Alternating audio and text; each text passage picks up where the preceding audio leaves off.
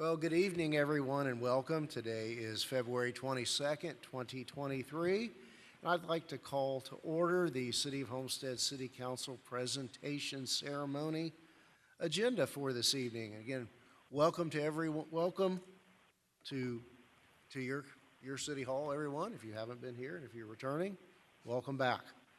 We have several presentations tonight, so I'd like to turn it over to Councilwoman Bailey. Thank you, Mayor. Good evening, everyone. So the first presentation tonight was struck out, but since he is here, I would just like to say a few things. We have a proclamation for Mr. Willie Carpenter. It is his retirement party next month, and I just wanted to share a few things. So I am sure I am not the only one that has seen what an amazing impact Mr. Carpenter has made for our community. He has been at Community Bank, Center State Bank, and South State Bank now for over 40 years, so I don't know how they allowed you to start at like age 5. But, everything from helping small businesses to looking for those organizations that are doing great things in the community. I just wanted to say thank you for all that you do, and I look forward to giving you that proclamation next month. Thank you.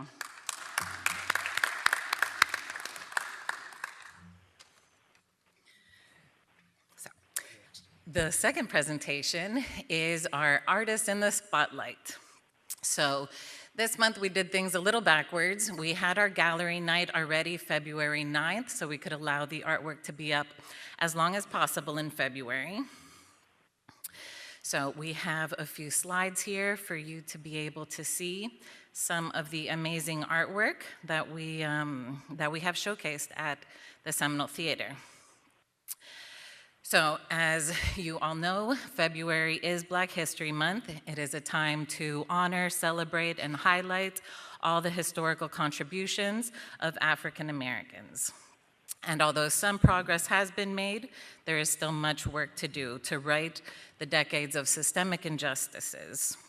So my hope is that we all set aside some time for learning, reflection, and to continue these efforts all year long. We have a few artists with us if you would like to come up. I want to thank Kaylonda, Francis, Zion, Claudia, Brandon, Joanne, and Oscar. Thank you all for giving us the opportunity to celebrate Black history and excellence through your amazing artwork.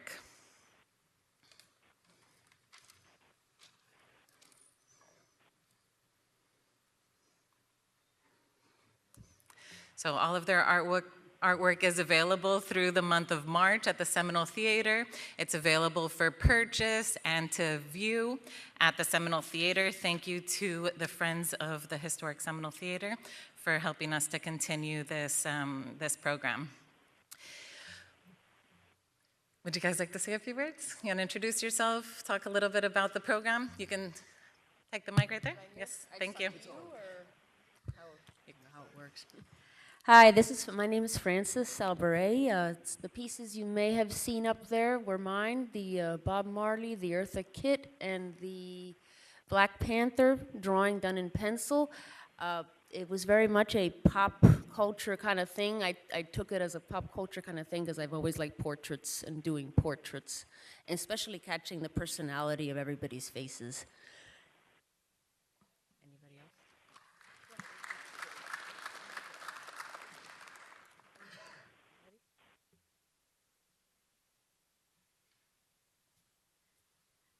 Good afternoon, everyone. My name is Kaylonda Hilton. I actually bought a couple of pieces so you can kind of see the artist that I am in some of my work. So this collection here, I entitled it Black Essence.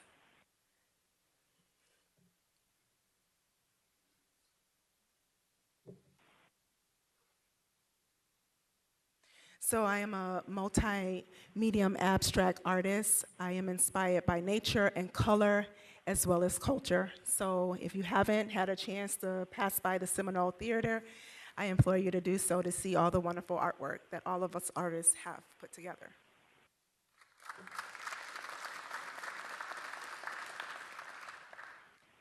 Good afternoon. Honor to be here. My piece, I have 6 pieces. I wrote one. As a photographer, I'm always inspired in the looking for harmony between nature and people. And I am so glad that I'm always with my camera. So this image was in the fields of Homestead. And I just happened to be there in the right time. Thank you.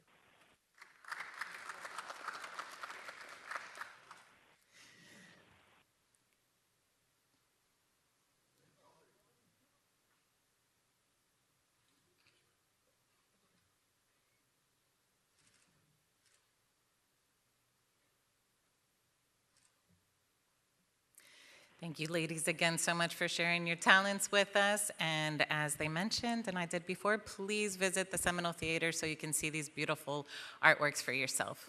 Thank you again. Thank you, Councilwoman Bailey. And really, if you haven't been and you have an opportunity, go see this artwork. This PowerPoint is phenomenal and makes me want to go back and see the pieces live and in person and up close again. So thank you for putting that on and recognizing these artists tonight. Councilwoman Fairclough-Staggers.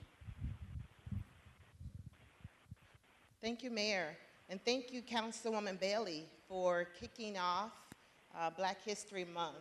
The national theme for Black History Month is Black Resistance, but if I had to pick a theme for tonight, for our council presentations, it would be Black Excellence, because that is what's being reflected and honored on tonight, starting off with the recognition and acknowledgement of Mr. Willie Carpenter and the excellent work that he has done in this community, followed by the Artist in the Spotlight by Councilwoman Bailey, phenomenal feature at the Seminole Theater. And then you'll also see South Dade Connections, who's doing excellent work with connecting minority businesses in this community. The synergy, the vigor that you're bringing to Deep South Dade is to be commendable. And then we'll see the excellence in artistry with Paramount Dance Studio, led by co-owner Leanna Reynolds. I'd like to start up by calling Leanna up here. She's our Black business owner in our downtown, and she's leading these ladies here and doing great work in the area of dance. If you were at the MLK breakfast, you saw these ladies perform, but because it was a school day, they couldn't be there. So tonight is a cameo, and you'll see them in the flesh. And in honor of Black History Month, I wanted to bring them to the council meeting to present to you. I'm here, but I will allow their founder, their leader, Ms. Leanna Reynolds, to introduce these beautiful ladies. Thank you very much. My name is Leanna. I'm very honored to be here. We want to thank you for giving us this opportunity to not only just showcase what we love, but also to celebrate Black History Month and just how we have developed as a community. And as Councilwoman Fairclough said, we are performing this evening. I am here. This is a piece that we have been competing last year, and it drew our judges to tears. The passion that you'll see these girls exude during this performance is extremely heartfelt, to the point that we actually call this piece Sisters, because they have developed that relationship with each other and that bond and that unity and that just support for one another. So we're very excited to be here. We thank you so much for this opportunity, and we hope you enjoy.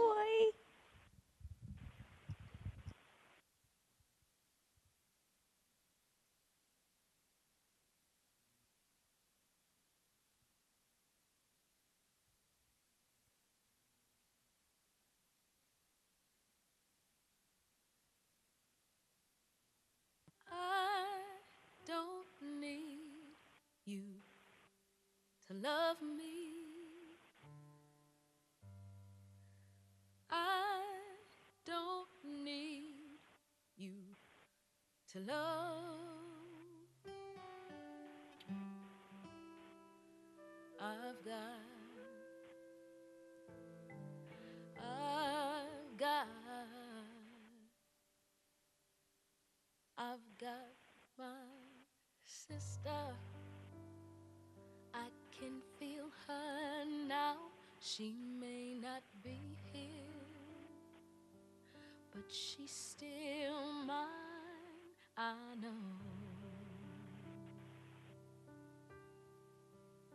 She still loves me.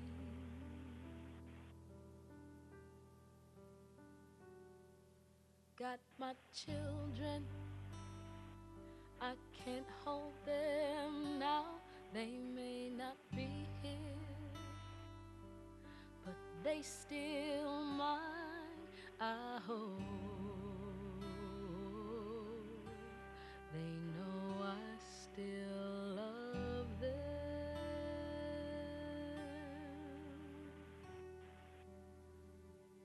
Got my house, it still keeps the cold out. Got my chair when my body can't hold out. Got my hands doing good like they supposed to. Showing my heart to the folks that I'm close to. Got my eyes, though they don't see as far now. They see more about how things really are now.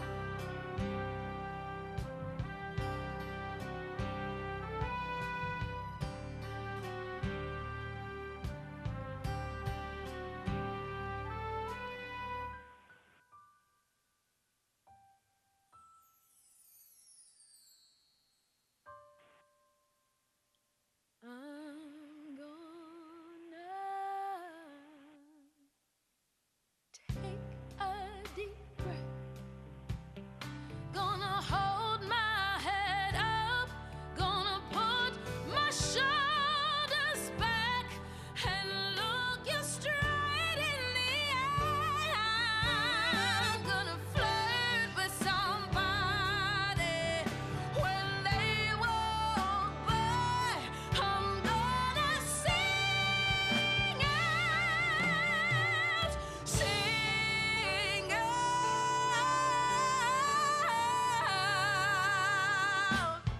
I believe I have inside of me everything that I need to live a bountiful life. And all the love I love in me, I'll stand as tall as the tallest tree. And I'm thankful for every day that I'm given, both the easy and hard ones I'm living. But most of all, I'm thankful for loving who I really am. I'm beautiful. Yes, I'm beautiful.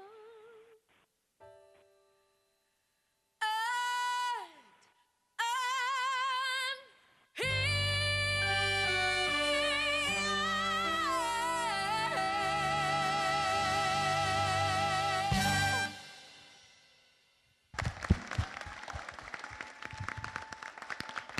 Thank you, thank you, thank you, thank you so much. I know there's a decorum policy, but wasn't that an excellent performance? Thank you so much, Leanna Reynolds, and the work that you're doing in our downtown Homestead. Just a fun fact, I used to dance in college, that type of dancing, in college with Divas Dance Troupe at Florida A&M University. So as I sat there, it took me back to my college days on the Hill at FAMU, and I look forward to my daughter attending Paramount Dance Studio very, very soon. Another round of applause for Leanna Reynolds. Definitely Black excellence. Thank you so much.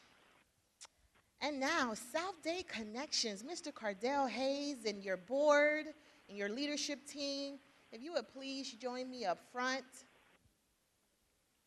I am so excited about the work that you're doing, not only in Homestead, but South Dade. I had the opportunity to attend the Black History Month mixer at the Seminole Theater. Come on, Vice Mayor Guzman. Come on up here and join me. And Councilman Bailey, come on up. Vice Mayor kind of sponsored this event alongside South Dade Connections and NAACP.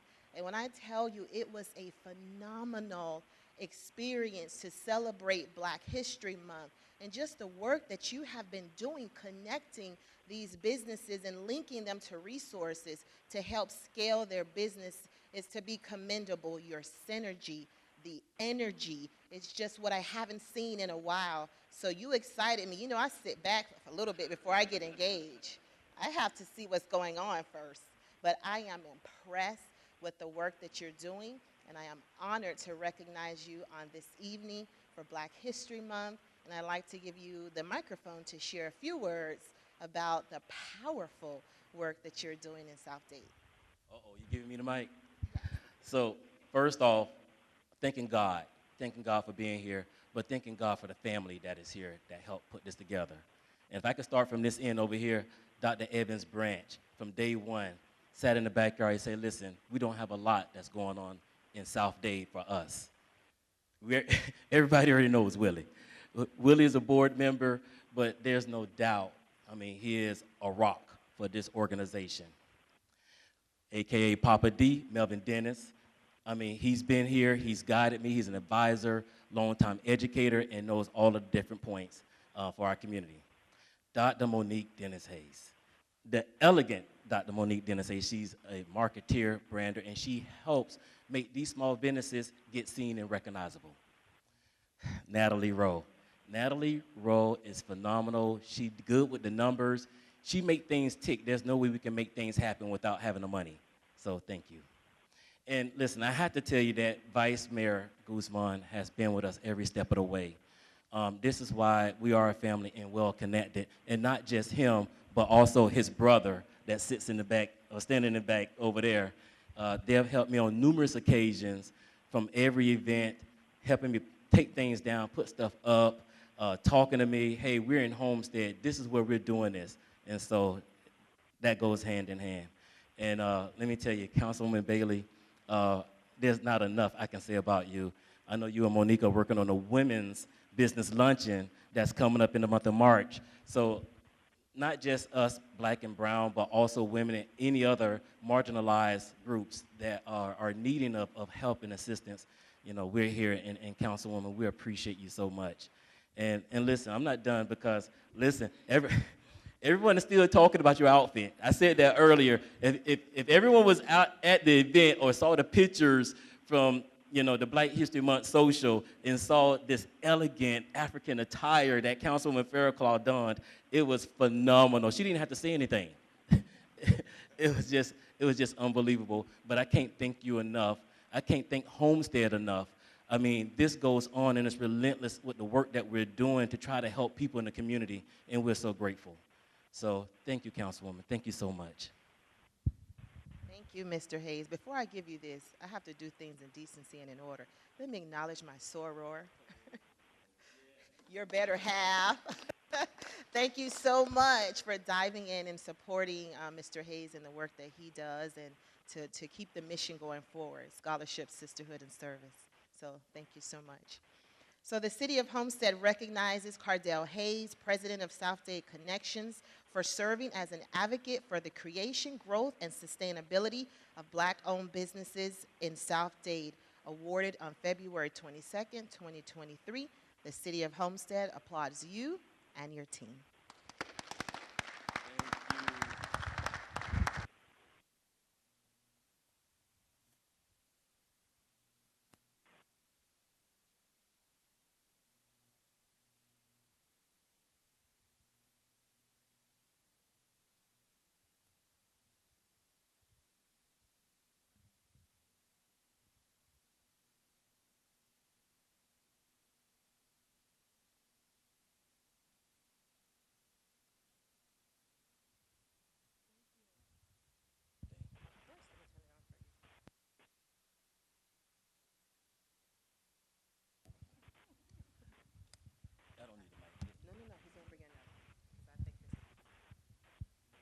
Listen, one more note, and Homestead in so many ways, and including Homestead CRA. I would be remiss if I did not acknowledge and give recognition to Kamitra, because one of our initial events, which was at the Seminole, she collaborated with us. I'm so sorry. I should have said that the first time, Kamitra. She is there in every case for the community, and I'm thankful for you also, Kamitra. So this is for you too. Thank you, Cardell. And you know, the beauty of Homestead is in our diversity. That is one of the reasons I love this community, and it's even better when you're able to see a balancing of all cultures on display. And African American History Month is in February, and we're seeing this on display. During Hispanic Heritage Month, you see it on display, and this community does a great job at that. So keep up the great work, Homestead. Continue to show that balance in culture, and more residents or more people will continue to come to our city because the city of Homestead is a very balanced city. So thank you so much for this opportunity to present Black excellence for Black History Month. Thank you, Mayor.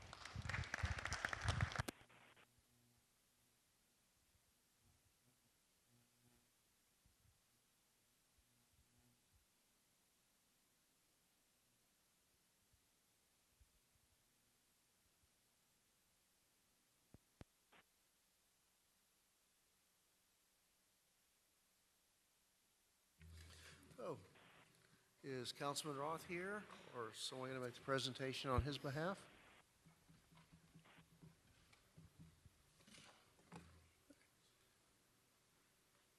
Are you trying to find him, Mr. Manager?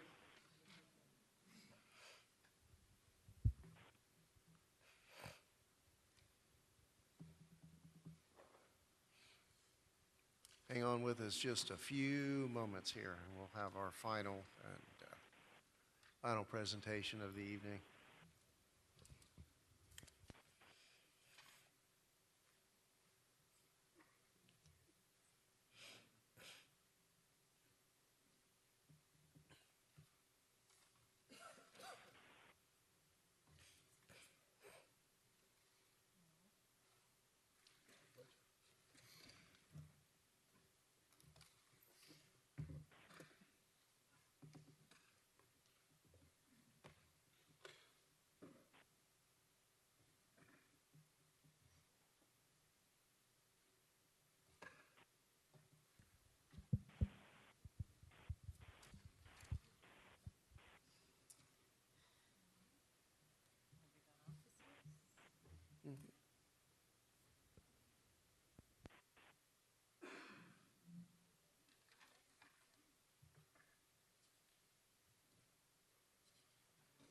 So we'll go ahead and have the captains come forward and do the presentation.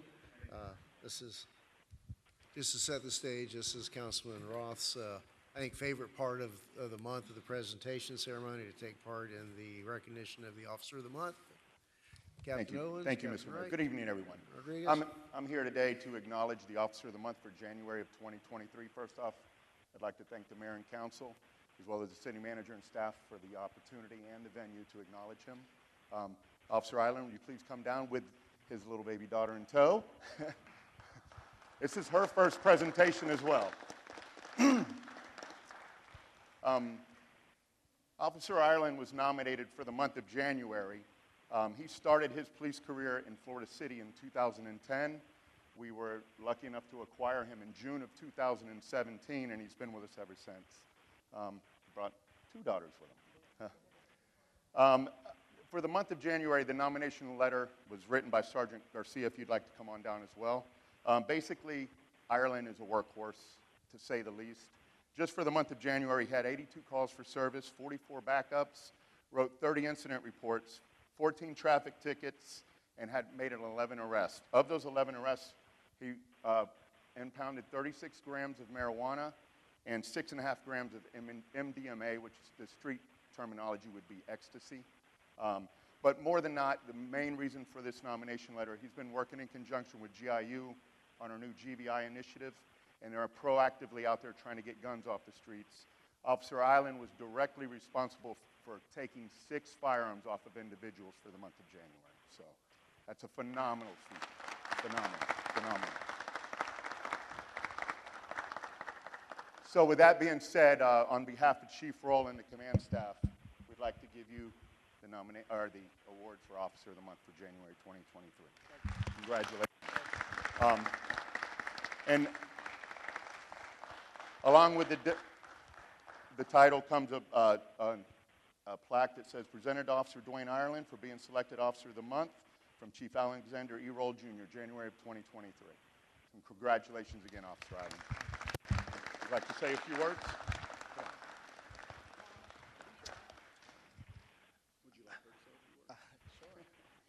First of all, I want to thank God, my family, community, and career.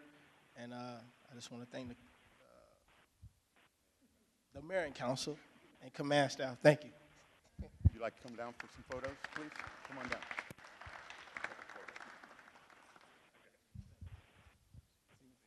Yeah, yeah.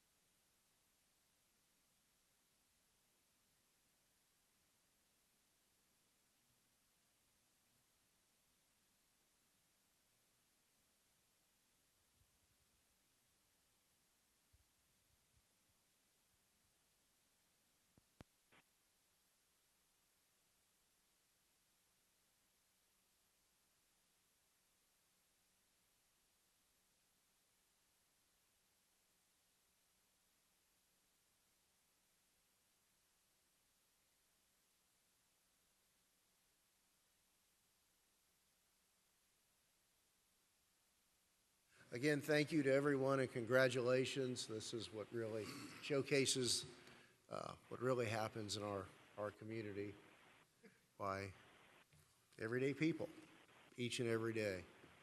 Again, thank you all, and this concludes the presentation agenda, and we will adjourn the regular council meeting at 6 o'clock. Thank you all. Good evening, everyone, and welcome. I'd like to call the City of Homestead City Council meeting to order. Today is February 22nd, 2023, and it is now 6:04 p.m. Tonight, the invocation will be given by Pastor Vincent Ambo of the Greater New Mount Zion AME Church, followed by the Pledge of Allegiance led by Councilwoman Bailey and the Homestead Police Explorers. Please rise with me. Pastor?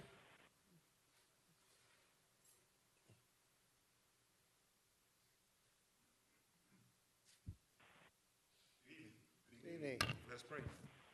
O thou in whose presence my soul takes delight, in whom in affliction I call, my song in the day and night, my salvation, my hope, and all. Lord, we come today humbled by all of these blessings that you have given to us. You've gifted us with strength, power, and grace sufficient for this day. Now, Lord, we come at this hour seeking your guidance for the work of this city. We pray for our beloved city, Homestead, for the residents, the businesses, the schools, and law enforcement personnel. We ask for your protection over our city. Lord, we pray for our council. Lead them in all wisdom and knowledge. Give them discernment that they may make decisions that align with you, because the ways of the Lord is good. And when it's all said and done, we'll be careful to give you all the thanks. In your great and holy name, amen. Amen.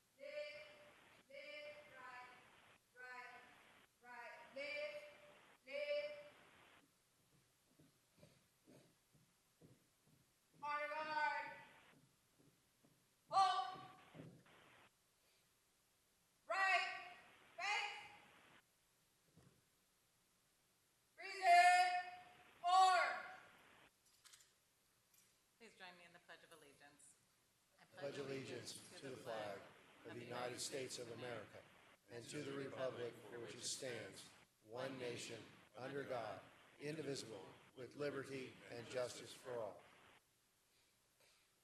Order! Art!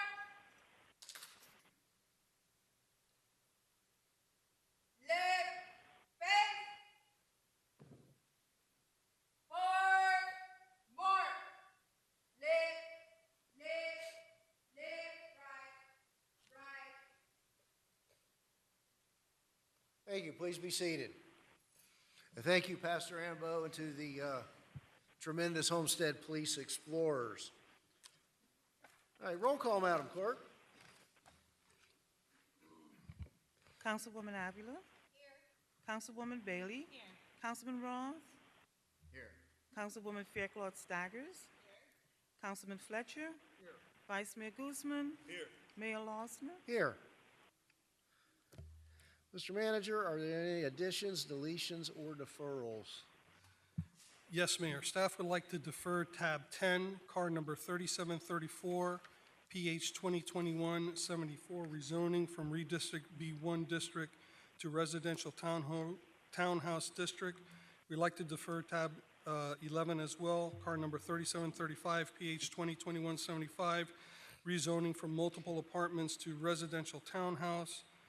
We'd like to defer tab 12, car number 3797, PH 2021-77, variance for Machado Grove.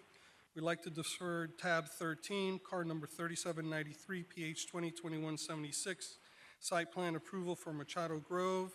And we'd also like to defer tab 14, car number 3795, PH 2021-78, tentative plat approval for Machado Groves.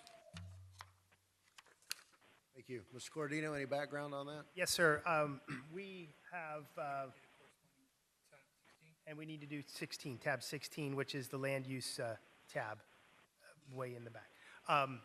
We have the paperwork ready. The applicant had presented us today with two different things. One is a set of conditions, proposed conditions that they would like us to consider. The other is a detailed analysis of a traffic study. We have not been able to review either of these documents, and so we have no idea what they are. Particularly with the traffic study, the applicant has told us that it's simply a deep dive into the original traffic study that was done as part of the approval in the first place. But I've not looked at it, and I can't tell you that's the truth. And if it gets on the record and I have not made a comment to the contrary, then that will become fact. So I would just request the time to review their work, make sure that is what they say it is, and be able to put this back next month and go forward.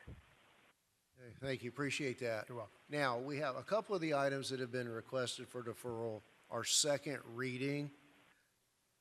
Is the traffic study really germane to those issues that we've already heard? In my opinion, no. Those are comp plan changes and zoning code changes. What they would do is they would make those changes. If you heard them tonight, it would make those changes permanent before you saw a site plan. But I don't think that's a problem if you want to go do it that way. All right, well, that was my question, just for the expense of republishing and so forth. And these are second reading, and if that traffic study is not particularly relevant to those, correct, we could go forward with the second reading of whichever those two tabs those are. Yes, sir. Okay. Council, any initial questions or comments? I know that counsel for the applicant is present. Good evening. Good evening, Maritza Hara with offices at 200 South Biscayne Boulevard. We would respectfully request that the items be heard tonight. We shared our presentation for tonight this afternoon with staff as is customary. The traffic presentation in particular is in direct response to Vice Mayor Guzman's request at the last hearing to create a simulation of what the traffic study says. And that's essentially what's been done here. Our traffic engineer is present, ready to walk staff through the presentation. In fact, if the slide is pulled up, there's a stamp on it, which is the date in which the city, it's a traffic study that was approved and reviewed by the city and by the county. There have been no modifications to that data. It would be just a visual representation of the data that staff has already reviewed and approved. And we've gone through great lengths. We've been meeting with the council this past month. We've done a lot of work to address all the comments that you put forth at the last meeting. So we'd really appreciate the opportunity to move forward this evening. Mr. So Mayor? then, in lay terms, the presentation is an animation of the written findings of the study that's already been reviewed. It's a copy and paste from the study that's been reviewed, plus a video showing what Vice Mayor Guzman requested, the vehicles Right. in queue, et cetera. And our traffic engineer, has a great presentation for you all. So I guess from a staff perspective, the concern would be, does the animation really reflect the findings of the study? Is that correct, Mr. Cordino? Yes, sir. I haven't seen it. Number one, it's not customary to give staff information to be presented to council on the day of the council meeting. Our agenda package is due to the manager's office, I believe, 10 days in advance of this meeting. It's customary to give us the package 10 days in advance of this meeting, and we have multiple emails begging for the information prior to that time period. And yes, I have no idea what this traffic study, what this presentation says, or what it relates to, because I've not had the chance to review it. So, Thank you. Let's hear from council. Council questions, comments? Vice Mayor Guzman. Question to staff. The traffic study that's already there, there's a traffic study in the packet, right? correct. Yes, sir. So what happens is this new simulation, you would have liked to have had this a week prior just to compare that the same thing, the same information that's in the simulation is what's being presented today. Yes, everything we do with these, with our analysis is an applicant submits paperwork, and we check the paperwork to verify it says what it says, and that's part of our review. This is the only thing that we have not reviewed in the entire package of information we were working on for months. So I have no idea what this says or what it is. Okay. So had they not presented the simulation, we would have moved forward accordingly.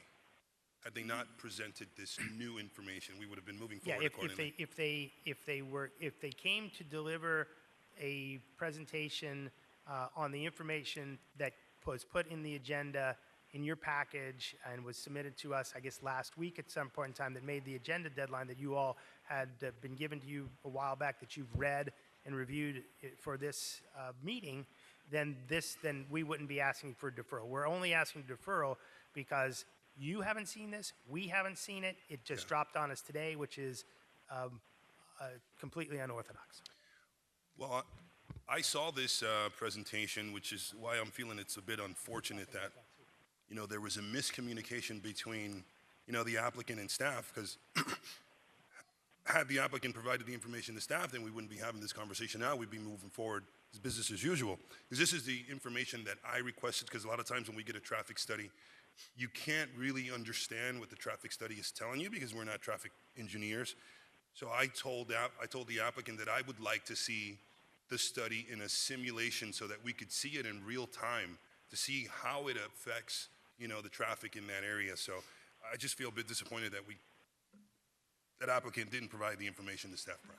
So if I may, through the mayor, Certainly. council, we reached out to staff on numerous occasions, especially immediately after the January 25th hearing, and we're told that the deadline to submit anything new had passed. And that's the only reason why we had not shared the information with staff. Again, I want to reiterate, there is nothing, our traffic engineer is here, his license is on the line. There's nothing new in that presentation. It's not any different than the presentation that we share with staff just before the hearing. And staff has to either, I didn't know that they reviewed it before the hearing. I guess it just gets presented. It's the same thing. It's a presentation based on the documents that staff has already reviewed and received. It's no different than the other PowerPoint with our slides. So we would ask that the council and staff reconsider and allow us to move forward this evening. Let me ask a question of staff. I know that some of these items come to us with a recommendation of denial, but that recommendation of denial is not based upon the findings of the traffic study. Is that correct?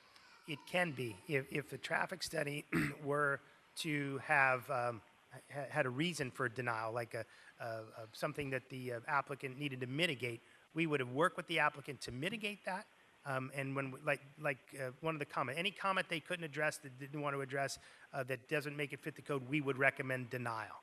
So I think that. So implicit in that denial are some traffic issues? No, and not in this case, no. The traffic did not, we were able to, at the very least, work out all of the details with the traffic. So the traffic does not factor into whether this application is being approved or denied. Right, it doesn't factor into your recommendation. It does not it passed. So we recommended whatever, it passed. We didn't have any issues with traffic. Okay. Thank you. Council? Questions, comments? Councilwoman Fairclough. Yes, Mayor, I have a question. So, I'm very balanced and I don't pick sides. But in previous council meetings, if staff hasn't had the opportunity to view something, we sent them back because we didn't want staff to be communicating to us if they didn't have all the facts. So, Joe, let's take this tab by tab. So, which items have you, based on this revised information, which items do you have concerns with as opposed to deferring everything? 'Cause I have to be true to who I am. If I sent you back before because you didn't have everything, then I'm not going to cherry pick now. Basically, the new items that we haven't heard before. So there's three things on second reading: 2 zoning changes and a land use map change, land use code change, comp plan change. Those have already been heard before, and so this has no bearing on those. It's the new items, which is a variance, a site plan. Let's take it by tab. Okay, I'm So sorry. which tabs are you referring to? Okay, I'm going to Tab say 11 would be the first tab tab 10 for this matter, right? Yes. Tab 10 is the zoning change, which is on second reading. That's fine. Tab 11 is the zoning change on second reading, which is fine. Tab 12 is the variance, which we've not heard before, and that would be an issue with us. Tab 13 is the site plan, which we have not heard before, and that would be an issue with us. And tab 14 would be the tentative plat, which we've not heard before, and that would be an issue. And 16, let me see where 16. 16 is the future land use map amendment, which is on second reading. We've heard that before. So those this would not impact those. 10, 11, and 16 would not be impacted by it. Correct. 10, 11, and 16 would not be impacted. So when you say not heard for tabs 12, 13, and 15, 13, 14. 12, 13, and 14.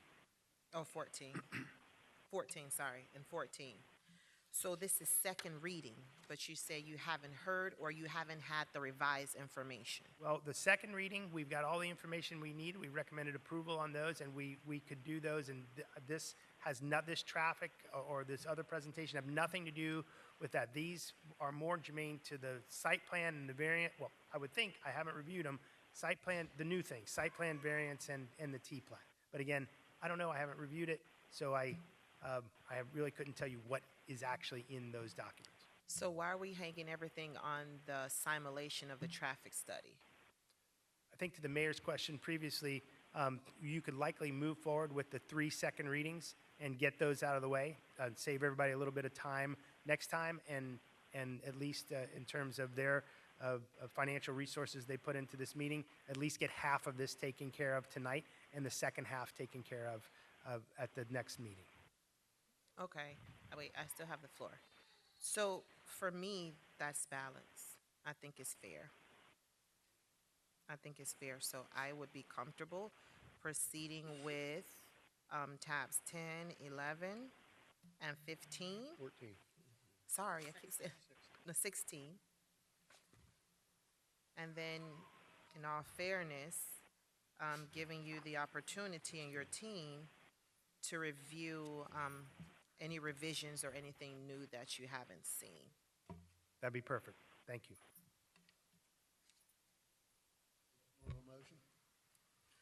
Well, I don't know if anyone else wanted to weigh in. I just didn't want to jump out there in deference to my colleagues. To the applicant, based on what Councilwoman Fairclough said, you have an option to retract the simulation and move forward with the information they already have, if that's the choice you want to proceed with. Yeah. Can I jump in before you respond? Sure. Thank you. I particularly am interested in seeing the simulation. What I would like to know is, could we hear the full presentation but defer voting on tabs 12, 13, and 14, but still hear everything and be able to have questions and be able to work out any additional questions over the next, between now and the next meeting?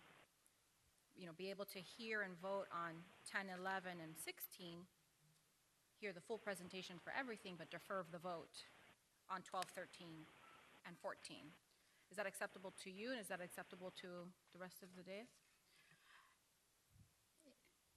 If I may, Yes. through the mayor, we would appreciate that. We really want the opportunity to give the full presentation. Again, we'd like to reiterate, there is nothing new in that presentation. It is 100% based, and as you will see, if we get the opportunity to present, it is 100% based on the approved traffic study that has already been vetted by your professional staff. So we would, either we can pull the presentation, the traffic portion of the presentation, which would be a shame, as Vice Mayor Guzman mentioned, or that would be a second option that we would be okay with. Mr. White?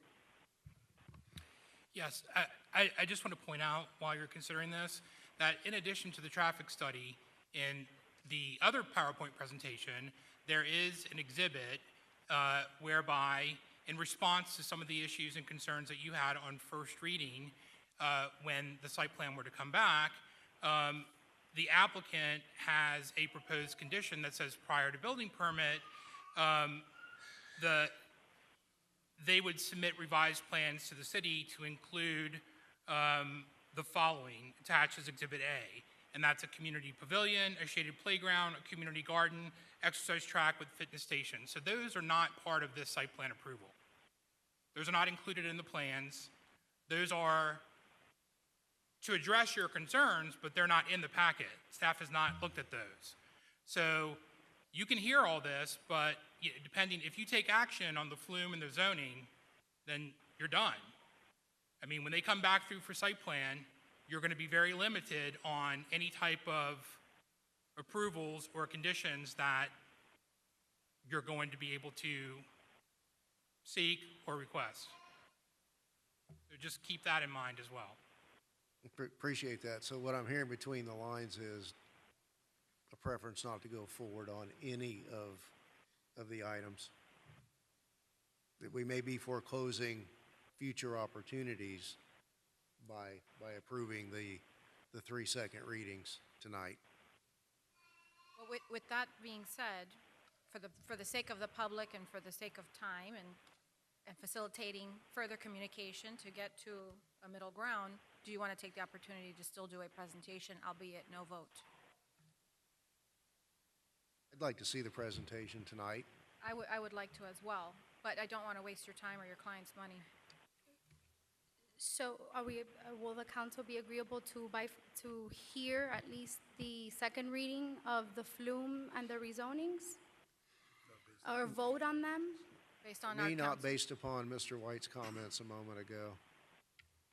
So the council always has the opportunity to, Yes, I didn't say that provide conditions at any time, either through this hearing or through a future hearing. And since you'll have the benefit of the full presentation, you'll be able to make that decision.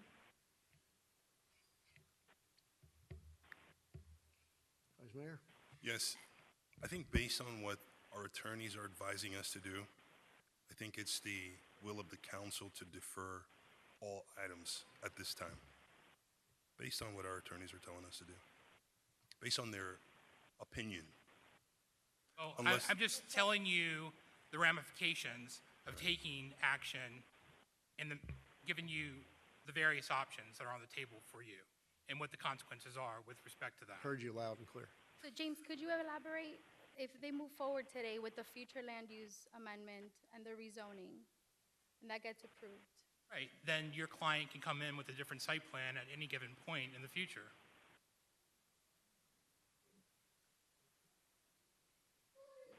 Right, but the council was agreeable to the proposed rezoning and future land use since it's reducing the intensity of the site.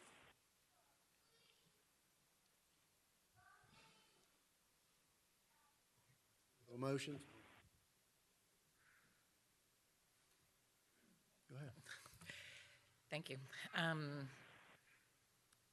I'm frustrated because I know that you did put a lot in that we requested, but then again, the reason that we had those requests is whenever there are any type of variances or land use changes, then we really try to make sure that we are getting the community the best type of product, taking those things into account. So the traffic and those extra amenities, for me, were the big piece of allowing this. So I think that's my hesitation, is if that piece is not addressed tonight, which we're going to go hand in hand, then one without the other, it's not the same. Thank you. So, if I may, can we move forward with the presentation and then take vote on the first three items that are on second reading with the proposed conditions let me take a step back. We can withdraw the traffic presentation, and then I can do my best to summarize what you would have seen, if that's acceptable to the council. Because again, it is based on the traffic study that's already been reviewed and approved by your staff. It's really important for us to be able to move forward today. The council will indulge us. The traffic study is extremely powerful. I've seen it. And it is something that I think we should do in every traffic study, because it gives us a much different perspective on real-time traffic and how far things stack up in a before and after. I just feel it's unfortunate because we obviously have a ton of respect for our staff, and we highly recommend their recommendations and opinions. So it doesn't do us any good to go against what they're doing. It just doesn't make sense. But again, you have the option to not let the other council see the presentation, although I think it's in everyone's best interest to see it. But again, I am going to side with our staff on this item. Thank you. Mayor? Thank you, Vice Mayor. Councilwoman, yes. It's Thank my you. recommendation that you take this as an opportunity for a public presentation in a really good forum, a good platform, and to, make this a home run next month and present tonight as though we were hearing everything, and let our staff do their best job for us so that we're comfortable with the decisions that we're making up here. That's my recommendation.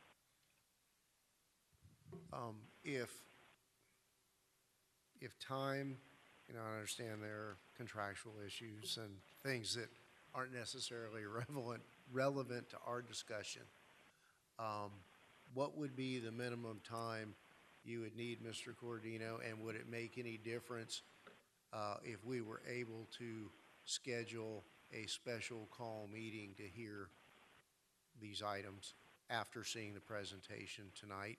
I understand 30 days is a long time, but is there any shorter period that would allow you to meet other obligations? Mayor, if the council will indulge us, we're happy to take a sooner date. But it sounds like the will of the council is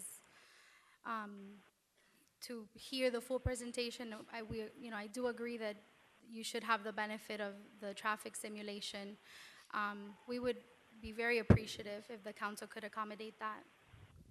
And I would like to do that. I think that we need, in this case, to take the advice of our attorneys and our planning director and defer the entire package.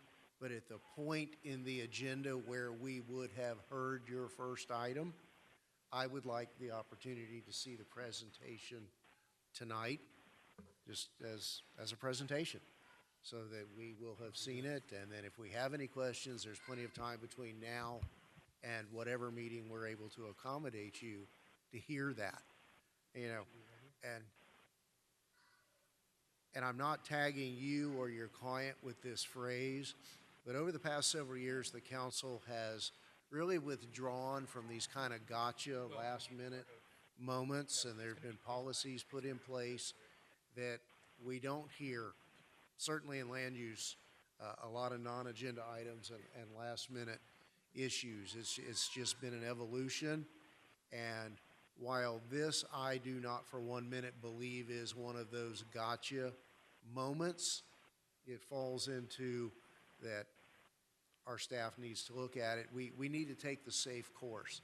And I also want to add, I think that this presentation you're going to make is not only beneficial for us, but is good for the public. And I know there are a lot of folks out there, not necessarily watching right now, but that tune in on the city channel or YouTube later. I know, they tell me about it. They ask me questions. They talk about it. And I think, you know, based on the Vice Mayor's recommendation and those who may have seen the animation, I think it would be a very valuable tool. Now that it's out there on the table, let's not withdraw it and go forward.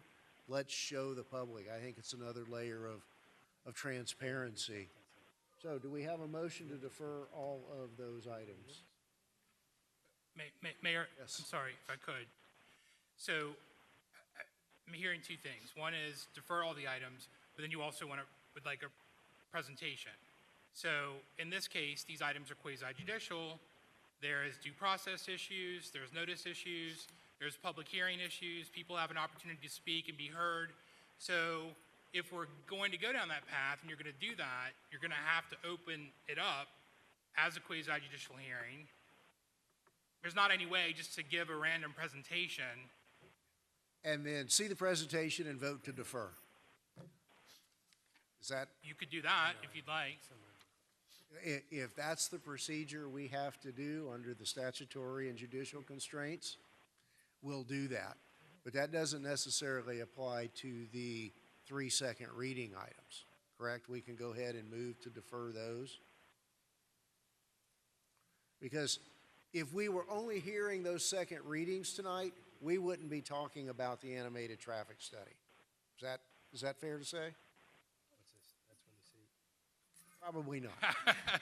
I mean, usually it has been, I mean, in the past we have done naked rezonings with no plans, but more recently there have always been site plans and plans on the back end for second reading. So The coupling. yeah. So at first reading, we took the legislative matter and the two rezonings collectively. We could do the same thing for second hearing on those items. I mean, those presentations I don't think are going to change. Those are staff still recommending approval. Nothing's really, to my knowledge. So then you could defer action on. I could read everything into the record. We can open it all up. You could have a public discussion, presentation in that way, and then if you all decided you wanted to defer action on all the items, we could do that. I think clearly that's where I think that action's going tonight. You just guide us through the legal process of how we stay out of trouble to do that. So then we're going to open up everything, see all the presentation, and then individually vote to defer, potentially. Mayor, if Yes. I may, I really appreciate the council's indulgence in trying to make this work. We don't want to, we know you probably have a long night. It seems like the council's will is to defer the vote on those 3 items. We're we will agree to the deferral and would just ask if the council has the opportunity to meet before so that we don't have to wait an entire month. We would appreciate that. Okay, so we won't have the presentation tonight then either, so we don't have to open that up. Al, Mr. White, do they have the ability to circulate the presentation individually to the council members? Yeah, yes, Mayor. The applicant has the ability to meet with each of you. They're a registered lobbyist, and they have the ability to, you'll just disclose that as an ex parte communication during the course of the public hearing when that item comes before you. Right. So that seems to be the least cumbersome process tonight. I wish we you. could see it, but, you know, the Appreciate public it. will see it at the, whenever these items We'll are put scheduled. on the show next time. We appreciate it. Thank you. Appreciate that. Okay, so Mayor, we need to have a vote individually on each item? No, I think we're okay. We could collectively just make a motion for those items, but if we want to preserve the advertising, we should do it to a date certain. So I don't know if we have that date yet. If not, they'll just have to be re-advertised for the special call. If we're going to do a special call, I would prefer to have the presentation tonight and have the special call meeting separate. If we're going to defer the presentation as well, Go to a regular agenda? Okay, well, sounds like we're gonna have to go to a regular agenda, a regular meeting. so are you sure you don't want to do the presentation tonight? So that we can accommodate a special call? So we're ready to present. We just didn't want to burden the council with, longer.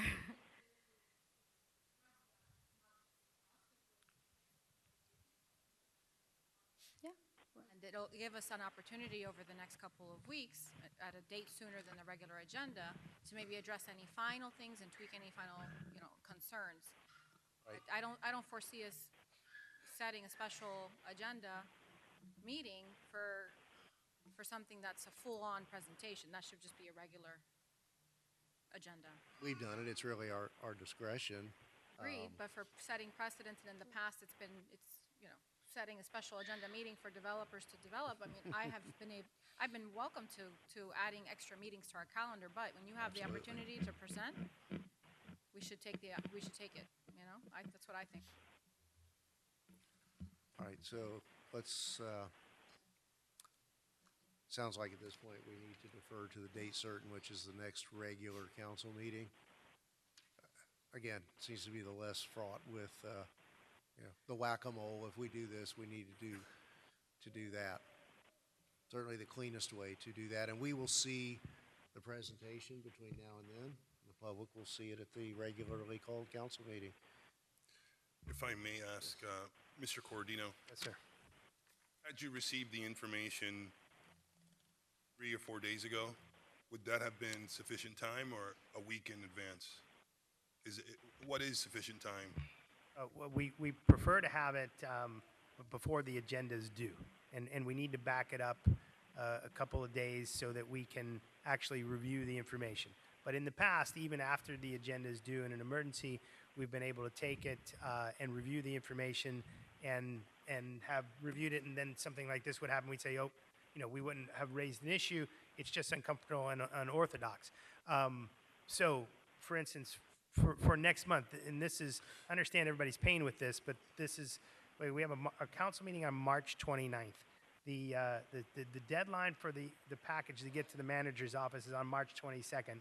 The advertising deadline for all the information is on March 14th. We need to get the items to the attorney on the 13th of March, and so the items need to come to the staff on March 6th. So you can see that there's a huge lead time to get anything to a city council meeting. So I understand that, once we had the issue we had at the last meeting, they requested other information. It's really hard for the applicant to do that work, do the technical work, then present it to the city in time for a deadline. So it's not that I'm saying this is a malicious attempt of trickery. It's just it didn't give us any time to review. So again, the deadline is close to 23 days in advance of the council meeting for us to be able to give it an adequate review. And that's just the way, not only here in Homestead, but in every other city that these things happen.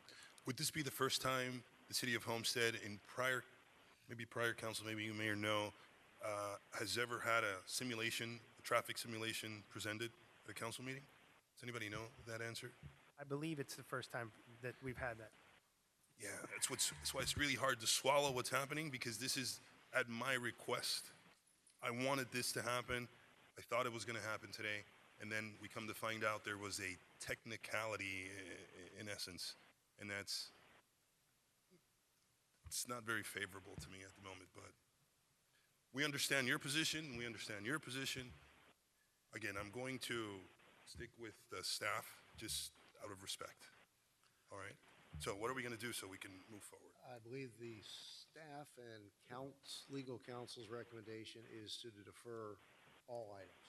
Okay. Is that your motion? Yes. We have a second to the next regular council meeting. That would be, for purposes of notice, that would be to a date certain of March 29th, Wednesday, at 6 p.m. Okay. I believe Councilman Roth wants to weigh in. 6 plus whatever. It's 2 meetings in one night. Just a quick question. As far as the timing, we had talked about maybe doing it sooner. That puts us that's another month for them to have to go through this. Is there any way we can step it up so that I'm not concerned about the presentation right now because it'll get done again, but for speed factors, the 7th, the 8th, the 14th is a CAL meeting. We can do it prior to the CAL meeting, or the 15th after the CAL. There's a lot of days that we can move this thing up that we don't have to wait the 30 days. Is there a problem with doing that, James, so it's a date certain for the advertising purposes and all that, or do we just wait till the next council meeting, which puts it off for 30 days?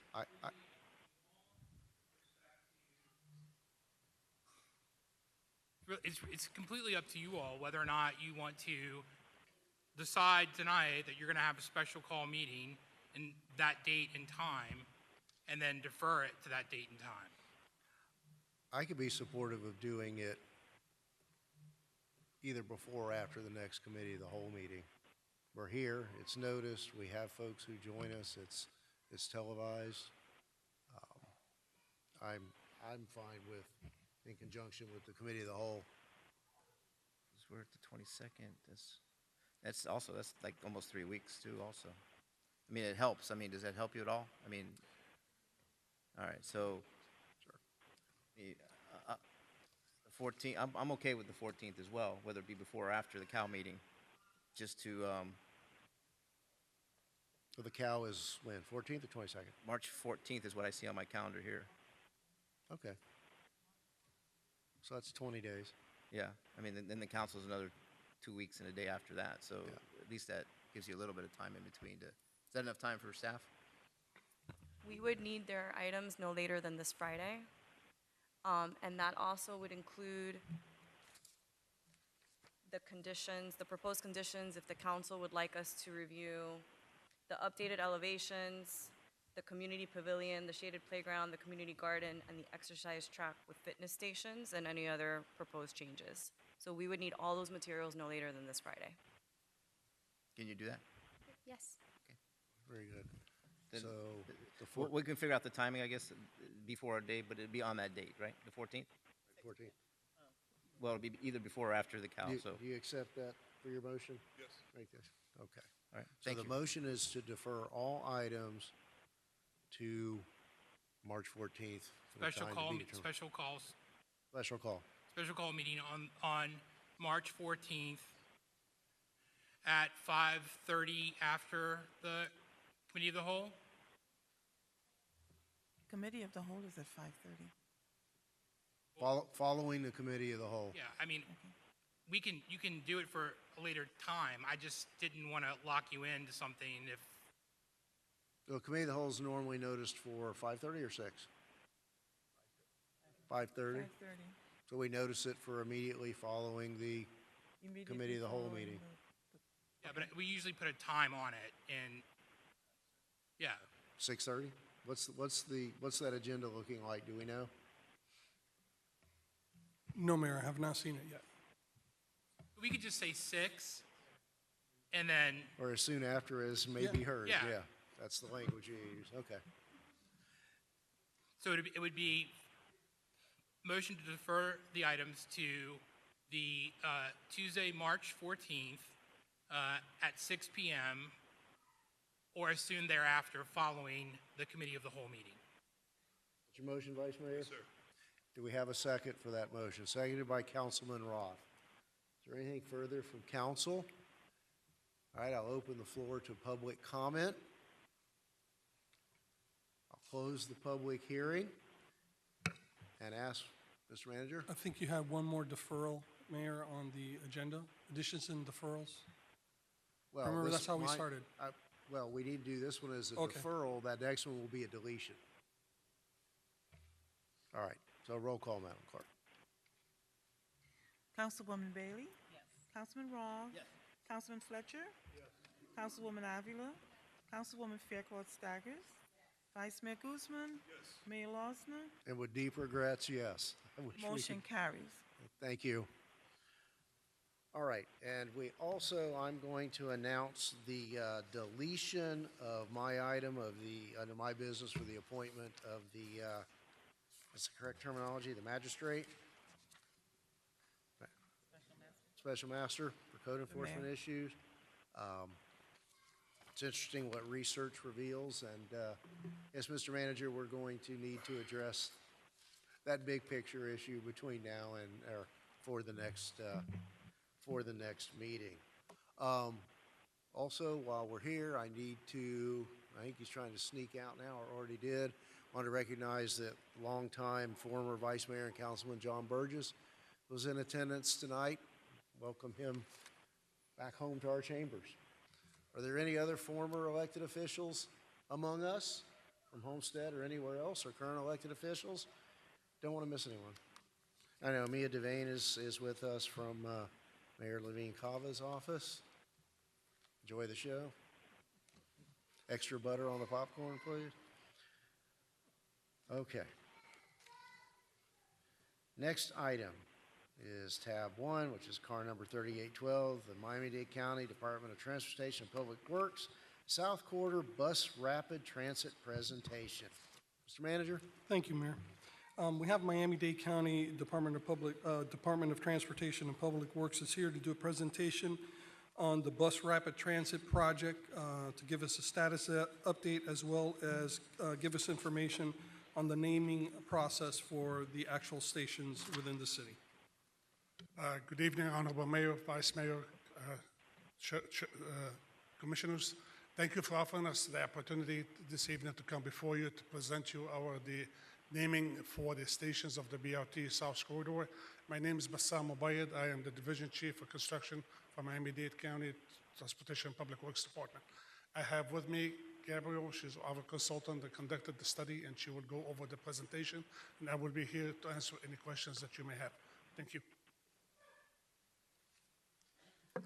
Good evening. Thank you for having us. Again, my name is Gabriela Solares. I'm with Glue IQ on behalf of Department of Transportation and Public Works.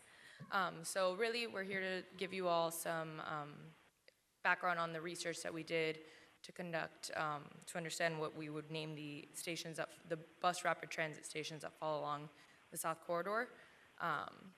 So we gauged the public's preference regarding the naming of the stations along the South Corridor for the new BRT service. Participants were asked to evaluate 4 options by which they would want these stations named. These 4 options were by community and municipality, by geographical and cultural context, by nearby street names, as well as cross-section street numbers. So the research was conducted both online and face-to-face. It was done between November 16th and December 15th of 2022. The survey was 32 questions in length, offered in 3 different languages, English, Spanish, and Creole. We had a total of 808 interviews. Participants had to be 18 years or older and live within a zip code that directly touched the South Corridor. And out of the participants that wanted to participate, only 60% qualified, so those were those 808 that we're seeing the results of. So some key findings, we found that the preference was evenly divided amongst naming the stations by street numbers, street names, or communities and municipalities. Naming by geographical or cultural context was less desired as a source for street names. Knowing that our recommendation is to move forward with naming them based on street numbers. This is because the busway already exists and there are existing stops along it. What's happening is we're adding bus rapid transit. These will be new stations, but knowing that constituents are already familiar with the stops by number, we are suggesting to move forward with the same. That being said, we acknowledge that there was no clear winner among the three options, so we are providing three options per stop for you all to review. We're not necessarily looking for a decision today. We do want you all to review, and we did provide some naming guidelines if you do have feedback by which we think you should consider these names. So the three stops that fall within Homestead are currently named Southwest 312th Street, Civic Court, and South 177th Avenue or Chrome Avenue. We recommend for 312th Street, obviously, it to be named Southwest 312th Street or Northeast 8th Street, whichever the preference is. If you go by street name there, we'll name it Campbell Drive. And if you go by community or municipality, we would name that one Homestead North. Moving down to Civic Court, by street number would be Northeast 2nd Drive. By street name, it would be Civic Court. And by community or municipality, we would name that one Homestead Central. Finally, we have Southwest 177th Avenue. By street number, obviously, we would go Southwest 177th Avenue. By street name, we would name that one Chrome, or by community or municipality, we would name that one Homestead South. You'll find, I'm not gonna walk us through all these guidelines, but I'll let you all review it. We do ask that you submit any feedback or decision within 30 days via email to the Department of Transportation and Public Works and Bassam's team. With that being said, any questions? Thank you. Okay, so I believe that 2 of the new BRT stations within our city limits, 2 of the 3, are in close proximity to the existing bus stops that will remain. Correct. Do you have the information on the name of the bus stop that's adjacent to this building and the one at 312th? Bassam. As it would seem that to avoid confusion, it should be the same name for those 2. I think one of them is College and maybe one is Civic, or do we know? I believe at this time, the existing bus station, the bus stops will remain the same name unless there's any consensus for us to go ahead and change them to something else that the community may like. But for the time being, it will be remaining the same name, the existing bus stops. No, but that's what I'm asking. If we weren't going to go through the process of creating a whole new name, can you tell me with certainty the names of the 2 existing bus stops that are virtually adjacent to the BRT stops? I don't have that information, to be honest with you. I will have to check back with our planning folks. Those are the ones who can provide us with the proper answer. I believe the one at Campbell is College Station, because that was the one that was closest to Miami-Dade College at the time. That's an existing name, and certainly they have their entrance feature near there. I believe, do you know, Mr. Manager, does anybody know what the station out in the backyard, the existing station out in the backyard is named? And then it seems to be a no-brainer to call the new BRT station adjacent to Homestead Station, the Homestead Station. Okay. So I guess I'm going to ask staff if you could compile for us confirmation of the names of the 2 bus stops, Okay. the one at 312th and the one out back here. And will a decision at our next council meeting on the 29th of March be sufficiently fast?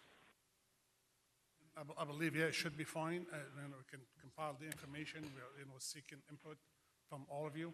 So, the sooner, obviously, the better. But whenever you're ready to forward us the input, the information is provided. Sure. We'll be more than happy to look at it and share it with our, planning folks. They are the one who would need to, put everything, all the pieces of the puzzle together.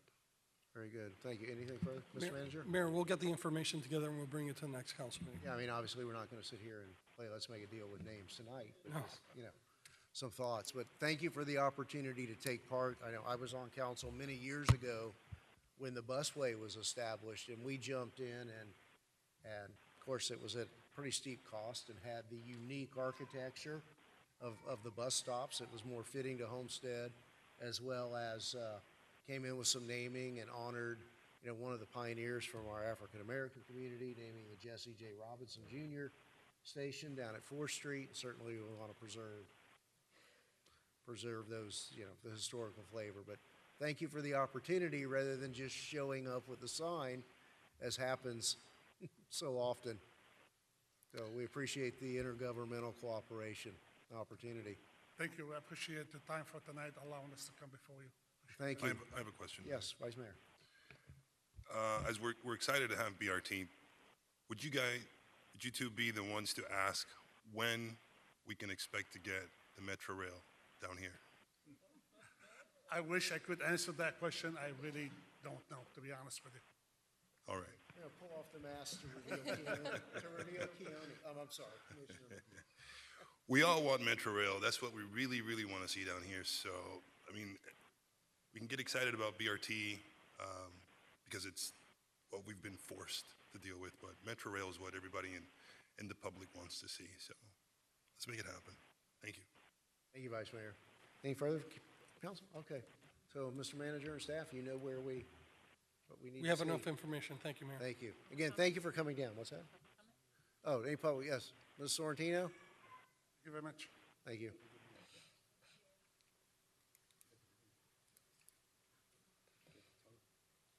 Hi, everybody. Susan Sorrentino, 2610 Northeast 3rd Drive.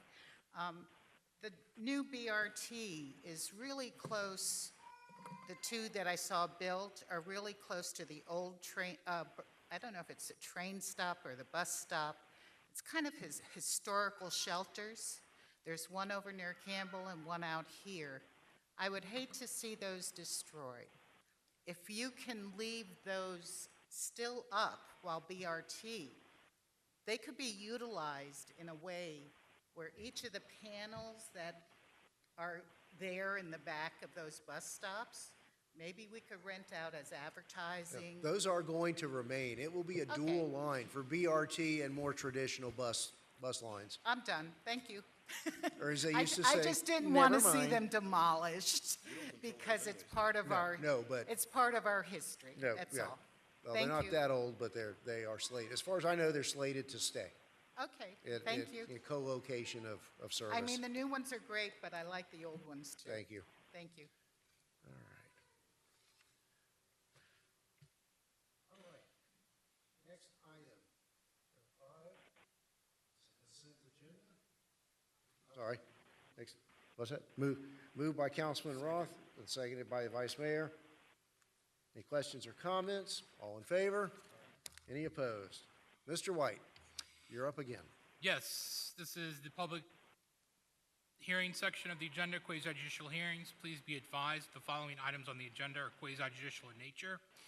If you wish to comment upon any of these items, please indicate the item number you would like to address when the announcement regarding the quasi-judicial item is made. An opportunity for persons to speak on each item will be made available after the applicant and staff have made their presentations on each item.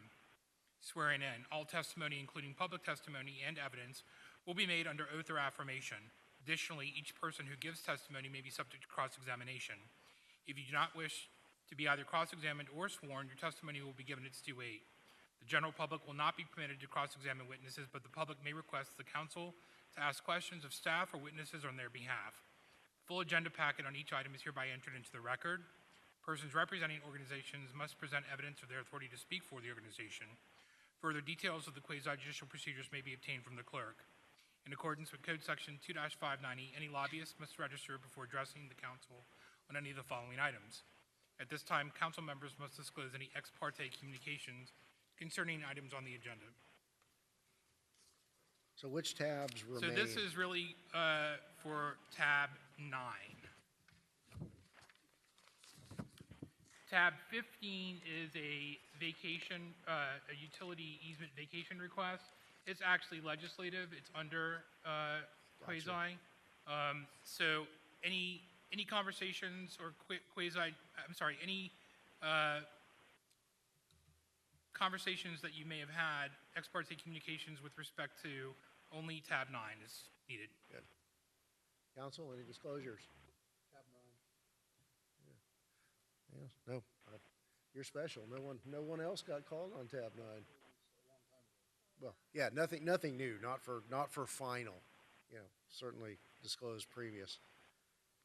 Okay, Mr. So White. then at this time, I'd ask the clerk to swear in any persons who wish to testify on tab 9. So anyone in the audience who is wishing to speak on tab 9, please stand, raise your right hand to be sworn in by the clerk. Do you hereby swear or affirm to tell the truth and nothing but the truth, so help me God? Thank you. You may be seated. Tab 9, this is resolution card number 3796. This is a resolution of the City of Homestead, Florida, granting final plat approval as requested by Pivotal Utility Holdings, Inc.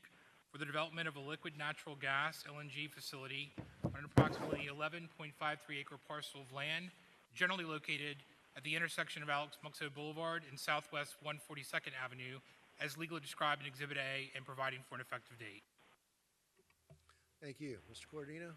Sir, this is a final plat, and we're recommending the mayor and council approve the resolution requesting the final plat approval for this liquefied natural gas facility. The property is currently zoned plan unit development. It has got a future land use map designation of planned regional activity center. On July 21st in 2021, the city council granted the applicant's request for a site plan approval and a tentative plat approval. Subsequently, on April 29, 2022, the Miami-Dade County Platting Committee approved the tentative plat pursuant to that number 24686. So this is all in compliance with the city code. It's all in compliance with all the county's research, and we're recommending approval.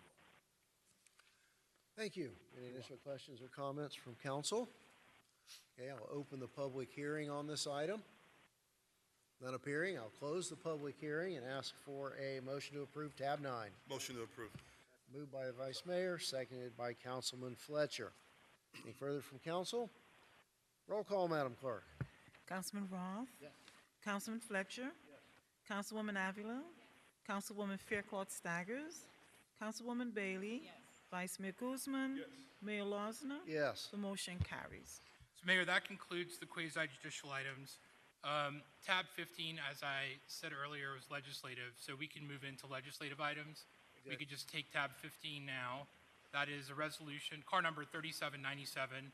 It's a resolution of the City of Homestead, Florida, granting a vacation release and termination of a utility easement requested by East Group Properties LP related to certain properties located within the Homestead Park of Commerce, as legally described in Exhibit A, and providing for an effective date. Thank you. Mr. Cordino. Yes, sir. We're recommending approval of the resolution to vacate, release, and terminate the utility easement located at this location. On August 17th of 2022, the council passed a resolution which approved a site plan for the development of the property in this area. In connection with this development, the property, the current owner has requested to vacate and terminate the lease agreement. We've looked at this, the lease agreement, the lease area, or the utility easement is no longer necessary, so we have no problem with it being vacated, and we're recommending approval. Very good, thank you. Are there any initial questions or comments from council? Okay, I'll open the public hearing. Is there anyone who would like to make a public comment on this matter? Nope. I'll close the public hearing and ask for a motion to approve. Motion to approve. Moved by Vice Mayor, seconded by Councilwoman Bailey. Any further from council? Roll call, Madam Clerk. Councilman Fletcher? Councilman Roth? Yes. Councilwoman Faircloth Staggers? Councilwoman Bailey? Yes. Councilwoman Avila? Vice Mayor Guzman? Yes. Mayor Losner? Yes. The motion carried. Thank you, Madam Clerk.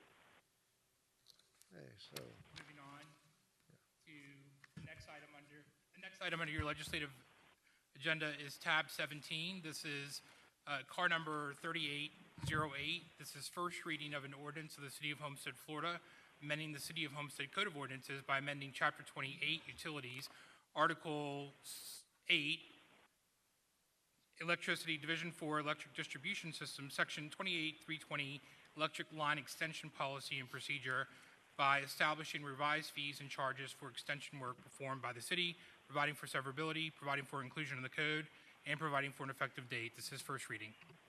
Thank you. Mr. Manager. Thank you, Mayor.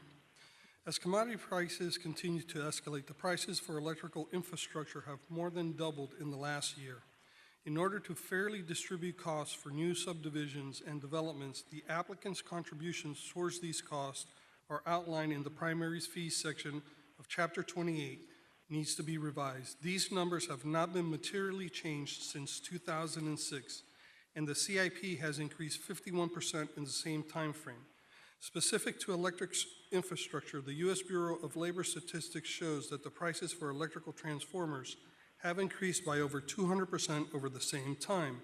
Staff recommends that Mayor and Council approve the attached ordinance revising the applicant's payment amounts for primary fees associated with new electrical infrastructure required to serve new subdivisions and commercial developments. This ordinance also allows for a CIP increase annually, so in other words, we could keep up with the market as it moves forward. Hey, thank you. Are there any initial questions or comments from council? Yes, Mr. Mayor. Yes, sir. There's a fee paid by the city of Homestead for each additional housing unit, whether it's single-family, condo, or multifamily. Is that correct? There's a fee paid by the developer. In other words, what we do right now, when we're putting the infrastructure into a new development, we pay half the cost and they pay half the cost. Now, that number that they're paying, the 2006 number is $250 per single-family home, and for multifamily, it's $200. And so we're increasing those $595 and $460 according to each one. In addition, transformers were not included in the half and half payment by the developer. The city was bearing the full cost of the transformer. So this now, the city will split in half the cost of the transformer, as the car item states, has increased over 200% over the last year. And does that compare with what other municipalities do? Do they split it in half, or do they lean more heavy towards the developer making a bigger payment than the actual municipality? Statewide, talking to Barbara Quinones, the standard practice is to split the cost. Now, if the developer were to go on overhead, do overhead lines, the city would absorb the full cost. But what the developer is paying for is basically the difference for undergrounding the lines, which Miami-Dade County requires that the lines be undergrounded. Does the city of Homestead have the discretion to increase those fees above 50/50? Vice Mayor, we can require the developer to pay all the fees. It's my understanding. Sold. Seriously? Yes, sir, I'm not kidding. That's my understanding. And Barbara, I know she had a chance to check with the FMPA attorney this afternoon, and that is correct. We can make the developer pay for the full fees of the new infrastructure going to supply their development.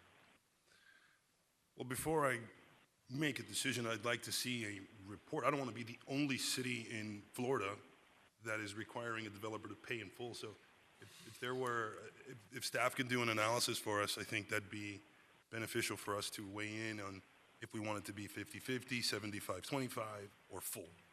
We could definitely put something together. I just don't want to miss our window of opportunity. I know some new developments are coming up, and if we take too long, I think within next month, we could have that item before you.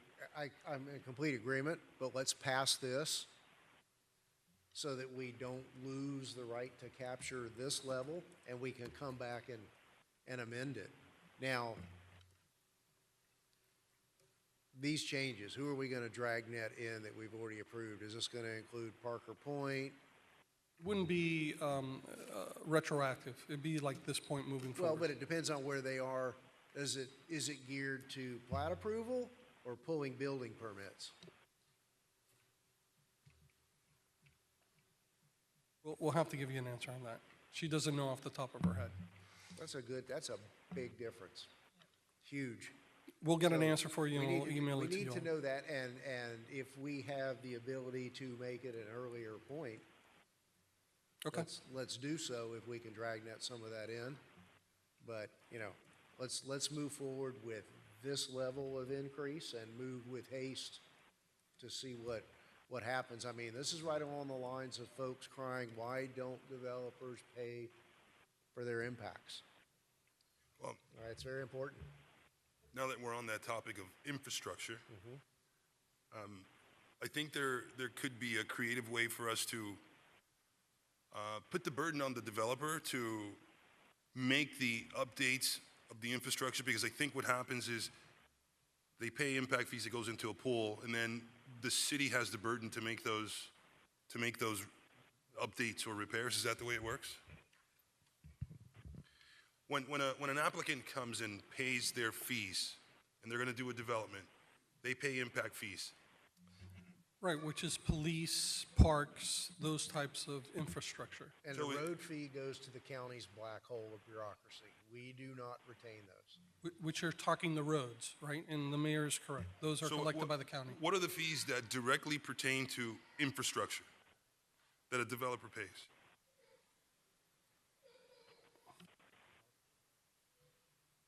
Parks and roads and police are our three impact fees that they pay. So I thought you meant like streets, lights, that type of stuff.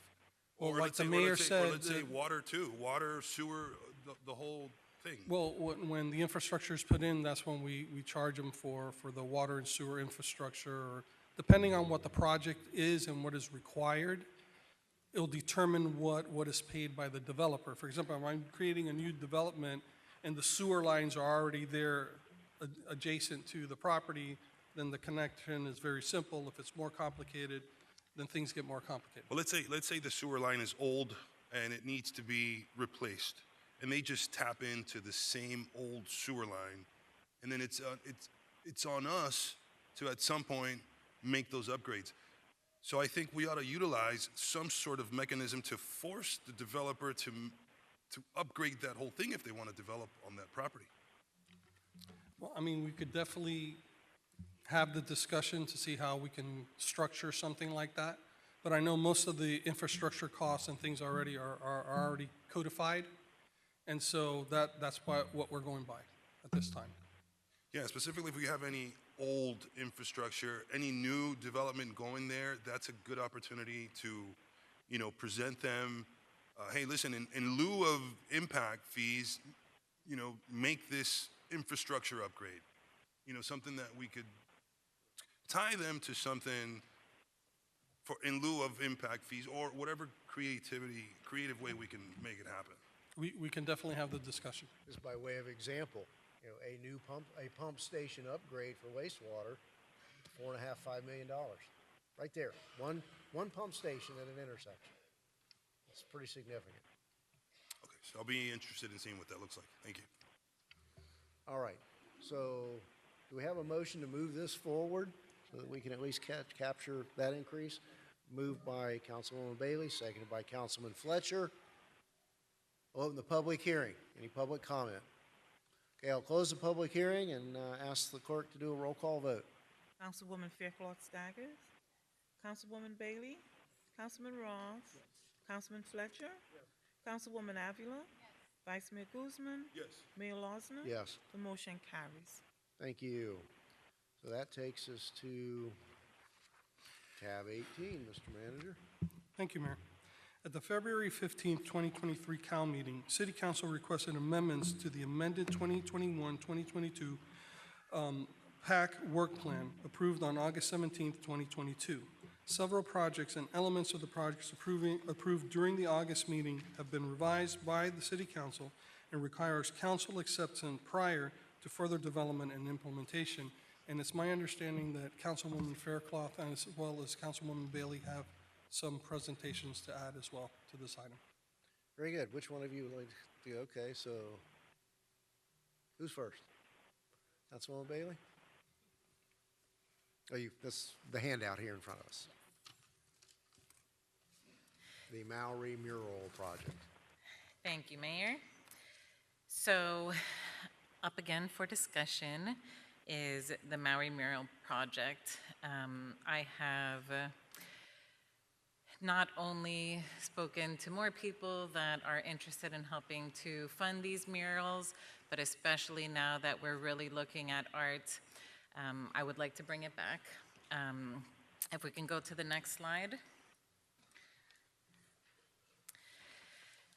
There was recently at Vero Beach a mural project. They did everything from speaking to all the local businesses in the area and just asking for permission to be able to place a mural on their building, to reaching out to different schools, to talk to the children, especially those schools, of course, with big art programs, to host a few competitions. So I really felt like this mural project was the closest to the vision that I see for Maui. One great quote here, which I really feel ties everything together. One of the artists, his last name's Gores, he says that art lets a town tell its story, one tangent at a time. And economically speaking, creative environments full of murals attract engaged crowds. Next slide, please. This is the last slide. But this is just a bit of everything that I feel makes Homestead Homestead. This is obviously just my opinion, but I think that it gives a great representation to our Mexican American heritage. We all saw before, so that, MAC, the Mexican American Council, we know that they are interested in having a mural on their building, which is on Maui. The Peace Cranes was also something that was previously approved for Kicks Youth for Christ, also on Maui. And then there are just a few other artistic representations of some other things that I feel would really just paint a beautiful picture of everything that Homestead is. So I just wanted to bring that back on the table. I know that there are many that are interested in starting this. This isn't something that happens overnight, but there is still land to be developed there on Maui. I see potential with the old railroad there. And if anybody just takes a drive down there, I think that you would also see that potential with the junkyards and those long concrete walls. It's just full of potential. Thank you, Mayor. Thank you. Let's hear, if there's no objection, let's see Councilwoman Fairclough-Stagger's presentation, and then we can kind of talk around both of your thoughts. Councilwoman. Okay, thank you, Mayor. I think the beauty of this art plan is the fact that there's balance. There goes that balance word again tonight. There are more static pieces of art that's permanent. There's art that you can experience passing through Project 5, Councilwoman Avila's recommendation. There's murals in Councilwoman Bailey's, and I love that. And what I've seen and experienced is a more interactive art that draws thousands of people to your community. Los Trompos, which means spinning tops, is a Mexican art installation currently at the shops at Merrick Park in Coral Gables. So this piece here is very engaging. You can jump in and take a spin. And so many families are going to Merrick Park for this art installation, and it's drawing thousands. So this is an example of a pop-up art installation that we can potentially have in Losner Park to activate that green space. So this will be seasonal, and this is from a Mexican-inspired artist. The next one, Umbrella Sky, just went viral.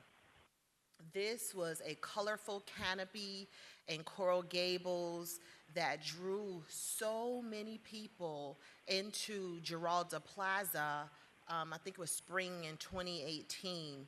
This was from, I think, a Portuguese artist, And this has been all over the world. I took my whole staff there and we had lunch. So not only is this activating your community, but it's driving, in my view, business into our downtown district.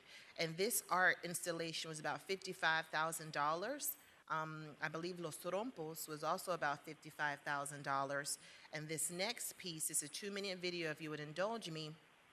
This is another pop-up art installation piece that is also coming into Coral Gables, I believe March 9th. And what they're doing here is they're creating events cascading around this art piece. So this is Moon Over the Gables, I believe. And every night that it's on display, they have different events going on. There's a popular children's book, and I see a lot of children here, Good Night Moon. My daughter reads that every night. So they're having a pajama party one night under the moon. So if you would go ahead and play that 2-minute video. And I like this because you get feedback, real time, from children and families from this art piece. We choose to go to the moon in this decade and do the other things, not because they are easy, but because they are hard. Because that goal will serve to organize and measure the best of our energies and skills. Because that challenge is one that we're willing to accept, one we are unwilling to postpone, and one we intend to meet.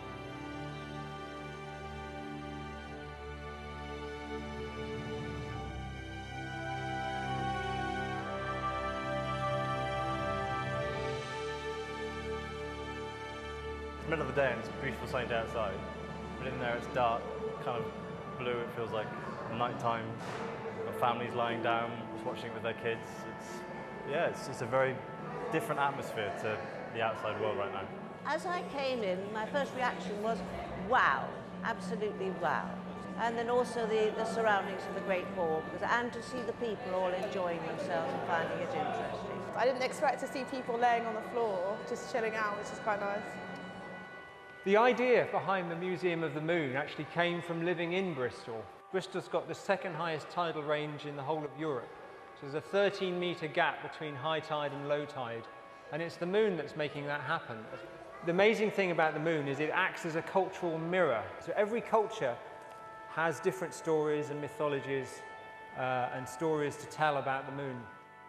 The more you let your eyes just sit and focus on it, the more it looks real. It was amazing. You thought it was amazing, did you? Yeah. Why did you think it was so amazing? Because there was aliens. Because there were aliens. And it was very exciting and a very uplifting visual experience. It was really big. Was it? What did you like about it? It had lots of craters on. Did it? And what did it feel like when you were underneath? It felt like it was falling on us. Did it? Did it really? I thought it was very peaceful and calming. I think it's absolutely beautiful. I think it's got this incredible, there's such a simplicity to the idea, but it's got this amazing imposing nature, and it's just exquisitely delivered. I think it's a great piece. It's the fact they've got the imagination going, it's fantastic, you know? It's really good. I actually saw aliens. You did see aliens, okay. She saw the earrings.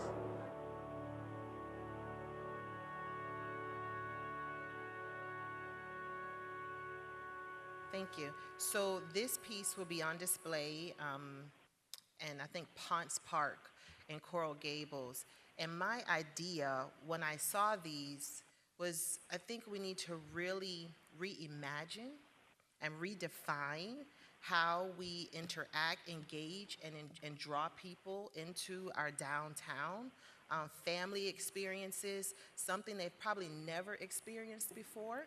And they are projecting about 50,000 people to come and engage with this art piece. So if we want the community near and far to discover downtown and discover Homestead, these are the type of installations that you're going to get people far and wide to come to the city of Homestead.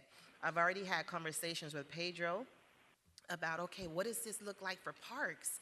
We spend, what, $60,000, $70,000 for a 4-hour event when we can spend $55,000 for a month installation, and imagine the people coming to our city. Imagine the economic impact that this can have to our downtown. So if we really want a game changer, if we really want people to come to discover Homestead in our downtown, these are the type of installations that's going to get us there. So with that, I tee it back off to you, Mayor. Thank you. Thank both of you, councilwomen. Very, very innovative and intriguing and interesting. Mr. Manager, maybe, I don't know, maybe Mr. Hennis would be the person to ask. You know, the public art master plan took a long time to put together, and a lot of thought and a lot of information went into that. So my first question would be, does it contemplate, does it permit, is there accommodation for rotating art exhibits, such as Councilwoman Fairclough-Staggers suggested? Is that a permissible, I guess, expense, and is it in the plan? The master plan that the Public Art Committee worked on looked at a lot of different avenues and types of art, and one of the ones that they struggled with was temporary types of art, types of situations. And in the master plan, I don't remember the exact page, but temporary art is one that's frowned upon in the master plan. It's not that you can't get there, you can always amend the master plan. But it's not prohibited either. Correct. It's just not a recommended type. Okay. But it's just a recommendation. I mean, I see that as not art for art's sake, but art for destination Homestead, to turn a phrase. It's bigger than just coming and looking at art. So that was my first question, really my only question there, as to the revolving exhibits. And I think we have so many places that those could be installed seasonally. You know, we have a huge City Hall Plaza. I think Councilman Fletcher was talking about, hey, that moon would fit in our foyer here. You know, bring people into this building and on this plaza every night for a month. And we could have vendors and show, it's just, the possibilities are really, really endless there. But I did want to see if, you know, to make sure that we didn't have a huge stumbling block in front of us at that point. As to murals, the issue I struggle with is reachability by the guys with Sharpies, big fat Sharpies and cans of spray paint. I know I sent some pictures this weekend to the manager of the nice graffiti work that's all over the Losner Park stage. 90 days later, it's already covered in graffiti. So that would be my concern there.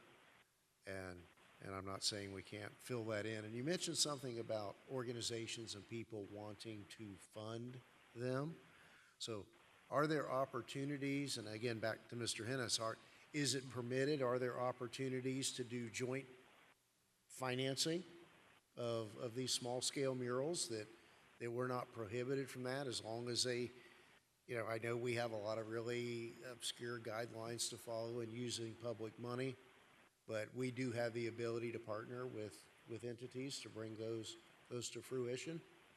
Certainly, the master plan really looks as an open book. It's not, it's really encouraged to be more public art that the city finances and places, but it doesn't prevent private types of connections and working together with the private sector to get things done either. So either one of those are achievable. And, you know, Councilwoman, we've got a lot of money sitting there that not a lot has been done with.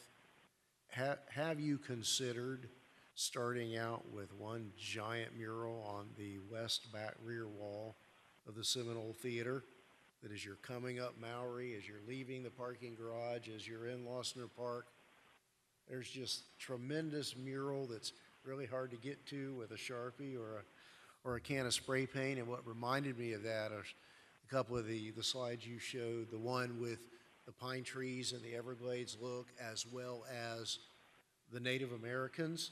I mean, they're long gone now, but I remember hearing stories from people who remember the Indians coming to town trade and shop and do things on the weekend here. And I'm thinking if we want to pay homage to, you know, and almost in that location, the intersection of Chrome and Maury was the measuring point for the city. And I'm wondering if you might consider looking at just thinking out loud, you know, because we pay homage to the Everglades and the natural environment in Losner Park, sort of an extension to that on the back wall, and pay homage to the first settlers, the first residents here, the Native Americans who still came into town into the 1940s from the Everglades. Just a thought as one of those, and pardon the pun, big picture projects to kick off a mural, and then work with others to do the smaller scale, and I call them the fill-in projects. But for those of you who are here at the South Dade, it's interesting to use the word balanced. We heard Mayor Levine Cava refer to this city as balanced and bold. So I think that, you know, this kind of thinking, I think, well, yeah. But I don't think she was being complimentary. So let's turn the phrase and say our community is balanced and bold. So just my question to you, can we, and I'm a believer in murals, and I think a recreation of a weathered vintage looking Coca-Cola sign on the side of Jacobson's would be really neat, but not everybody likes that. But, you know, so a big project in terms of a mural. I mean, I think we've all been around long enough to remember that there was a big mural reflective of Homestead's history on the former north wall of the Seminole Theater overlooking the original Losner Park. Just my thoughts. Thank you, Vice Mayor. To staff, if we wanted to move forward with any of the ideas that Councilwoman Fairclough-Staggers or Councilwoman Bailey, the first step, what would that be? If we identified exactly the type of project we want to start with, what is the first step? The first step that the master plan really begins to point out is to have, when you have a project, to create a team, like a project team, to sort of sit down with all the players involved, so that what the Public Art Committee was looking to do was, for each project, they would assign one member from the board to work as part of that team. So it wasn't all of council trying to work together, that it was one person that was working with staff and others to get a project moved forward, develop a budget, sort of a scope, an idea, before you get into actually writing the call for artists. So the first step would be trying to determine if whomever project it's tied to, that member would work with staff and the team. Let me rephrase the question. If I might, if this may answer your question.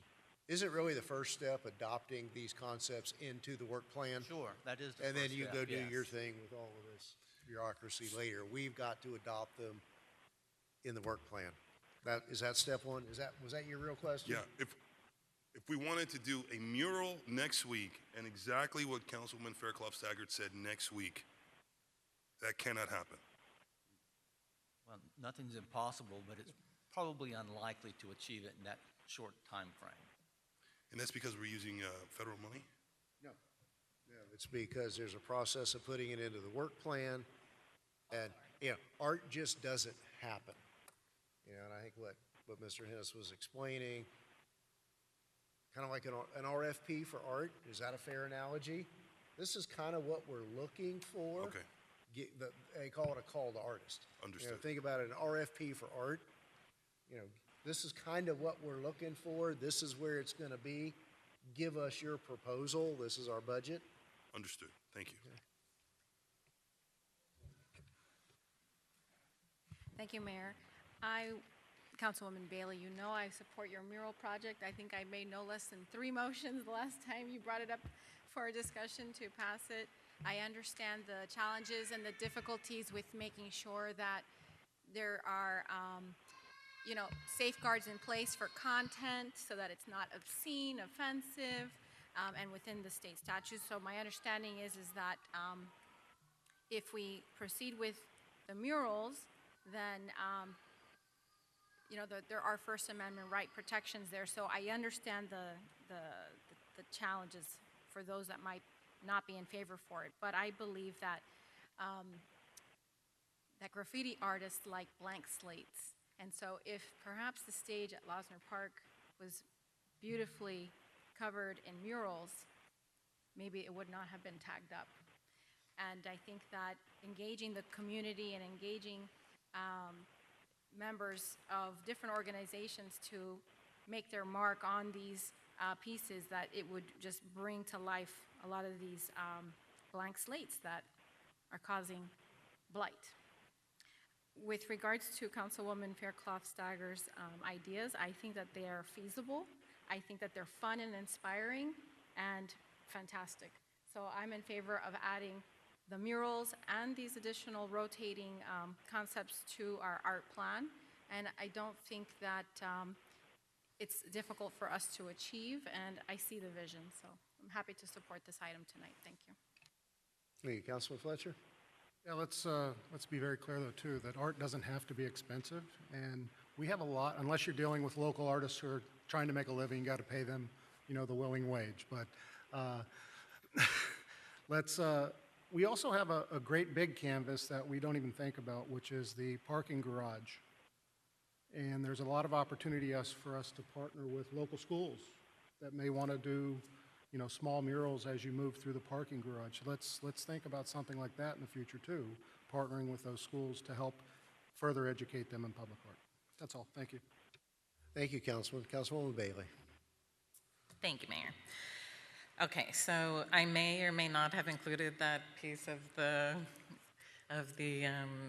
Seminole Indian, thinking of the back of the Seminole Theater. And I also might have the extra steps that we need to take after speaking to staff of how we could go through the Historical Preservation Board, because it is a historic building. Not that wall, it's new. It's new, that wall? That's the fly tower, that's a new wall. Oh, okay, super. Well, then we don't have to do that, but I did do the work for us. Staff did, of course. So I would absolutely love to see that. It is obviously the beginning of Maui, so I think that that would be a perfect first one to start. And then Kicks would be a close second, because then it is at the end of Maui. And like I said, they already put in their application to do their tiny little version of what our code currently allows. So I am sure that they would not mind. We wanted to really start with what the code allowed and then show what a difference it would be after hopefully amending it to allow for those murals. So I think for the mural piece, we still need to amend the code to allow for this pilot Maui street mural program. So that would be the piece for the murals. I would completely be okay with starting with the Seminole Theater wall. Which probably doesn't need a code change. That is very, very good. So next week is a go. We can start next week. And definitely, if you do any type of research on the murals, really everything that I have found is that it is shown to deter graffiti. So it's an opportunity to get all of the artistic community involved. And I really do hope that that is the case for us. And yeah, thank you, everybody, for the support. Thank you, Mayor. Oh, sorry, I'm so sorry. Very last thing, regarding the temporary art, which I absolutely love.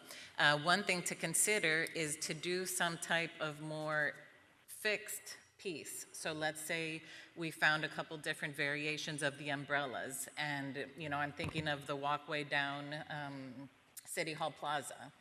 If we constructed something that was already beautiful, and then could either hang or put on any other type of piece for the installations, that would be an easy way to really get the big piece of the funding pass-through pack, and then those installation pieces could be switched out. Thank you. Councilwoman. Yes, just some final comments. I definitely think there is a place for the murals in the city. We get it right and land on what we want to put I guess the Seminole Theater can be first. I think there's definitely a place for that. In my mind, I had several goals. Family engagement, because families always want something to do, tourism, and economic development. And these are just examples for you to imagine and dream up some possibilities, because some of these art installers, if you look at their portfolio, it just blows you away. So I just pulled some examples, but this would definitely bring dollars, economic development into our community. We can select the places that we put it, but I tell you, it's gonna be a game changer if we do. And if we can't put it into the plan, and there's nothing that prohibit us, although it may be frowned upon, I think we should, but we can also look at other revenue streams and other possibilities like Parks and Rec, as well as private donors. They can put their name on it. This art, pop-up art piece was funded by this developer or this organization. So there's so many possibilities. Absolutely. Just happy to bring these small samples. One final thought. Vice Mayor. One final thought is we could also consider having university art students, provide, or we can create a contest for them to provide art, and whichever university wins, we could make a donation if that's legal, to the university. And I think that's a creative way of establishing a better relationship with universities as well. As long as it's not green and orange, we're fine.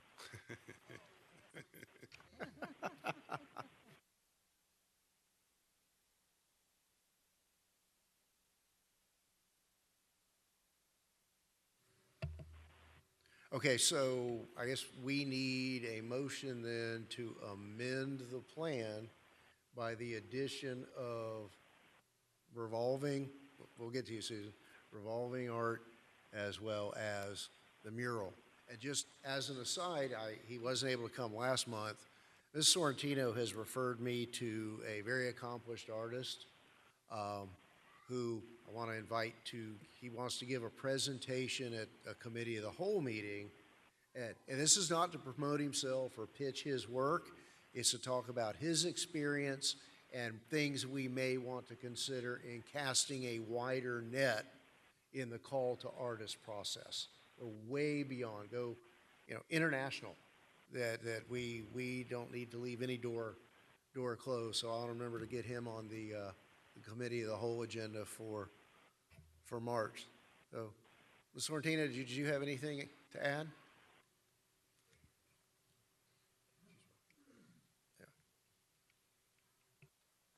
Susan Sorrentino. For 6 years, I have stood up here and said, we need art in Homestead. Each of you have made, I'm just so excited that all of you are working in that same direction. I can't be more pleased, and I just want to thank all of you. I want you to change the word from temporary to interactive art. That's really what you're talking about. Temporary is like it's here a weekend and gone on Monday. Interactive is wonderful, and I think I did use the your word film interactive. was wonderful. And engaging. Yeah. Interactive art is wonderful. Even at $55,000 for 1 month extension, think about a year, that's $500,000 if you do one each month. Just be aware that we have a little over $1 million right now. So if it's all interactive, our funds will be gone in a year. Okay, so just keep that in mind. And with murals, wonderful, I love murals. I like mosaic murals better because maintenance is minimal. And to have them away from graffiti, etc., is better. I have been in the arts for 58 years. And today I say, what you're saying is going to put wow back in Homestead with art. And I am at your disposal. I'm telling you right now, use me. I can help you. I could give you suggestions. I am just so thrilled of all of you for being involved and being this enthusiastic. And I'm really up here to thank you. Things that were on the original work plan that you're revising tonight was the chrome bronze sculpture, was an entrance sculpture for a sports complex. I sat through the last presentation on the sports complex, and you all kind of told the builders, the developer, go back and give us some wow. Well, the entrance of that sports complex could give you a wow. And I would like to still see that on your work plan. I'd like to see the chrome still on there. Something in City Plaza, if it's interactive, wonderful. But we've got a whole plaza out here that's bare, so that would be wonderful. The mural on the back of the Seminole Theater is tremendous. And it doesn't just have to be Native American or our heritage or history. When you send a call to artists out for that mural, which is tremendous and it's going to cost a big buck, you're going to get back all kinds of information about it. And because we get to send our call to artists out to Miami-Dade County artists, which are all those wonderful things you see in Miami, those artists will bring back to you tremendous things that you're going to all get excited over. You know, all of those things you see in Dade So just to be County. clear, that what we're talking about is amending the work plan that's in Right. the agenda by the addition of the two different types of art. Absolutely. I think it's a wonderful idea, and I love seeing all of you involved. Thank you. Thank you. All right, so did we have a motion yet? All right, we have a motion. All right, Councilman Avila, seconded by Vice Mayor Guzman. Is there any further public comment? Close the public hearing. Oh, sure, come on down. Thank you. First time, so won't be the last. Okay, my name is Wayne Shore. I am the commander of the American Legion down here in Homestead on Chrome Avenue. I know that, look at the clock. Okay, I know that the building by Exit 1 Tap Room has a big Florida City as you come off the Turnpike and into Florida City. American Legion, what the buildings you were talking about are public buildings, so I don't know if you're going to do a public-private type thing, but what I'd like to do is throw the American Legion building into the mix, so when you can do something with our building as you come south into Homestead, into downtown, because we're kind of like on the outside just as you enter. So I just want to throw that in there as a consideration. And certainly our conversations about the smaller scale murals do include privately held property. Okay, well, yeah, so I don't know how that mural, it has to be approved or something like that. I don't know how that works. So I didn't know if that was how that works. So I just throw that in. We're new to this as well, and we want to make it happen. Okay, yeah, I'm game. Okay, thank you. Yeah, I've got it here. He's registered. Thank you. All right, so we have a motion and a second. Close the public comment. Roll call, Madam Clerk. Councilwoman Avila? Councilwoman Fairclough Staggers? Councilman Fletcher? Councilman Roth? Councilwoman Bailey? Vice Mayor Guzman? Mayor Losner? Yes. The motion carries. Very good. Thank you all. All right. Moving on to tab 19, Mayor, resolutions. This is car number 3810. It's a resolution of the City Council of the City of Homestead, Florida, approving the award of request for proposal number 202312 for professional services for permitting, plan review, and inspection services to MT Causley LLC and CAP Government, Inc., authorizing the city manager to negotiate and execute agreements for an estimated annual amount of $1,576,640, providing for implementation, providing for an effective date. Thank you, sir. Mr. Manager. Thank you, Mayor. On December 16, 2022, the City of Homestead issued Request for Proposal 2023-12 for professional services for the Development Services Department, consisting of permitting, plan review, and inspection services. The RFP resulted in two proposals being submitted, one by MT Causley LLC, and the other by CAP Government, Inc. After careful review of the proposals, it is the Review Committee's recommendation that the RFP be awarded to both proposers on a primary and secondary basis. This will allow for maximum flexibility and responsiveness for departmental activities involving building permitting, plan review, and inspection services. The anticipated contract amount of $1,576,640 is based on past experience of hours worked annually. Staff recommends that Mayor and Council approve the attached resolution authorizing the city manager to negotiate the award of RFP 2023-12 for professional services for permitting, plan review, and inspection services to MT Closley LLC as primary contact awardee and CAP Government, Inc. as secondary contract awardee for the estimated annual amount of $1,576,640. Thank you, sir. Real quick question. This is funded by fees that are passed through to whoever's requesting the plan review, the permit, the inspection services. This is, we're acting as a conduit. We are not physically going into the city's pocket.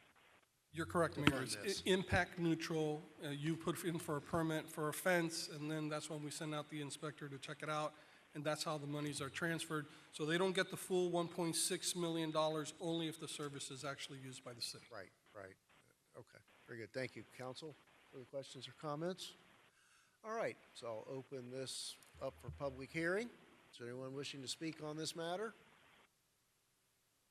All right, we'll close the public hearing and ask for a motion to approve. Motion by Vice Mayor Guzman, seconded by Councilwoman Bailey. Roll call, Madam Clerk. Councilman Roth? Yes. Councilwoman Bailey? Yes. Councilwoman Avila? Councilwoman Fairclough Staggers? Councilman Fletcher? Vice Mayor Guzman? Yes. Mayor Losner? Yes. The motion carries. Next item, tab 20. Yes, tab 20, car number 3712. It's a resolution of the City Council of the City of Homestead, Florida, authorizing the financing of vehicles with related equipment and information technology equipment in an amount not to exceed $987,742 pursuant to the master lease with Truist Equipment Finance Corp. And/or its affiliates or assigns, providing for severability and providing for an effective date. Thank you. Mr. Manager? Thank you, Mayor. Staff recommends that Mayor and Council approve the attached resolution authorizing the city manager to finance the purchase of equipment and vehicles for several city departments as outlined in the attached Exhibit 1 Purchase Summary Memo. All purchases are for equipment, products, and services approved as part of the city's capital improvement plan and will be financed through the Truist Equipment Finance Corp. And/or its affiliates or master lease as part of this approval. With the exception of the ITS equipment, all vehicles and vehicular equipment were approved for purchase on November 1st, 2022 through Resolution R 2022-11-115, and Council was advised the financing will follow at a later date. The purchases for the ITS equipment are approved by City Manager pursuant to City Code Section 2-411A. Total approximate cost of the purchase to be financed is $987,742. Annual lease payments will be $221,124 over 5 years for all equipment and will be financed under the Truist Equipment Finance Corp. And/or its affiliates or assigns and master lease purchase agreement as per the city's previous practice. The annual payment for fiscal year 2023 will be $110,562 with quarterly payments to Truist starting on June 20th, 2023. Funding for the equipment is from various sources. The equipment will be funded from the General Fund Departments, Police Department, and Development Services Department, and the Capital Improvement Fund. Sorry, it Thank was you. long-winded. Council, questions, initial questions or comments? All right, I'll open the public hearing and ask if there's anyone who would like to speak on this matter. None appearing, I will close the public hearing. Motion to approve by the Vice Mayor. Seconded by Councilwoman Bailey. Is there anything further from council? Roll call, Madam Clerk. Councilman Fletcher? Councilwoman Fairclough Staggers? Councilwoman Bailey? Councilwoman Avila? Councilman Roth? Yes. Vice Mayor Guzman? Mayor Losner? Yes. Motion carried. Good, thank you. And tab 21, car number 3775. Mr. White? Yes, the resolution of the City Council of the City of Homestead, Florida, adopting and authorizing the submission of an amended action plan to the United States Department of Housing and Urban Development for approval, reallocating funds to the city's CDBG annual action plan fiscal years 2020, 2021, 2022, and 2022, 2023, providing for implementation and providing for an effective date. Thank you. Mr. Manager? Mayor, thank you. Staff has identified $416,861 of prior year's funding that have accumulated over time and need to be reallocated. The city has 5 public facility projects where costs and scopes exceed the current allocation for each project. In addition, the interest rate for the Section 108 debt service has increased. Staff recommends that Mayor and Council approve the attached resolution authorizing the city managers to submit an amended Community Development Block Grant Annual Action Plan for fiscal years 2020, 2021, 2021, 2022, 2022, 2023 to the United States Department of Housing and Urban Development. This substantial amendment is to reallocate the accumulated prior year CDBG funds to existing projects. Thank you, sir. Additional questions or comments from council? Some much-needed allocations to enhance our parks repair. Appreciate that. Councilwoman Fairclough-Staggers. Yes, thank you. It's no secret, you know I'm all over CDBG when it comes before us because I understand the value and how we can use these dollars very purposefully. When it comes to the reallocation of these funds, I support these allocations because these are existing projects that need additional funding. Had they not needed additional funding, I probably wouldn't have supported it because moving forward, we have to start thinking like out of the box, wow factor, what we can do to elevate what we're doing. And I was at the Seminole Theater on Saturday at your event. I was up there on the terrace, the balcony, and there's what they call that escape room. That room, there's a lot that we can do with that room, with that piece. And I know our consultant is here with CDBG funds. We can really reimagine that space. So moving forward, I know we're in the process of our 5-year consolidated action plan, and there are going to be community meetings coming up. There's one, I believe, next week that I will be attending. So let's start thinking big when it comes to our public facilities. Don't touch that public service 15% allocation. Don't touch that. But with the facilities, let's start dreaming big, okay? Thank you, Mayor. Thank you, Councilwoman. Any further? Okay, is there any public comment on this item? Okay, I'll close the public hearing. Do we have a motion to approve? Moved by Vice Mayor Guzman, seconded by Councilwoman Avila. Roll call, Madam Clerk. Councilwoman Bailey? Councilwoman Avila? Councilwoman Fairclough-Staggers? Councilman Roth? Councilman Fletcher? Vice Mayor Guzman? Mayor Losner? Yes. The motion carried. Before we go any further, I know we have a lot of folks here, a lot of young children that are here for a specific item. Is there any objection that we deviate and go to the public comments part of the agenda at this point so that they can do what they need to do before the hour gets way too late? So we're going to jump now to the public comment section of the agenda. I have a few folks who registered ahead of time, so let me give them the opportunity first, and then we will go to general public comments. And again, for those of you who haven't been here, we do have a 3-minute time clock on comments, and you know we encourage you not to come up and give your version of what was just said. We're glad you're here, but let's have different substance every time. I think, Mr. Scheer, did you have an additional comment? Did you register? Wayne? Yes. Did you have another item? Come on down. You were the first one to clock in. Come on down. Okay. What I want to do is, once again, my name is Wayne Shore. I'm the commander of the American Legion. There's going to be a bicycle ride coming through Homestead the Monday, 1 May, Just like what went from Miami Beach down to Key West, there's another ride that's going from Key West to Homestead, Naples, and they're following basically the path of Hurricane Ian. So I have a flyer here.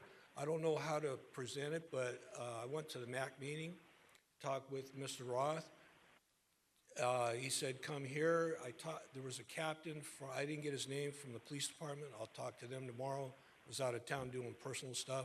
So I don't know how to let the city know that there's going to be a bunch of bicycles coming through, staging at the American Legion. So it's an event.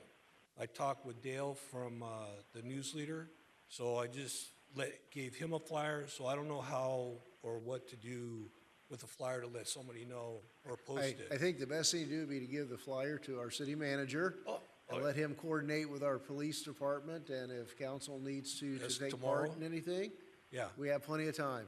Okay, Well, thank you. appreciate it. So I just giving a heads up. Thank you. Yes, the manager, thank you. Okay, our next registered speaker is Brandy Ramirez. All right, and then next is Edwin Rodriguez. Mr. Rodriguez, you come on down to the podium. If you're still here, give us your name and address for the record. I'm sorry? Whatever you're registered for, whatever topic you registered for, come on down. We've got an open forum at this point.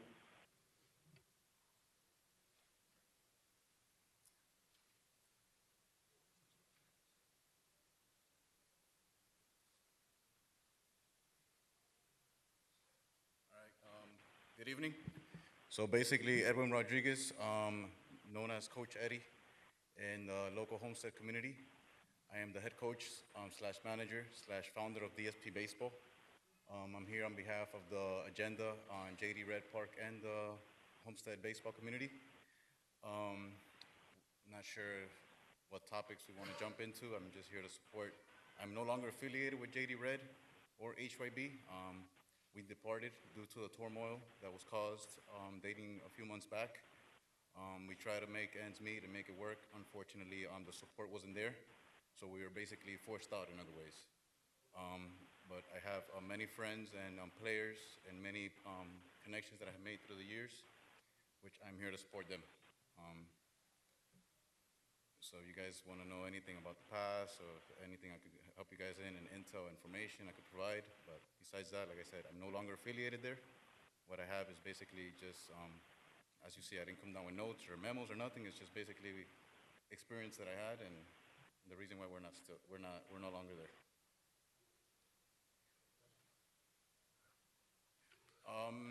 Okay, so I have two teams. I have a talented 12U team, which is basically based out of kids from 11 to 12 years old.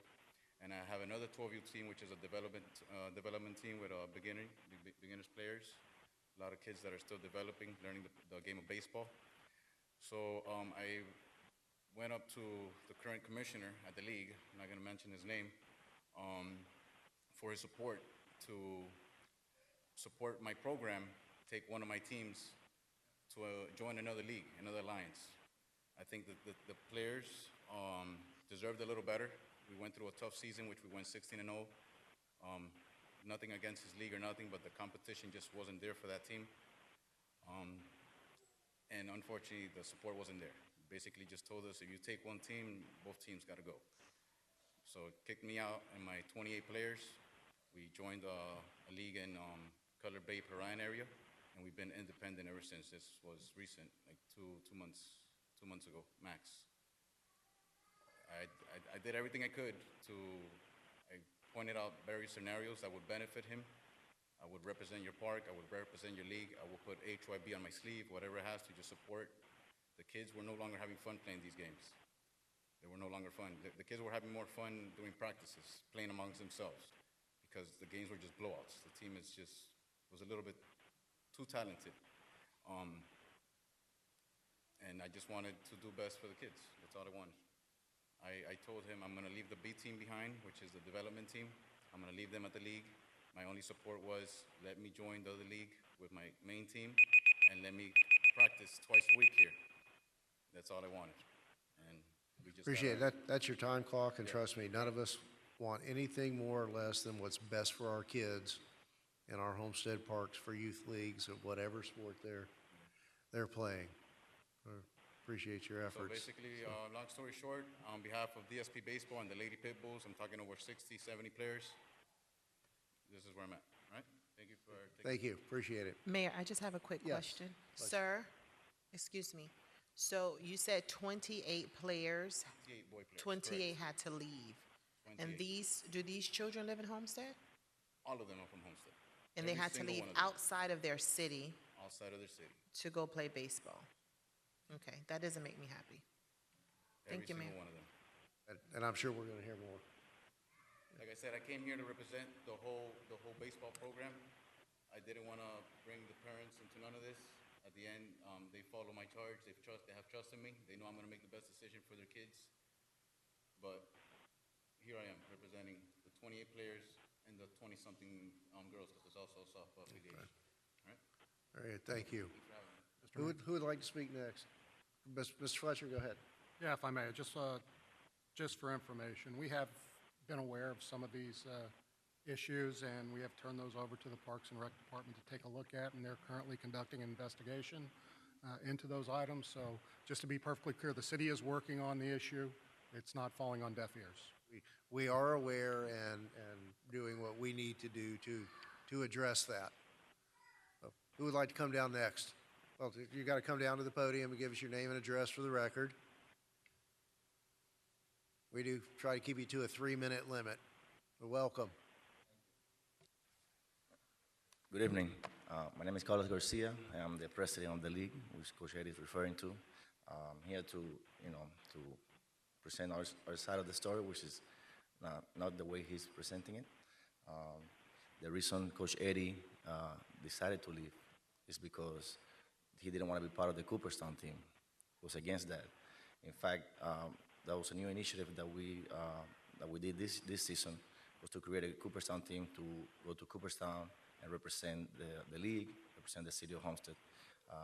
The reason we started with the Cooperstown team was because Coach Eddie committed himself and another coach to be part of that team. When we first were offered the opportunity to take a Cooperstown team, my first calls were Coach Victor, which is the coach that had the most seniority in the park, and Coach Eddie, that could help us recruit players.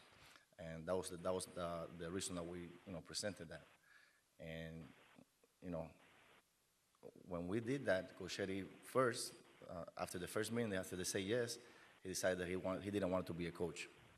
Then we had to find another coach to be for the Cooperstown, to lead the Cooperstown, because we had already done tryouts.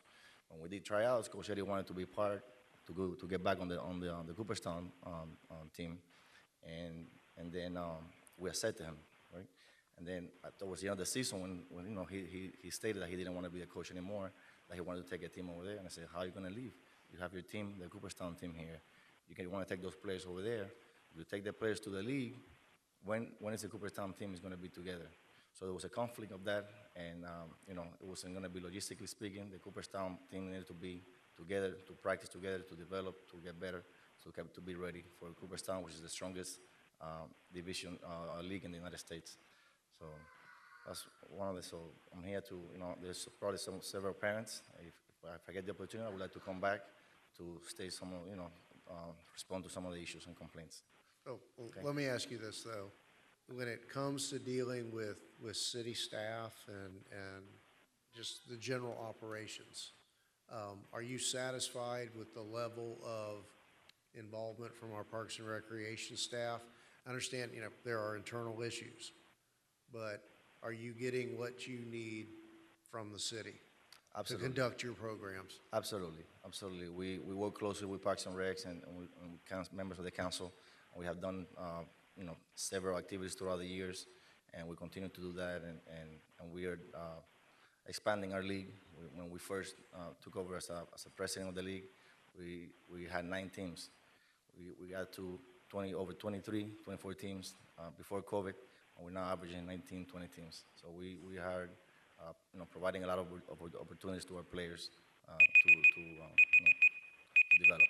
Very good. Before you go, council, any questions of the coach? Okay. Thank you. Thank you. And again, to echo what Councilman Fletcher said a moment ago, we are all aware of some serious allegations and issues, and we are doing what we need to do to not help you resolve them, but to determine what we need to do. Come on down. You want to speak? We need you to come to the microphone and identify yourself.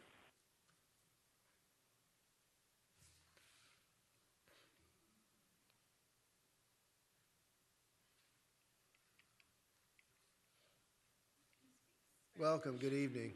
Hi. I speak Spanish. She Do you need translates. me to translate or you understand? Okay. I do. This one doesn't.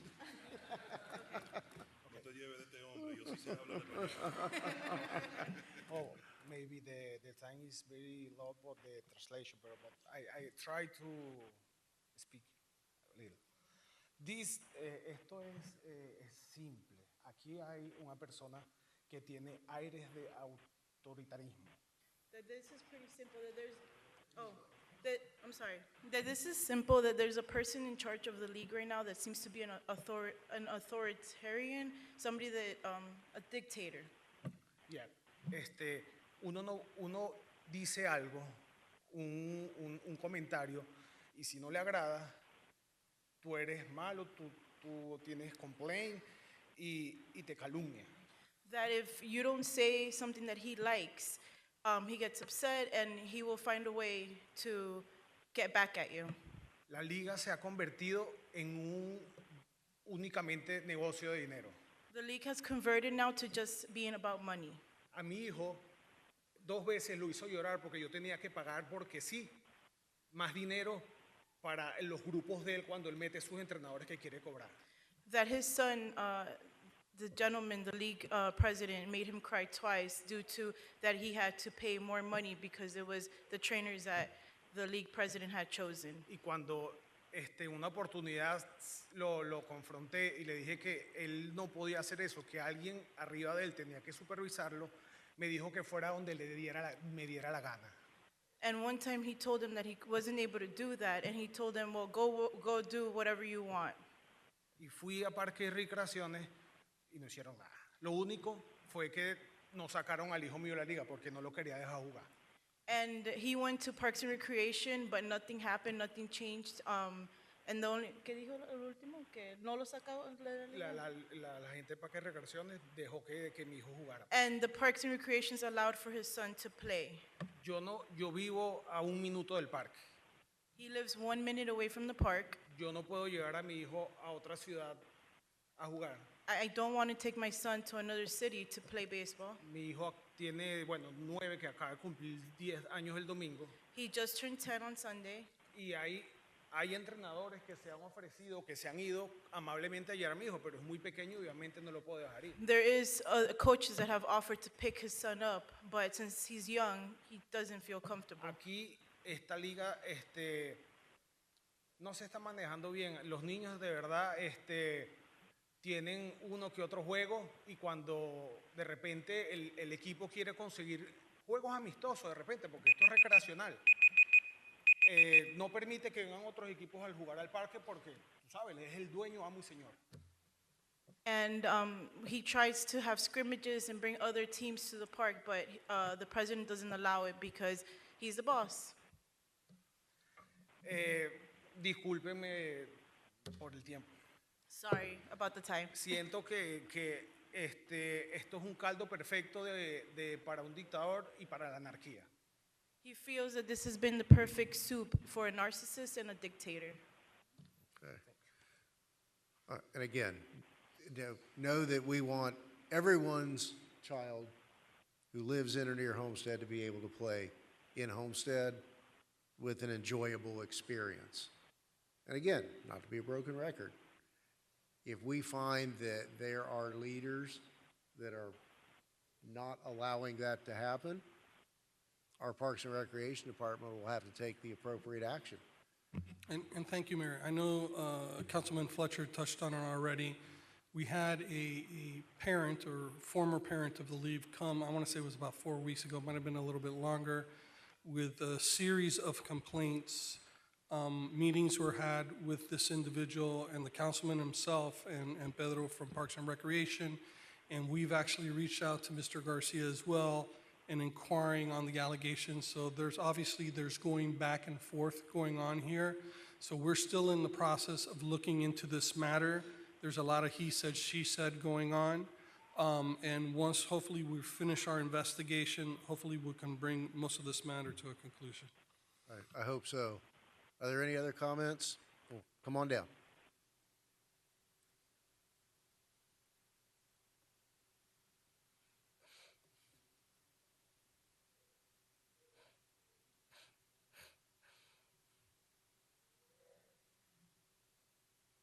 Good evening, welcome. Good night, Council. My name is Assis Cummings. I've been coaching baseball for about 11 years now.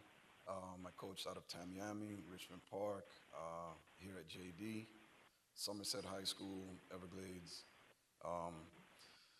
What's happening at the park is a big issue. It's a big deal.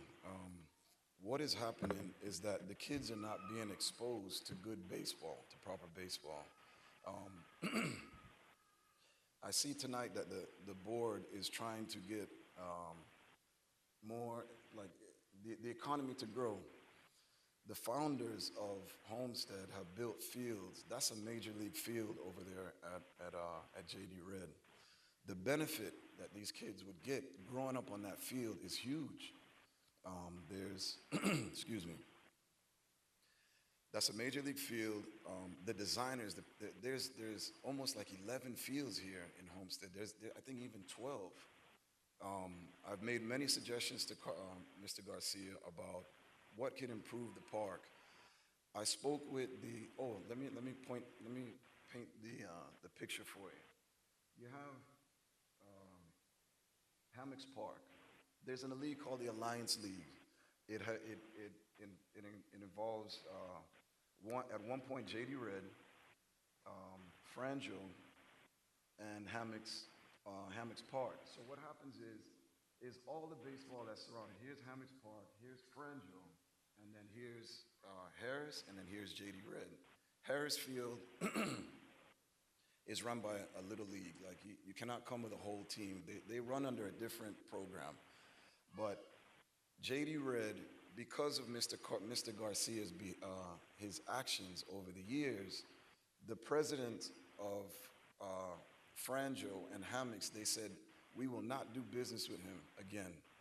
They said, I spoke to Peter, his name is Peter, over at Franjo Park. I spoke to him last week, and I got off the phone with, Johnny over at Hammocks Park. He said, Coach, and I said, because I was asked to run the league before Christmas. They said, Coach, you need to run this park. So I called him and I said, Johnny, if I've been asked to run the league, if I get a hold, if I am the one that run the leagues, will you open up the league back to JD Red? He said, Coach, we have no problem with that, as long as Carlos Garcia is not involved. And he said, not even as a coach will we do if he's involved. This is a big issue because what's happening is the kids are not being exposed to quality baseball. So what happens, they go to the high schools and they get blown away. So their future in this game, their future in this game is done. Because when a coach sees your first impression, if you don't have what it takes, you just sit the bench. So what I think is scholarship is the goal. Scholarship is the goal for these kids. But if they're not involved, if they're not being exposed to quality baseball, when they see it, that's it. When they see it, that ball come at 70 miles an hour, 60, 70 miles an hour, mentally they checked out. But it's not until like a year or so later when they really walk away from the game. It's a really big problem that needs to get fixed. It really is. And it's all because of the actions and the dishonesty. That's all I would say. You cannot have a discussion with somebody who is dishonest. I brought up, 2 more seconds, Mr. Larsner. Mayor Lawson, I brought up these concerns, one based on rules, one based on scheduling. And when I did, I was removed from the chat from the park and put on a separate chat. Then the words of separation and segregation began to float in the air. And then the words of, well, you are the only black coach on the park. This is it's uncomfortable. I can overcome that. I can overcome that. But the kids is where it's at. The kids is where it's at. So that's, my piece there. Appreciate that. Now, the thought occurred to me that if they are willing to do so, you've had contact with the coaches from, I think you said Hammocks and Franjo? Harris and Franjo, yes. No. Harris is Michelle. I don't know if you know. All I know is Michelle by her first name, but Hammocks Park. I said Hammocks. Yeah, Hammocks and Franjo. But you spoke with those two coaches about some of the issues. Yes. If they are willing to do so, could you please contact them and ask them to get in touch with our Parks and Recreation Director? I will. So that, kind of an outsider's view, if we're going to do some independent research and investigation, they could be very helpful to do that for us. So please do that. And I don't know, do you work with Mr. Ronaldo's? Okay. Yeah. All right. So if you could if they're willing to do so. Yes. If you would put them in touch with our Parks Director, I think that would be very helpful. Yes, I will. Thank you for coming. Thank you, Mr. Appreciate it. Thank you, Council. Yes, sir, in the back.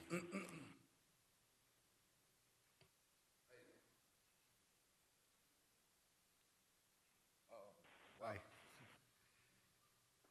I've been at JD Red and Harris Field for the past 6 years. We moved to Homestead. I'm from Miami, Flagami area. I grew up playing baseball. Wasn't the best at it, but it was something to get me out of the house.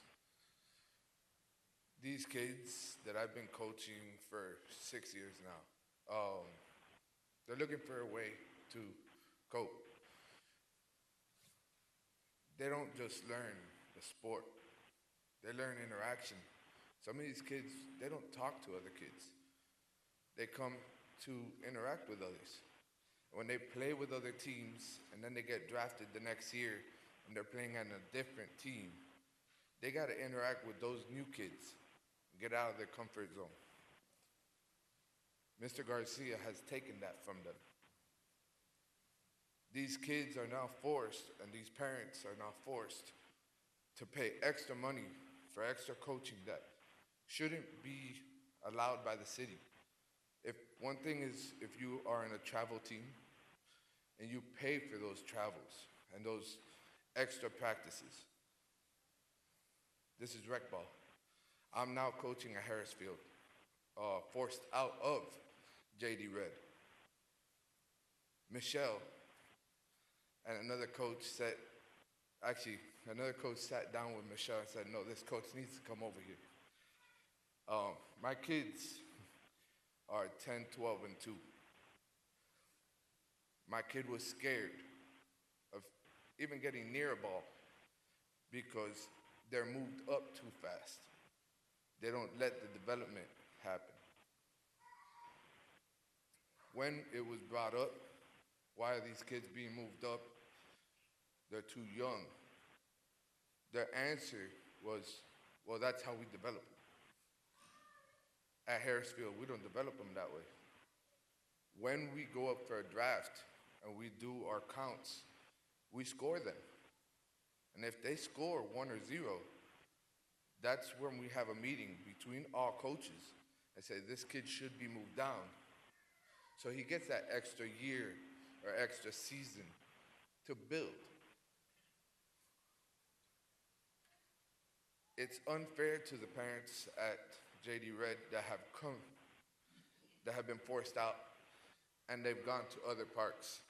I know Aces, I know the parent that went to Cutler Ridge. I'm actually best friends with his stepson's father.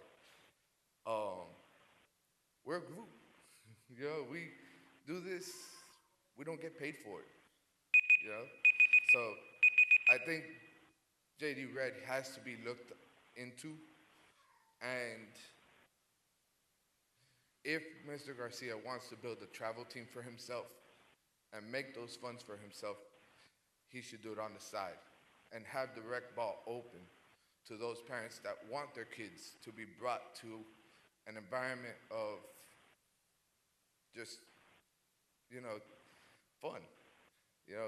I teach my kids all the time. We play happy, we have fun. We lose, you're learning. At the end of the season, I tell my kids all the time, it's not about winning. It's about what you take from it. And that's what I think Homestead is about. So, with that said, I think this city needs to be taken to J.D. Redd and said, hey, what's really going on? And speak to those parents that have walked away from J.D. Redd. So I leave you guys with that. Thank you, appreciate it. To use the baseball analogy, I think you hit a home run in your comments. It's about fun, it's about learning, it's about developing skills.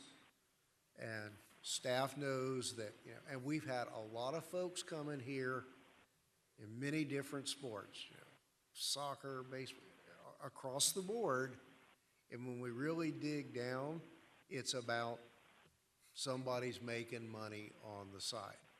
And first and foremost, I can assure you that I want to make sure that this is, you call it, recreational ball, fun ball. And I agree that first and foremost, we're going to accommodate the legitimate volunteer leagues and organizations, first and foremost. So thank you for bringing that home for us. No, thank you. Thank you.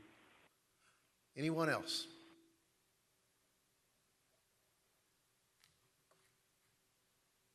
Hi, good evening. Hi, good evening, Mayor and Vice Mayor and Council. My name is Tamelia Moore, a longtime resident of Homestead. I grew up in Southwest Homestead and moved to unincorporated Dade, just off of Campbell Drive back in 1979 and been living there ever since. I am a product of Miami-Dade County Public Schools, and also in June of 2021, I retired from Miami-Dade County Public Schools after working for 35 years, with my last 22 years of teaching high school at Homestead Senior High. Working with students, with kids, dealing with their parents, there's always issues. My grandson started playing baseball a year ago. Since the age of 4, he was playing football. And we drove from Homestead to Devonair for him to play football up until the pandemic when sports were stopped. From the age of 4, he's 12 now. I don't want to do that for baseball. We want to have him play here in Homestead. Okay, within every organization, we saw it in football, we stayed with one park the entire time, but there are problems. I'm glad to hear that the Park and Rec Department is aware of the issues that's going on at J.D. Redd and that they are looking into it. But I just ask that hopefully we can solve this amicably and do not let this spill over into where the kids on the park notice there's tension, there's animosity going on. Because like the gentleman just said, the kids go into sports, we want them to be able to learn to build teamwork, to get along with people, teach them a skill, and at the same time, for those that's planning on pursuing it as a sport for their career, to get those skill sets there on the park. And as of right now, my grandson no longer wants to play football, which I am so happy, and he is really into baseball. When we went to J.D. Redd, we came there first training with Coach Jason, and then when Coach Jason formed a 12U team, my grandson joined that team. He loves it. He loves all the kids on the park. The kids get along great. We just need to fix this, work with what we got. If there's problems, let's straighten it out and continue building the program in the park. All of these D.R. Horton developments coming up in Homestead, we want those kids to build these parks. We don't want them to go elsewhere. We want to keep it here in the community. And that's what I'm striving for. And also, as a parent, I think we also need to be concerned that if Park and Rec can come out and take a look at like lighting in the parking lot, The parking lot is dark. And also when my grandson first started playing there, I had a flashback sitting there watching him practice to where what happened with, I'm gonna finish this real quick, the principal at Southgate Senior High School when he was hit by that car that came onto the field. As you know how the park sits, there's that back road, and all it would take is for a car to come around that curve real fast and come onto the field where the kids are practicing.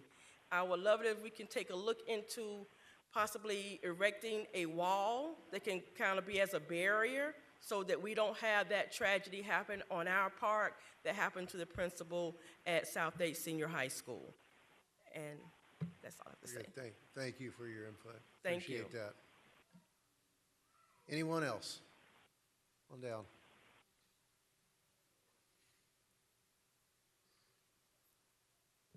Hello, my name is Crystal. I'm an employee at Cricket. My husband is a coach at JD Red Park. He's helped Carlos coach several teams. We've done a girls softball team. We've done an 8U team, and now he's doing a 12U team, which is the team that her son is on. And also, we sponsor the park and some parents. I have worked with Carlos on several projects of back to school. Every year we do a back to school. We get book bags together to give to the kids at the park, to give out for school time. My husband coaches a team there, so we also sponsor his team. We give money to pay for the uniforms to the kids, whatever else the parents need. Sometimes we even pay registration for the parents who cannot afford it. I'm not a rich person, but I try to use my resources to help out other people who cannot afford. My son also plays on the team. He is autistic, and he loves to play baseball. I have never had an issue there. Carlos has been more than welcoming. I met him at my job. He invited me to the park. We saw the park. We loved it. I seen his vision of wanting to bring more kids to the park, to make the park bigger. I don't think saying that the competition at the park is not good enough, we should go somewhere else. I think we should get together and bring more kids to the park and have more competition there. And I think that that's what he was trying to do, because we did do a tournament there and we brought outside teams in. They played against other teams. They got to see how other teams play different levels of baseball. I don't feel like he's pushing anybody out. I think a lot of people here have a personal agenda for their own financial gain. Some people, just trying to come up on other people. That's what I feel is going on at this park. I don't think it has anything to do with one person. I think it's people trying to push one person out so they can take over. We've done a lot of different events. We even brought University of Miami baseball team to come and visit the kids one event. We had all the families come out. We announced all the teams that were going to play for that season. The kids got to take pictures with them. They got to tell their stories about how they made it to college baseball and all this different stuff. I think that what we need to do is get together and see how we can make that park better, instead of thinking about, oh, let's go to another park and join another park because this park is not good enough. That's not something that we should do. We should have all came together and said, hey, what can we do here at this park to make this park better, to bring more people here, because Homestead needs that for our children to stay off of the streets. We need that here. Thank you. Thank you. Anyone else? Come on down.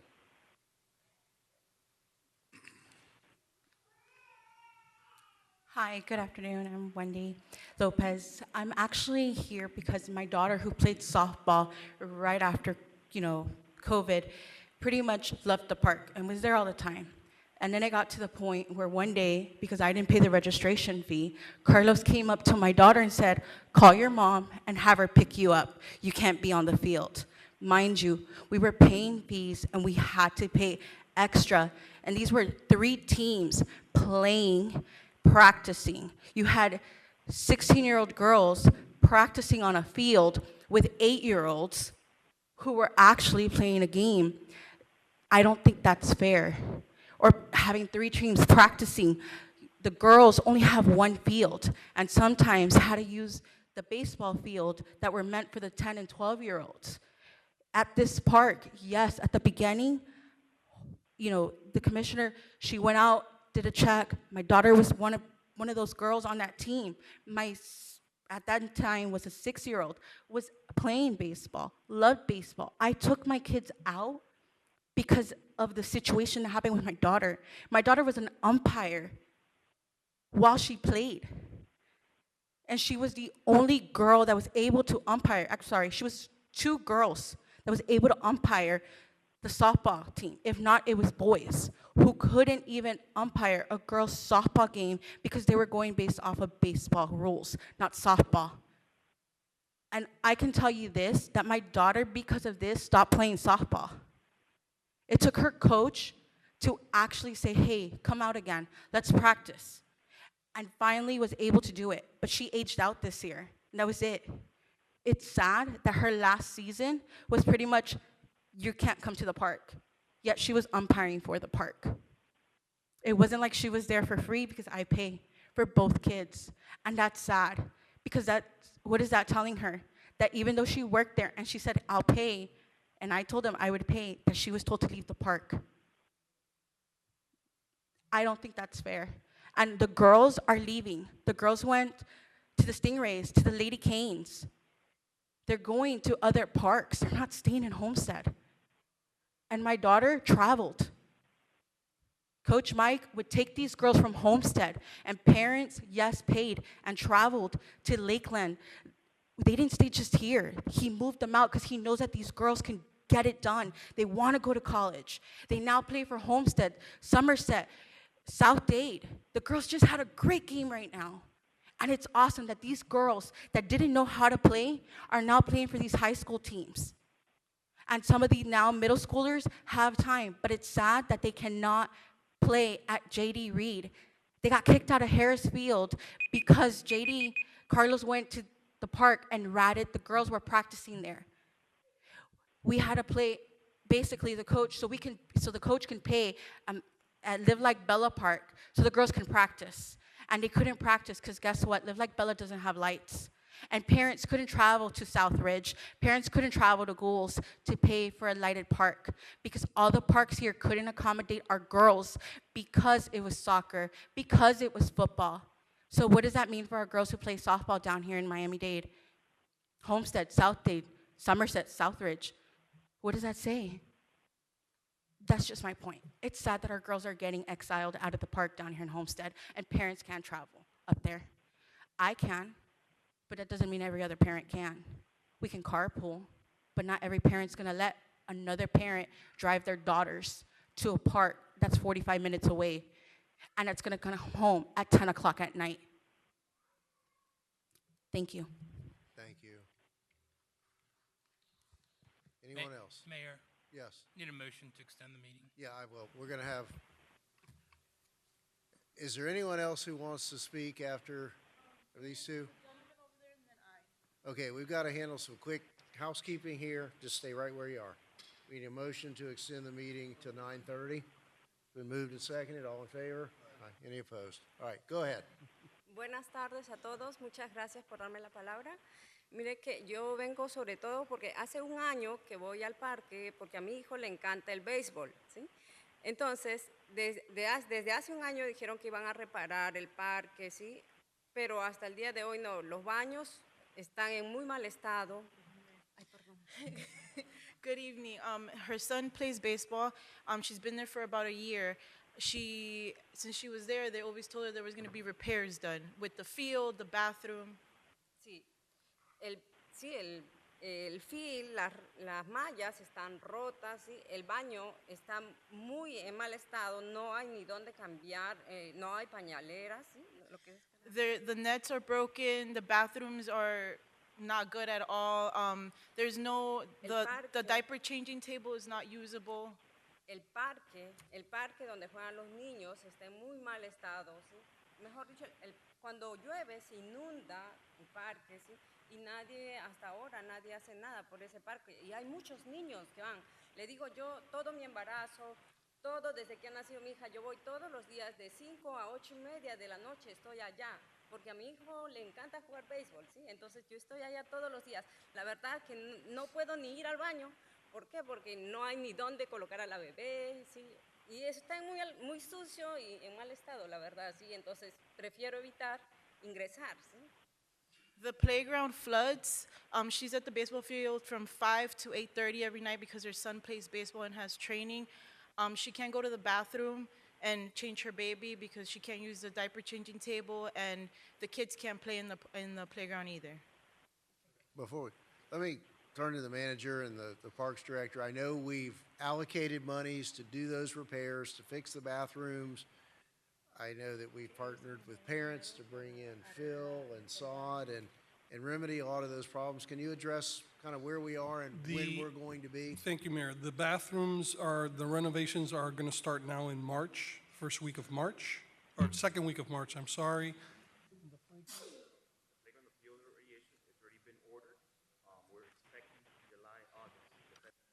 July, August for the new playground. So purchase orders have already been issued, equipment's being ordered. So definitely in the next 6 months, you're going to see a lot of changes at the park. So in about 3 weeks, the construction will start, the renovations will start in the bathrooms. Okay. Y si vengo a hablar de esto es porque creo que los niños merecen, sí, estar en un lugar seguro, porque ellos son el futuro de todos, ¿cierto? Entonces es por eso. Agradezco que me escuchen. Bueno, gracias. That the reason she came to speak is because the kids are the future, and thank you for listening to her. Thank you. Thank you. All right. Anyone else? Mayor, just a quick question.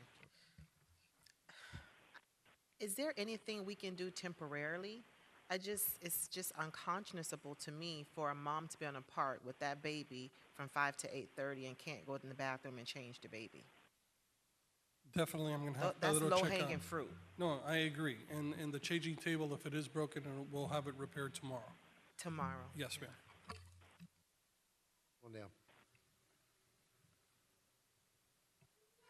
Good evening, Mayor and Council. Brandy Ramirez, 2231 Southeast First Street. Being born and raised here in Homestead and having a son that played at both parks, Harris Field and J.D. Reed Park, it is a little bit concerning hearing today's comments. But I want to say thank you to those families for speaking up and bringing the concerns forward, and to assure them that the mayor and council that sits here in front of them are the right people that are going to look into this matter, and that we have a great city manager and staff at Parks that will look into that and resolving it. Mi nombre es Brandy Ramirez. I'm going to say it in Spanish. Mi nombre es Brandy Ramirez. Vivo aquí en Homestead. Nací aquí. Tengo un hijo que jugó béisbol en Harris Field y J.D. Reed Park. Y es muy importante los comentarios que dijeron hoy, pero este alcalde, el council, sí van a mirar en este importante cause y trabajar junto con el manager, Mr. Jerry Estrada, y los empleados de Ciudad de Homestead. So, gracias por estar aquí y hablar. I think there's always still an opportunity and a chance to do what's right. I am happy to see that Mr. Garcia is here listening, and I feel that he can work together and try to correct. There's always time to correct things, and hopefully he will take that opportunity to work with our city staff to do that. Also, I just wanted to remind Mayor and Council, being the most recent current president of the Women's Club of Homestead, that we do have our Women of the Year event coming up. It's going to be March 11th. It's Saturday. And I welcome Mayor and Council, who have always in the past contributed to this event that helps raise funds for scholarships for our local high school students. So if you are willing to do so, please think about sponsoring it or attending as well to participate. Just wanted to mention that. Thank you for your time and have a good evening. Thank you. All right. Wait, Mr. Orta's online. Go ahead, Mr. Orta. Hello, Mayor. Can you hear me? Yes, loud and clear. Perfect. Thank you so much for this opportunity. Romero Orta, 2040 Southeast 19th Street. I'm also representing True Homestead. I just want to bring up a quick topic on the issues that were brought up. I had nothing to do with this. I actually brought issues up about a year and a half ago that went neglected and ignored by your staff, Pedro, because these same issues were brought up almost a year and a half ago. And let me tell you, I also coach at JD Red, and I'm currently coaching at Homestead Park. When I was at JD Red, my daughter had to play with boys in 12U. And when you commingle a girl with boys that are 12 and older, it's not the right thing. So thanks to Erica Avila and Councilman Roth, who helped us with funding, and Commissioner Higgins, we were able to gather funds to create the first softball team at JD Red in several years. And let me tell you, those girls went out to be solid players. They went out to different parks and they dominated. As a matter of fact, the girls that started with us, they went to Homestead Senior and had an undefeated season. That goes to show you that we have potential in Homestead. And it's because of dictators like Carlos, who, if you raise concerns or if you bring up issues, you are exiled and you are blacklisted, which is what he did to me too.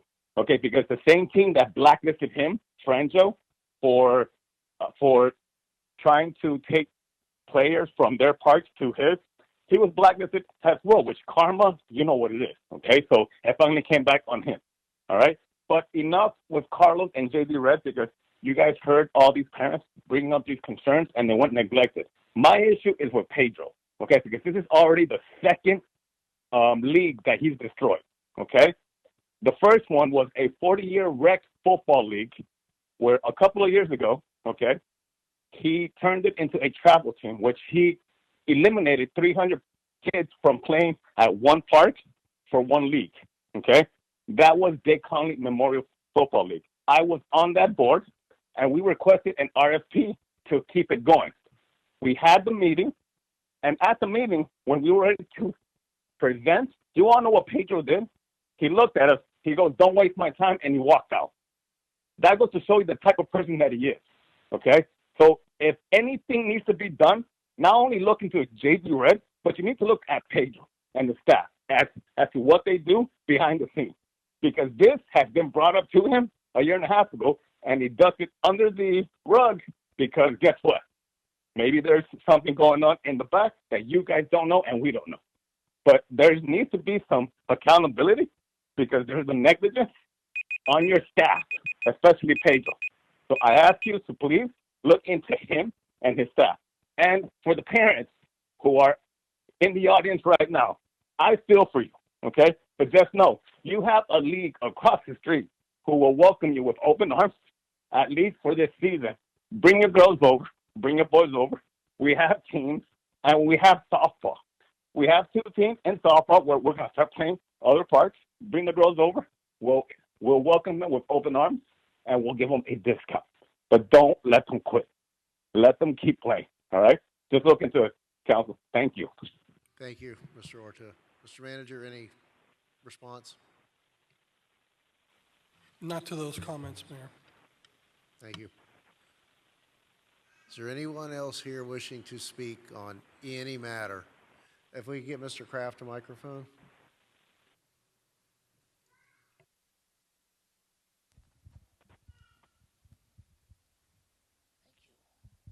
I'm not a ball player.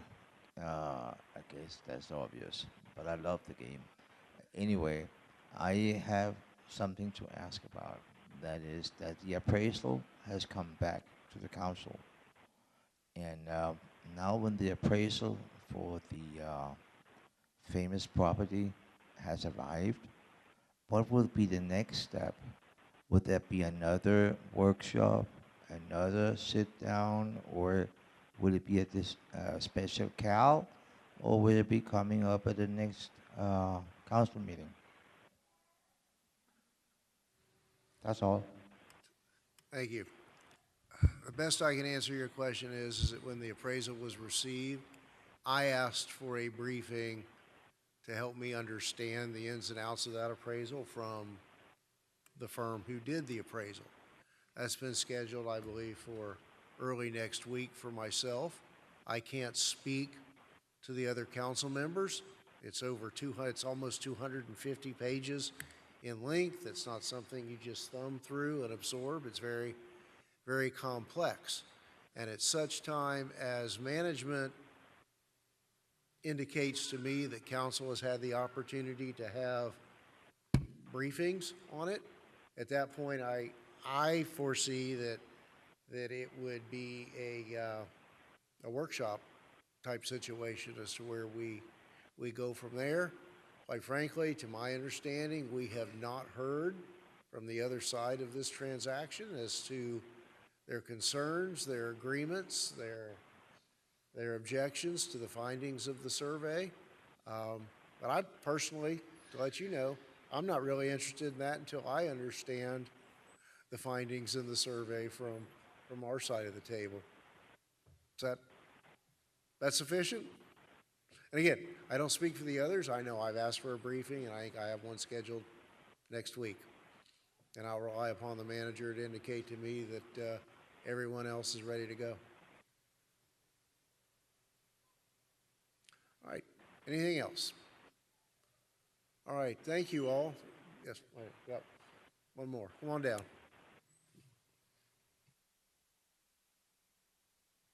How you guys doing? Michael Rodriguez. I'm the former coach of Lady Pitbulls. When we first started the softball league, we were working with Perrine, and everything was wonderful. They'll come play us, we'll go play them. For some political reason, something happened. Mr. Carlos pissed, somebody, I don't know what happened, the league stopped. We started playing the same team all over again, same faces all the time. 2 teams in the park, right? Same as the younger girls, same team. I got my older girls, we took them traveling. I'm like, you know what, I'm gonna create a travel team, went to Clearwater, Winter Haven, Bartow. We came back, that was summer. Came back, new season, still, we can't play nobody else. Now what happened is, the parents, he's, after me, hey, they gotta sign up. The parents, who are we gonna play? I don't wanna pay to play the same team all over again. So on top of me, and I'm embarrassed. So, hey, you gotta pay. I don't work. It doesn't work. I can't do that. I told him twice. Hey, you guys gotta register. Twice. Nothing. One day, bugging me. I tell him, Carlos, you tell him. He gets off his golf cart. He tells them, girls, call your parents right now. If they don't come pay, you guys cannot practice. When those girls called them parents, softball season was done at JD. I left. I went to Harris. Michelle let me play in the backfields because they didn't have no lights. She told me you could use that field. He goes over there, making trouble that I can't be practicing there, that I got to go through the city, all of this. Not only I left with my team, the younger team, they followed me. They came with us. I took 28 girls from JD. Now we're a Homestead Sportsplex. We're in the Frangio League now. First team Jen tells me, if you still with Carlos, you affiliated with Carlos, you're not welcome here. I'm like, no, we're not there. We're somewhere else. And now we're going to play in Frangio. We're playing Tamiami. Summer, we're going to go travel again. And it's just for the girls, That's all I got to say. But, we got to go travel. It's like you're a prison there. You can't get out. You can't go play. When I was young, we used to play all the parks around the neighborhood. You got Harris across the street. You got Frangio. You got Hamilton. But the league needs to open up. Something's got to happen so we could, open up, play different teams. Because they're playing the same face all the season, same girls. You get tired. That's all I got to say. Thank you. Thank you. Yes, certainly. Thank you, Mayor. The issues that have been brought up tonight, it's kind of like an echo for a couple years now. I want to thank the parents that have been here tonight speaking, because if it's just coming from one angle or one direction, sometimes it can be too repetitive. But hearing it from the people, from the parents, this is reassuring the council and our staff that this has to maintain a priority, not just for budgeting, but for making sure we have quality conditions in our park and quality programming.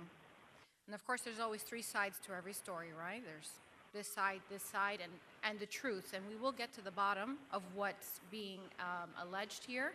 Our staff has been working on compiling these concerns, and going through them. And as you heard tonight, the mayor is encouraging for more information to be brought forward. We're going to make sure that as many parents as possible are reached out to and to tell their viewpoint and their perspective. Funding is not just the only issue. It's communication. We have to make sure that there's good communication between our program directors of all of our parks. This is speaking globally, right? Not just JD Red, but Harris Field and all of our other parks to come. The communication has to be constant with our parks department. If there's no changing table at the bathroom, or it's broken, or it's lacking to begin with, those are things that our program director needs to make sure is communicating to our parks director so that that can be taken care of. But there should also be routine checks from our park director's position to catch any gaps in those communication. We need transparency. We need to have fair scheduling so that the parents and the teams and the schools are getting fair access to the fields. We don't have 100 baseball fields. We have a ton of people that want to play. The programming has to be organized and it has to be structured. And we have a code of conduct. It's unwritten. We have to remain civil with each other. And some of the things that I've heard very recently with regards to really aggressive, very violent attacks between parents in the parks, that's unacceptable.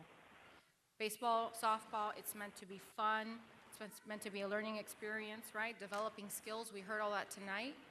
We will not tolerate violence in our parks. So I'd like for there to be a code of conduct put up on the fence line somewhere with regards to parents and kids, right? No profanity, no obscene behavior, no obscene language, and no fighting. This has to be written because the unwritten rule sometimes is getting forgotten.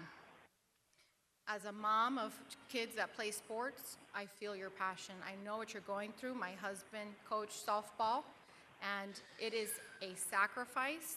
You're there night after night after night to sit there and see holes in the net, batting cages that look like crap, and to see the drains full of mud, and to see fences that are off the posts. That's unacceptable, but I can assure you that it has not been forgotten. We have a process in place. Bathrooms have been ordered. They're on the way. The playground, as he mentioned, it's in progress. Nobody up here has forgotten about the parents at JD Red or at any park, but we do need to hear when the issues come up, and so I thank you for coming and speaking about them, and we will get to the bottom of it. Thank you. Just real quick, want to add, parental sports politics aside, I'm hearing issues tonight of capacity of our parks. And we're working on that, believe me. We've been working on that for over a year now. And we all recognize that we have no more fields in this city today as our population approaches 85,000 than we had when we were a community of 25,000 people. We get that. And we're going to find and create additional capacity for all sports so that everybody's lane, so to speak, legitimate lane, can be accommodated. And again, to borrow the phrase from the councilwoman, we're aware and we have not forgotten. We understand that. This shortfall took many, many years, and we hope it can be remedied a lot faster. Again, it doesn't happen overnight, but again, we are aware that it's not forgotten. It's not out of sight, out of mind. But thank you all for coming tonight and hanging in there. One more.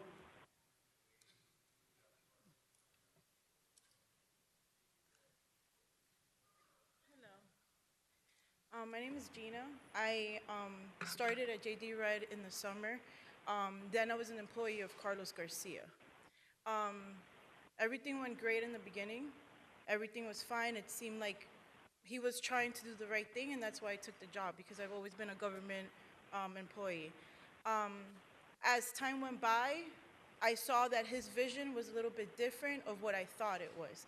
When it got to that point, I decided to resign. I resigned from my position, and the exact words that I told him was because our visions were different.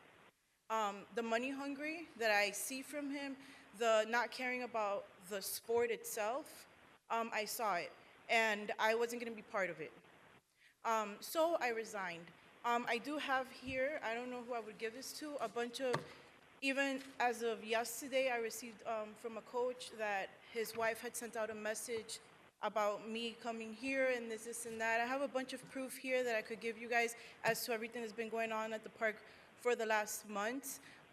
It is true, he did ask the pit bull girls to leave the park. He didn't want, I don't know what the reason was, but he had them leave. Then Pitbull's 12U, which was a 20-something kids as well. I have here actually the text message of Coach Eddie and his 3 other staff members trying to ask, hey, these are, like, take us back, we'll put everything aside.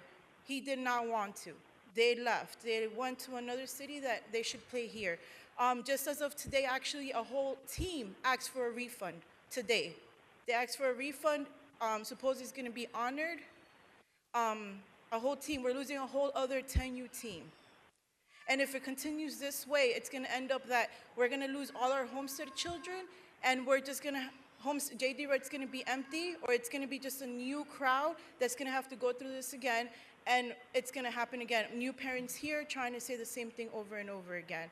I have spoken to Pedro. I've spoken to Mr. Fletcher. They're very aware of a lot of the things. I hope and I do know that you guys are looking into this, but I do ask you to please go the extra mile to see what exactly is happening, because it's not right that our kids, even including my daughter, she's out. After this season, she's gone. He harassed her for multiple weeks. I even called the cops, because he would follow her to the fields because she didn't pay her registration yet, and would go from coach to coach saying, oh, Bella's there, she can't be there. She needs to, if she doesn't pay, she can't practice.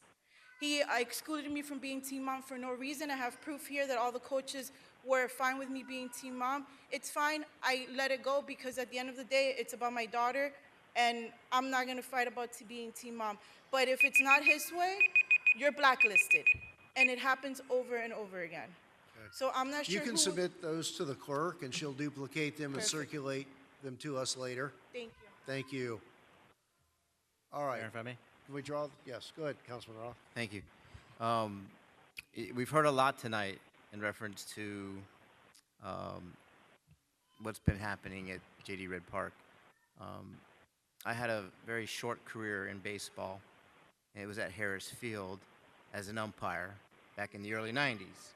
And that may be why my knees are so bad now. But that aside, it seems to be a common occurrence over time that leadership within these leagues tends to falter some. And my question to staff is, who vets the leadership in each of the leagues that come to us that want to promote sports within our city? How do we control any parts of their leagues, if we do or we don't, when it comes to issues similar to what we're seeing tonight, right? So it's far outweighing that there's issues at JD Red versus people that are supporting what's going on there. So if this has been ongoing for years, as a comment came earlier tonight, we have to be able to look into these things, because this is a reflection of the city by way of the fact that we operate these parks ourselves. We have no control over the leadership of the leagues.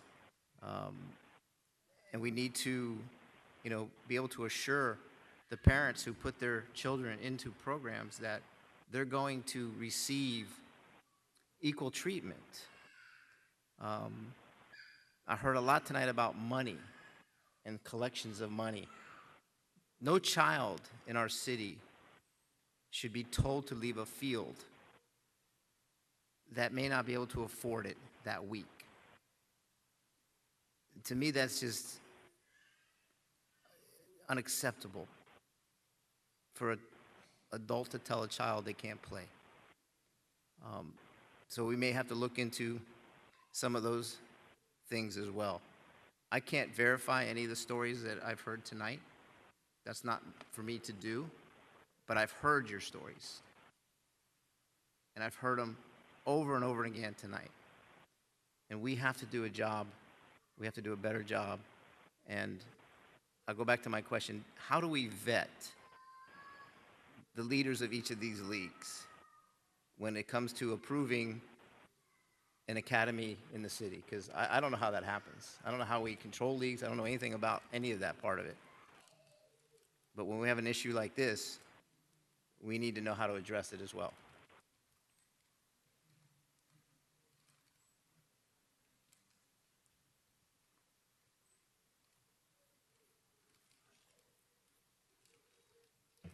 Councilman, in this case, my understanding from talking to Pedro is that Mr. Garcia became president of the league when the previous president had stepped down and he took over the operations.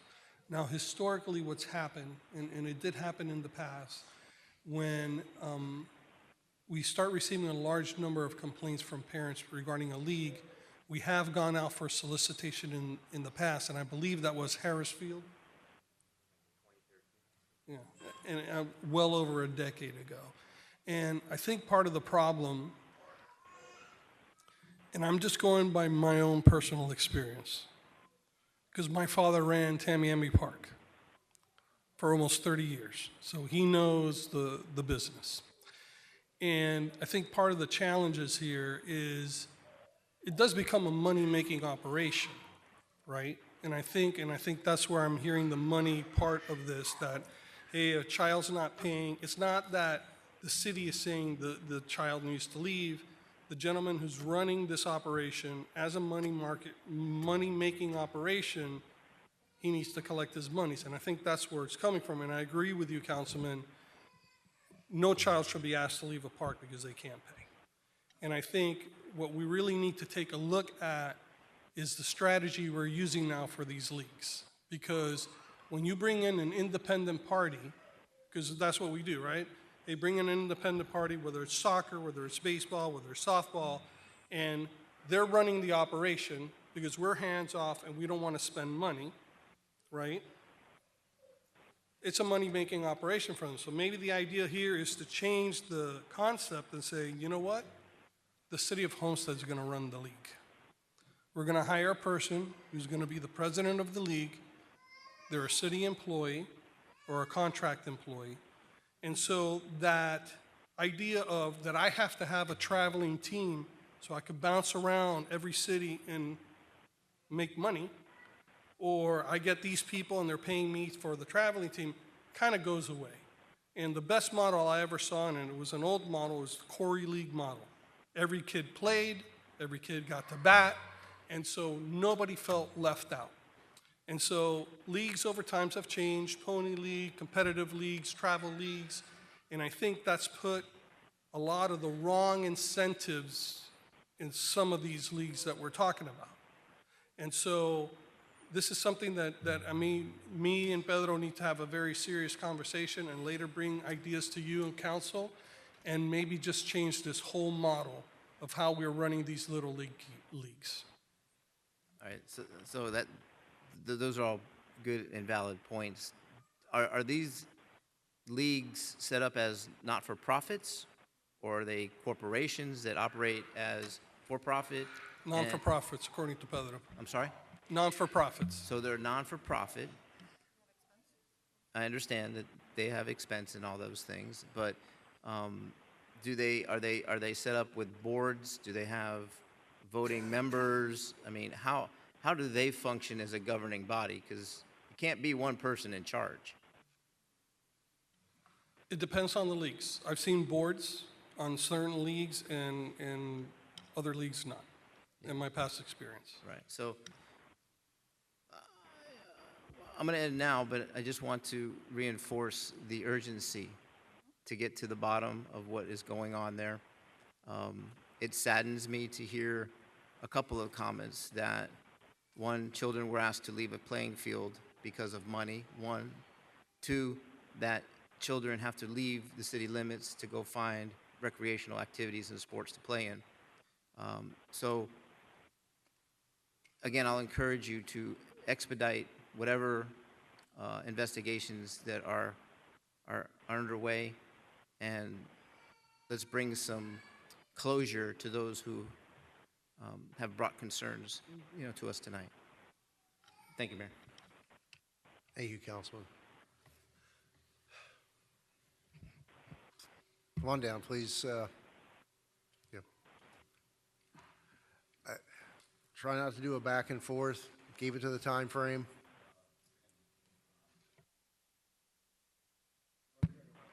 Thank you for having me. Part of me being here today is to listen to the complaints and to be able to work to fix the issues that they have stated. Again, a lot is hearsay, and I just want to state for the record, okay, that we have worked closely with parents that cannot afford to pay. We have sponsored many parents in the past that are not able to pay the league, and we have not kicked out anyone from the fields that's not been able to pay. I'm happy to sit down individually with those parents that came today and address the issues and talk about that and provide proof that in fact it's not the case. Myself personally, I do not coach. I haven't coached for many years. And that was when we first started. We had a shortage of coaches, and that one of the things that we had to do is to bring coaches to the park, and we successfully have done that, including coaches with professional expertise, former professional players that are teaching our kids to develop faster and better. Just wanted to say for the record that I'm not coaching. I'm not making any money. I don't, they were talking about money. I'm not making any money aside from any parent coaching, not even private lessons. I don't do that. Okay. On the contrary, we have provided jobs for coaches that are charging parents for the time. Those are the ones that are charging the money. Myself as a president, don't have any team, no coaching, not making any money on the players, on the kids, and the families. Thank you. Thank you. All right. So I think this will be, I'm going to close the public comment section of the agenda. And while we're going to close it out now. No, we'll do, I'm sorry. Yeah. I know we could stand here all night and go back and forth, but as our guests file out, if there are no objections, this may be a good point to take a 10-minute break. So we will recess and re-adjourn here at 9:25-ish. Thank you. Thank you all. Welcome back for indulging at least me. I think we are at tab 22. Tab 22. Moving right along. Yes, Mayor. Tab 22 is a resolution of the City Council, City of Homestead, Florida, authorizing the financing of a digger derrick truck in an amount not to exceed $328,048 pursuant to the master lease with Truist Equipment Finance Corp. and/or its affiliates or assigns, providing for severability and providing for an effective date. Thank you, sir. Mr. Estrada. Thank you, Mayor. Staff recommends that Mayor and Council approve the attached resolution authorizing the city manager to finance the purchase of a digger derrick truck for the electric utility through the Truist Equipment Finance Corp. and/or its affiliates or master lease. This truck was approved for purchase by Council on January 19, 2022 via Resolution R 2022-0102. The delays in the production delivery of this equipment has provided us an opportunity to seek lease financing for the equipment, allowing us to spread the cost of the equipment over several years. To total approximate cost of the truck to be financed is $328,048. Interest rate on the 6-year term is 4.44%. The annual lease payment will be $63,482 over 6 years and will be financed through the Truist Equipment Finance Corp.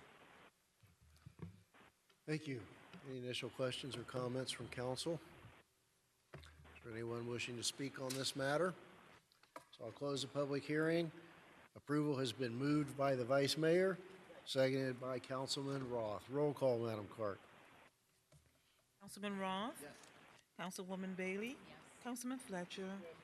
Councilwoman Faircloth Staggers? Councilwoman Avila? Vice Mayor Guzman? Yes. Mayor Losner? Yes. The motion. Thank you, ma'am. Tab 23. Tab 23 is a resolution of the City of Homestead, Florida, granting approval of a settlement agreement between the city and South Florida Police Benevolent Association to treat grant-based overtime hours as pensionable earnings, authorizing the city manager to execute and implement the settlement agreement and providing for an effective date. Thank you. Mr. Estrada? Thank you, Mayor. PBA unit members are mandatory participants in the city's police officers' retirement plan, which under section 22.521 of the city code provides that the average final compensation includes up to an additional 254 hours of overtime compensation earned by the employee during each of the highest 5 years of employment prior to retirement. As the city's pension contributions for any grant overtime hours worked by the unit members were not reimbursable via the applicable grants, the city maintained past practice in treating the grant baseline overtime differently. The PBA asserted that the grant-based overtime be treated as all other overtime hours and include the 254 total allowable pension overtime. The settlement agreement will resolve this issue. The city will incorporate the city's pension contribution as they relate to grant-based overtime into future grant applications, making this cost neutral to future grant-based overtime hours. Staff recommends that Mayor and Council approve the attached resolution authorizing the city manager to sign a settlement agreement between the City of Homestead and the Police Benevolent Association to treat grant-based overtime as pensionable, to be implemented retroactively to pay date January 3rd, 2020. PBA ratified the settlement agreement on February 9th, 2023. Thank you. Any questions or comments from council? Is there anyone wishing to speak on the matter? Okay, I'll close the public hearing. So it's retroactive to 2020? And I don't recall, is it in here that, what's our liability though from the retroactive date through now? It's hard to, or almost impossible to calculate at this point because it would only impact us if one of those officers were to retire, right? So in terms of the impact, it's hard to determine what that would be, but moving forward, once again, using grant funds, we would allocate it in such so we would guarantee that there is no impact moving forward. Okay, so years from now, if a couple of those officers retired, we could get hit hard from something that happened from 2020 through today? No? No, they would have to retire in the next 5 years or something like that. So it would fit in, or the next 2 years, so it would fit in through in that 3-year time period. Okay. It's not a major impact. Most of the officers' overtime is over 254 anyways, just doing regular duty. Okay. Very good. Thank you. Do we have a motion to approve? Moved by Councilman Fletcher, seconded by Councilwoman Avila. Roll call, Madam Clerk. Councilwoman Faircloth Staggers? Councilwoman Bailey? Yes. Councilman Roth? Yes. Councilman Fletcher? Councilwoman Avila? Vice Mayor Guzman? Yes. Mayor Losner? Yes. The motion carried. Thank you. Tab 24. Tab 24 is a resolution of the City Council of the City of Homestead, Florida, authorizing the purchase of 4 Harley-Davidson motorcycles with emergency equipment for the City of Homestead Police Department from TMCAA, Inc., doing business as Alligator Alley Harley-Davidson, pursuant to City Code Section 2-411B and Section 2-411.1B, providing for an effective date. Thank you, Mr. Manager. Thank you, Mayor. The Homestead Police Department motor unit currently consists of 4 officers and would like to expand to have a total of 8 motor officers. This would enhance the department's ability to enforce traffic laws and provide support to uniform patrol unit details that may concurrently run at the same time. This would also enhance the unit's ability to respond to traffic crashes quickly because its maneuverability will allow it to get through traffic congestion created by the collision. The department's current motorcycle lease is expiring and the buyout price is $13,850 per vehicle. and has been offered. The department would like to purchase the 4 motor vehicles from Alligator Alley Harley-Davidson in order to facilitate the motor unit expansion. Staff recommends that Mayor and Council approve the attached resolution authorizing the city manager to purchase 4 2020 Harley-Davidsons from TMCAA Inc., DBA Alligator Alley Harley-Davidson for the Homestead Police Department Traffic Unit in the amount of $55,400. Thank you. Any questions or comments from council? Any public comment? Okay, we'll close the public hearing. So we authorized the lease of 4 new ones several months ago, correct? Correct. It's the new lease, correct. So we've always had 8. No, this is the first time we're going to have 8 motorcycles. So the 4 we authorized several months ago would have replaced these? You are correct. Okay. All right. So we're going to have officers to put on those seats. All right, we've had conversation about open positions. Good evening, Mayor and Council. We currently have 8 certified motorcycle officers, but we only have 4 motorcycles. So we do have officers ready to ride those motorcycles. Very good, thank you. All right, do we have a motion to approve? I wanted to ask Captain Rodriguez, we ever used horses in Homestead? We did. I mean, I think they're pretty cool. You go to Miami Beach, they've got horses there. Would that be something the police department is interested in? I mean, we are an agricultural town. I bet they're not. I don't know how to answer that question. Just say yes. Here comes the cavalry to bail you out I know who's now. behind it. No, I was just thinking that Miami Beach has horses, and they're probably more dense than us. And I was wondering why, why would Miami Beach have horse patrol? Is it because they're on the beach, or? They have a $100 billion tax base. It's actually used because they are on the beach and they're able to go through the crowds a lot quicker. And it's actually a good community partnership engagement between the police officers and the community that's actually visiting the beach. So City Homestead wouldn't be conducive to having horses? I don't think so at the moment. Thank you. When our downtown is thriving, yes. Be a first. The umbrellas. See the Yeah. umbrellas in the Keep the horses in the shade under the glass umbrellas. Well, I encourage our city manager to look further into that if possible, even if it's for special occasions and creating a partnership with our equestrian community and seeing how maybe we can have some horse-mounted police officers in our roster would be fantastic. We'll definitely go ahead and look into the cost. At one point, we did have a mounted police here at Homestead, but I want to say it was like 20, 25 years ago. And I'll never forget, he gave me a ticket. So I'll never forget him. For what? For Going too parking slow? for parking at the old city hall. He gave me a ticket. I'll explain to you guys later. Okay. Okay. All right, moved by Vice Mayor Guzman, moved by Councilman Roth, seconded by Vice Mayor Guzman. A roll call, Madam Clerk. Councilwoman Avila? Councilman Roth? Councilwoman Bailey? Councilman Fletcher? Councilwoman Faircloth Staggers? Councilman Vice Mayor Guzman? Yes. Mayor Losner? Yes. The motion carries. Tab 25. Yes, tab 25, car number 3814. This is a resolution of the City Council of the City of Homestead, Florida, approving the settlement of all claims, including the workers' compensation claims, Miguel de Aguado, and providing for an effective date. Mr. Manager. Thank you, Mayor. Staff recommends that Mayor and Council approve the attached resolution approving the settlement of claims, including workers' compensation claims made by Geldi Aguado for the global amount of $13,000. Questions, comments from council? Any public comment? Do we have a motion to approve? Moved by Councilman Avila, seconded by Vice Mayor Guzman. Roll call, Madam Clerk. Councilman Fletcher? Councilwoman Bailey? Councilwoman Faircloth Staggers? Councilman Roth? Councilwoman Avila? Vice Mayor Guzman? Mayor Losner? Yes. The motion carries. Thank you. Okay, tab 26.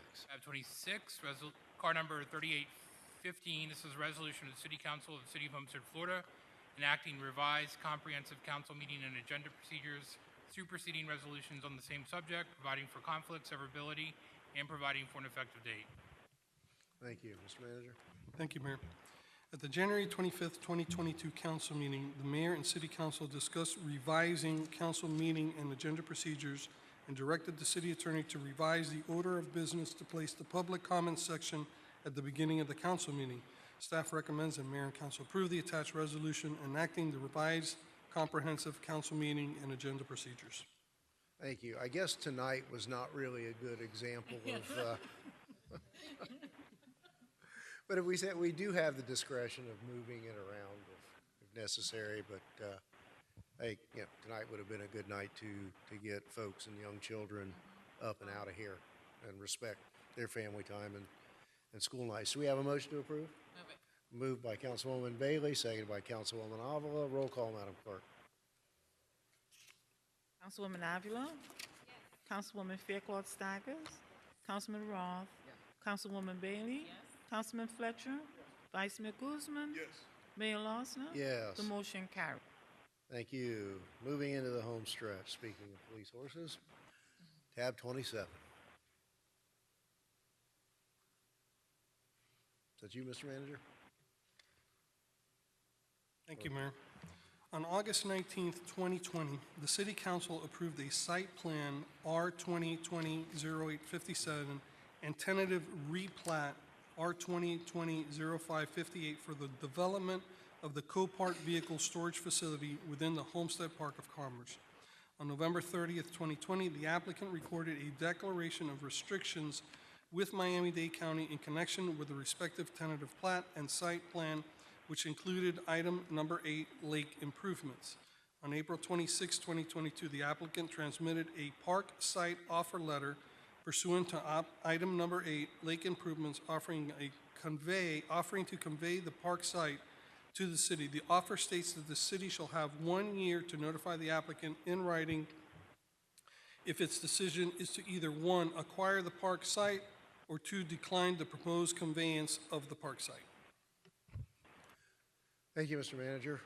I had asked for this to be put on the agenda. I knew that the deadline was coming forward. We have in our package a guesstimate from a couple of years ago as to what our annual exposure would be for upkeep if we did accept the delivery of that site. So I think what we're after tonight is a direction to the manager to issue that letter, either accepting or declining the donation of property. It appears, based on staff numbers, that the annual cost would be in excess of $100,000 to the city, offset only by $15,000 a year from Copart. So I'd love to open this up for discussion. Vice Mayor Newswan. Thank you, Mayor. Given the fact that we are establishing a world-class sports complex right next door, and based on the numbers of the maintenance that we're going to have if we were to acquire this, I don't think it makes economic sense to take on that responsibility, because we're going to have responsibilities with the maintenance of the sports complex to begin with. So for that reason, I'm not in support of acquiring that land. Thanks, sir. Appreciate that. I agree. Councilwoman Bailey. Thank you, Mayor. Can I ask the applicant? We have Copart's counsel. Copart's counsel, not an applicant anymore. Do you know what Copart would be doing with the land if we do not take it over? Good evening. Copart would comply with the terms of the declaration of restrictions that's in place already on the property, which requires them to maintain it as common open space in perpetuity. So what the, let's see. In the event that the city determines that the park site is unacceptable, the park site will not be conveyed and shall be maintained as common area in accordance with the plat of the Homestead Park of Commerce. So what that essentially means is the existing Turnpike Logistics Association, which is actually wholly controlled by Copart at this point, would pay for the maintenance and protection and insurance for the lake. And it would be open to the public. I don't know. It's common open space, so it would be open to the members of the Of the Homestead park? Park of Commerce, so it probably will be open. Just and curious. unenforced, Yeah. And can I ask when we can expect to see that beautiful new entrance sign? I know. I thought it was going to be at the end of this last year, and we are getting to the middle of this year. We have been in communication with the manager and the Public Works Department. We have to get a Public Works right-of-way permit. The paperwork has been started, and the funding is there on the Copart side. It's just a matter of permitting it. The sign is technically in city right-of-way, so we have to, the city has to permit the work on the right-of-way. But Thank you. It's happening. Thank you, Mayor. Thank you. And I swear I did not put her up to that question. Not me. Every time I drive by, Yeah. that was the one thing I was looking forward to. As recently as I think 2 weeks ago, we were in communication with Julio Brea's team. Councilman Fletcher. Yeah, thank you. So about 6 months ago, they took upon themselves an effort to clean up the site, and they cleared a whole lot of things out of the way, and now it's all grown back again. I will let them know. Thank you. Council, do we have a motion on this item? A move to decline? Motion to decline. Motion to decline by the Vice Mayor, seconded by Councilman Roth. Is there any public comment? Seeing none, I'll close the public hearing and ask for a roll call vote, Madam Clerk. A yes vote is to decline the offer of conveyance. Councilwoman Bailey? Councilman Roth? Councilwoman Avila? Councilwoman Fairclough Staggers? Councilman Fletcher? Vice Mayor Guzman? Yes. Mayor Losner? Yes. The motion carries. Good, thank you. Appreciate that. Thank you, staff, for putting those numbers together. All right, we've already done the public comments section of the agenda. Do you have anything further, Mr. Manager? Not for me, Mayor, no. Mr. Attorney, do we have a new date or new request for a exec session? Okay. All right, Councilwoman Bailey, you're first up. Thank you, Mayor. I was going through my list for this portion of it, and February has been quite busy. It's felt like a very long month, and it's the shortest month of the year. So I want to start by thanking PD and staff for helping put together the town hall. Thank you to my colleagues that came out.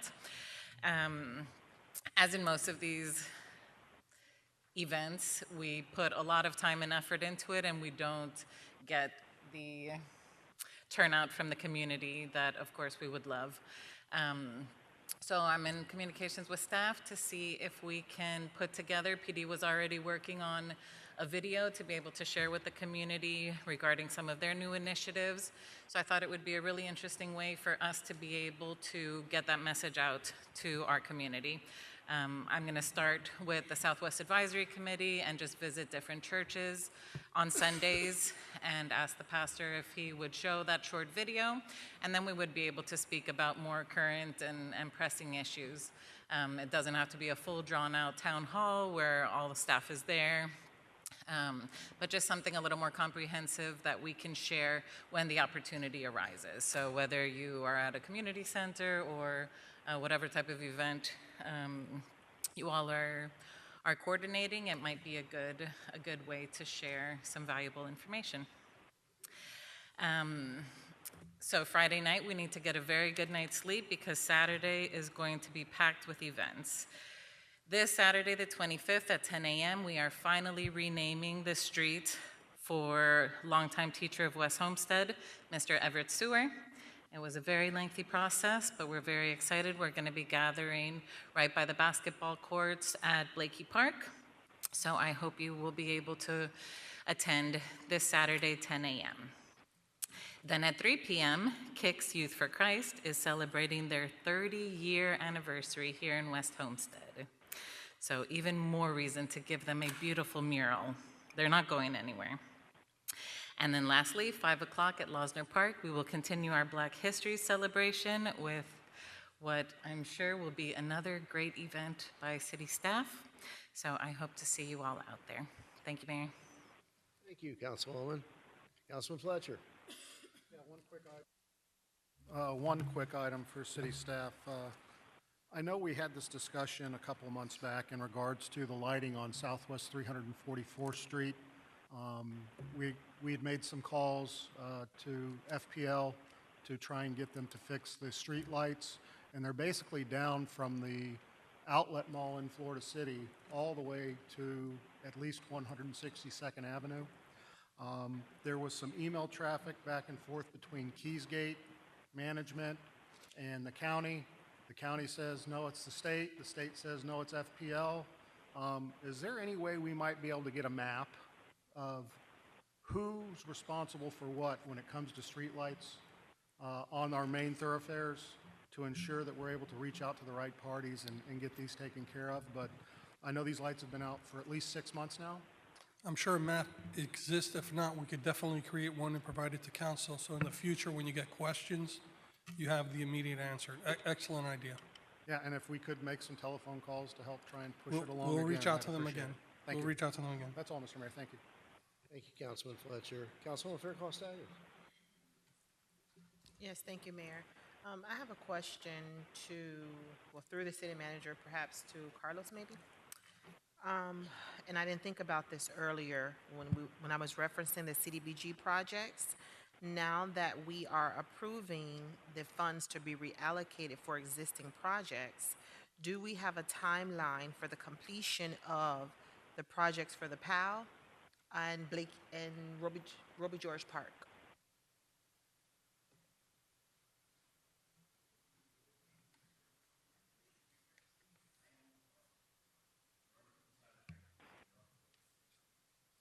So the resurfacing for both parks are currently under the cone of silence. They're out to bid. But what about like the net?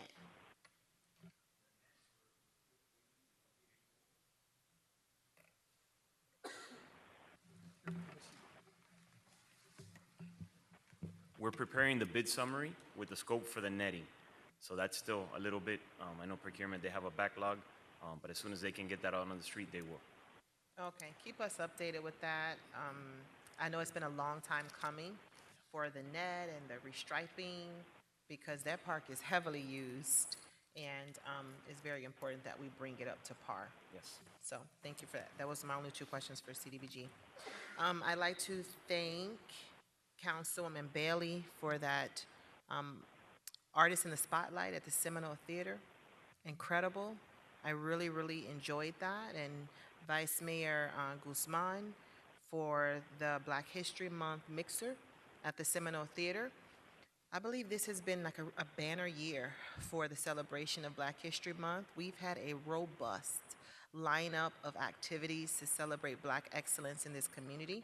And we have more, as you just referenced, on Saturday. But on tomorrow, Somerset Preparatory Academy, they're having a Black Excellence Festival from 4 to 8 on tomorrow.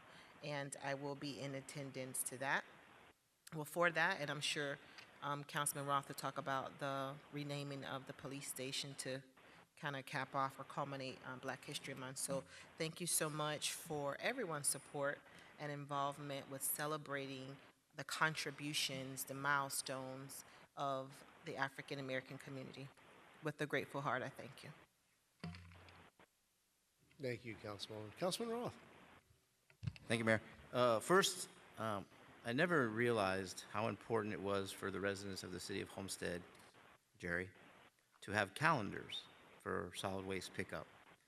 I've gotten more calls in the last couple weeks about calendars. When do I put my trash out? Where are the calendars? So, and I think last year they didn't come magnetic. You had to tape it to your refrigerator. So, can we splurge on the magnetic portion of that? If you and just give me an update on when those calendars are coming out. So the calendar should come out next week. in the beginning of March. Part of the issue we had to hold out was we were still waiting for those new solid waste vehicles that came in early January. Once we received the new vehicles, there was a little tweaking on the routes, so we had to change them a little bit as well. So we're happy to report for March, I want to say the second week of March, the new routes will be going into place, okay? Regarding the magnets, historically, we haven't done the magnets because of recycling. It's stuff that you can't recycle, so we're just trying to be green.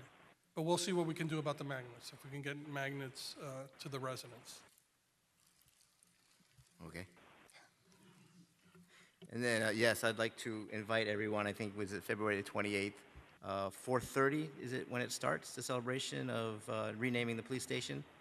I believe so, yes. I haven't been kept in the loop on what we're doing in entertainment, so if you'd get me some information on that, if we're having rock stars come down and sing praise or whatever, bands or whatever, or we're having food, or we're just going to go out there and do this, so we haven't had any updates on what that's going on. There'll be some tapas or something that people can eat, but it's mostly going to be council. It is on a Tuesday. The reason it is on a Tuesday is we wanted the maximum amount of time to be able to get the plaques, because that has been difficult. And so we were able to get temporary plaques that look very, very nice. And so it's going to be mostly council speaking. I believe some of the family members of the chief will be there as well. And any other dignitary that may show up, commissioners or mayor or anything like, the mayor of the county or anything like that as well. Sure, so maybe we should reach out to them, let them know what's going on that day, February 28th, and also maybe a social media campaign to invite the public as well out to that. And then I have two events. One was already mentioned. The Women's Club is hosting their annual Woman of the Year coming up on, I believe it's March the 10th at the Women's Club. Is it the 11th? All right, so March the 11th. Who said the 10th? That's okay. It's a brunch, nice function. There's various civic organizations that are nominating their Women of the Year. I think there may be some information still available, so if they want to contact me, I can steer them in the right direction of who to talk to. And not to steer anything from the mayor or the vice mayor, in case they forget to mention it. They have a seafood festival coming up too in March. I think it's the 3rd and the 4th. 4th and 5th. Well, I'm a day off, a day early. I'm excited. So 4th and 5th. So if you haven't seen the incredible marketing that the Rotary Club has done with signage all across, not only the city, but outside the city, we should have a great crowd there as well. So I wish everybody a great February, and thank you for the time. Thank you, Mayor. Thank you, Councilman. Councilwoman Avila? Thank you. Yes, I want to echo the compliments to colleagues for their events recently. I was able to show up to the Artist in the Spotlight. It was fantastic. I look forward to the next one. Sorry I missed your mixer, but I was with my kids that night, and I look forward to the ones coming up. And I also want to give you kudos, Vice Mayor, for the homebuyer education classes that you're hosting, because education in how to become a proud homeowner in the city of Homestead is a priority, and I want to thank you for taking the lead on that. Wishing the Rotary Club a fantastic seafood festival. Congratulations to all the women who were nominated as Women of the Year. And I want to thank the manager for bringing up the possibility of exploring taking control of our leagues. That was something that I had recommended quite a while ago, and I know that that's a complete opposite of where we're at right now, but if there's a way to get it done and it's going to improve our programming and the quality of our parks, it's a win-win. So I have a question with regards to any updates on the light pole, the bases of the light poles around District 5, as well as the school traffic issue that's happening at Waterstone Elementary, and if you can give me an update as well on the Malibu Bay fire hydrant and the manhole that was broken due to the traffic light that was put in recently. So. Regarding the lights, we've tried a couple of experiments recovering the metal, and it seems to it's going to last longer.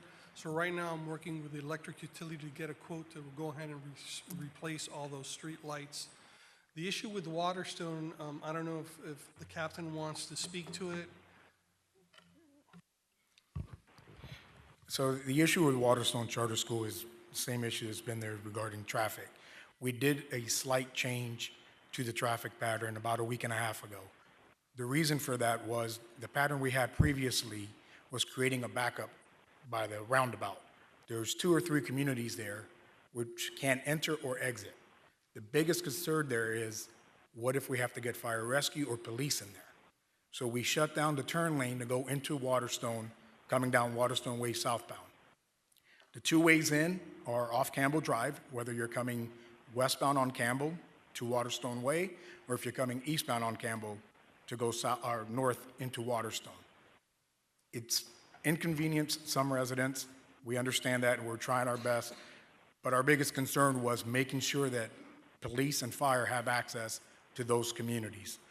Right now, the way it's set up, like I said, it did create a little bit of an inconvenience, but egress southbound out of the community is open, and egress in the community is open.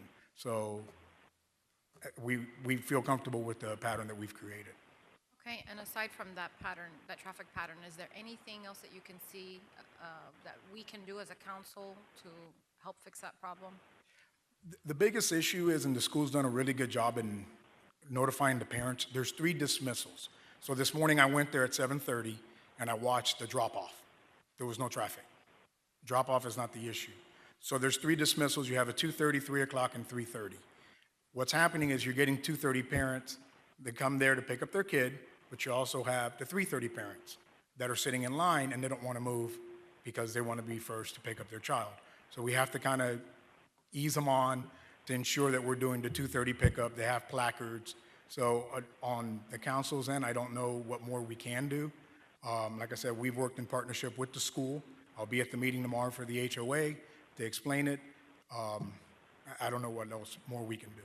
Okay, so for the CDD meeting, you'll be there I will as be there well? at 4 o'clock tomorrow. Okay, because I know that they've reached out to Luisa Santos, the school board rep, and I believe our council received an email with some more, requests for help. So just keep us informed as to what we can do, if anything, to help alleviate that problem. Thank you. Can I ask a question during that? I'm sorry. Yes? Yanko, let me ask you a question. The east side of their school is open land, is that right? Has it ever been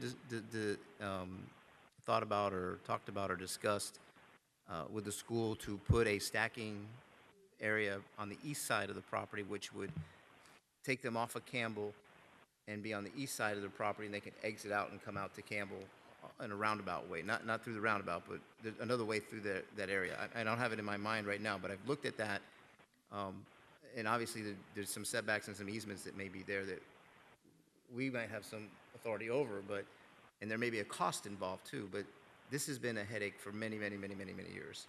And, if there's some kind of cooperation we can come up with, look at the aerial, see if there's some space on the east side of that property to create a stacking lane. I think that would help a lot. But I know that there hasn't been a lot of cooperation from the school to do that, but maybe we can help them in a way.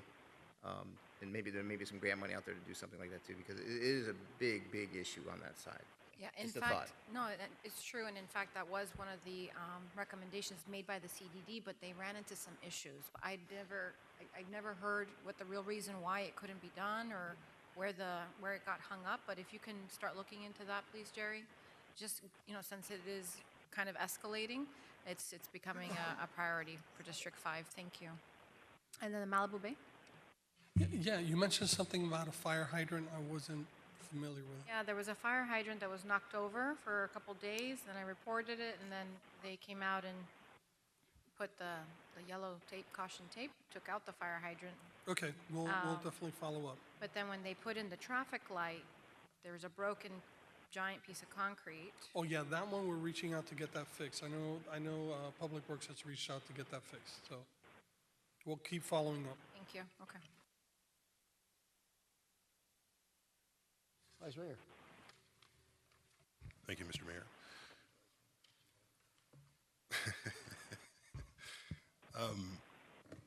After the great event that we had at the Seminole Theater, my apologies for not getting that invite out to everyone. I thought it had gone out, but obviously it didn't. but I wanted to ask what our procedure is with the Seminole Theater balcony. Do we have any jurisdiction over having specific days for that balcony? Because I don't know how many times the Seminole Theater actually uses it, but if we want to use it, we have to go through them to use the theater.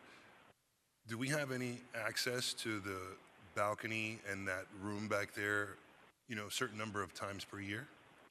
I know with the existing agreement, the city has the right to use the theater for events, and I want to say we have, if I told you a number, I'd be lying to you, but it's at least 7 events. It might be as many as 12, okay, a year. But just renting that little patio area and the other area which Councilman Faircloth had mentioned, I don't know if we could separate that from the rental, but I know a new agreement is going to be coming forward for them because this is their last year of the agreement with us, and we definitely can include something of that nature to see if we could get some days allocated. I know it's a prime spot, especially now that Losner Park is finished. And I'm sure this time of year in the evening, you got cool weather. It's nice to have a little gathering up there. So we'll definitely go ahead and look at that. But in the interim, we'll reach out to Catherine as well and see if we can arrange something. I mean, do you have a number of days? Once a month. Once a month, you want to see if you could be using the space. That way, council, if they have anything in mind, any events that they want to do that, you know, people could kind of reserve it and have community events there. We could definitely Is everybody ask. okay with that? You guys, once a month, you think it's too much, too little? Sure. Well, I mean, let's ask for once a month. Let them tell us no, right? So we could definitely ask. Just a quick piggyback on that. I know we talked at one point about sprucing up our second floor. We've yet to do anything with that, so that's another great space to use. Absolutely, we'll look into it. Thank you. Also, I've gotten extremely great reviews over adding the Spanish inside Homestead. I noticed it came out on Facebook and it had a big splash, and I saw a lot of views, so I know it was a success. I did want to talk about not only adding Creole, not just the subtitles, but actually adding a Creole person so that the Creole community doesn't feel left out, because they always tell me, you know, they always feel like the last ones to get any representation in the city. So I think this would be a good way of letting them know that we're thinking about them, and we want to make sure they're getting the same information, just like we're doing with Spanish. So you think we can start having that conversation about adding a Creole person? Absolutely. We could definitely inquire with Josh and see what that would take. And regarding the new Spanish versions that have been coming out, my understanding, talking to him, it was a resounding success. I think we had 20,000+ views for the Spanish, and at the same time, I believe there was 10,000 for the English. So at least I had a very good kickoff. Great. The next item I had was, I know that the last council meeting we had discussed following up on the sidewalks over in the northwest section, that there was work being done already, and we were going to maybe try to close up some of the blocks that have small pieces of sidewalks missing. And Mr. Brea was going to look into it, so I was wanting an update on that. And my understanding, we've already told the contractor to go ahead and close off those portions of the sidewalk. It just depends where they are in the process, but they're supposed to close the circles on the sidewalk. They've already been directed to do that, if I'm not mistaken. So is there a priority list? Which blocks are going to start first, and how long before they get started on it, so we get some specifics?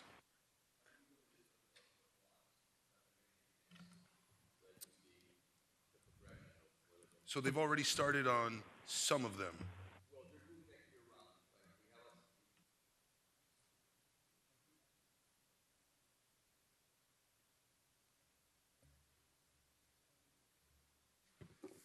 So yeah, we have a annual contract with a sidewalk contractor, and we basically year-round we identify areas that need sidewalks or need repairs, et cetera, and they go out and do them. What we've done with this particular area, we've added that to the list of work that we have for them. So they're working year-round. Basically, we have a very nice budget to do that type of work for them, so, yeah. Okay, so if we just got added to the queue, not we, but if the northwest section just got added to the queue, we would be on the tail end of that, not on the front end of that. We try not to plan ahead too far, so really by adding a project on there, they can even have more crews to do the work because it's not, it's not restricted to just one crew that they're just using. It's based on how many linear feet of sidewalk we want them to do. So if we need them to do a faster pace, we just tell them to add another crew. They get paid the same amount, per linear foot. It's just that they have more crews out there working. So I'll get you a schedule when it's going to happen.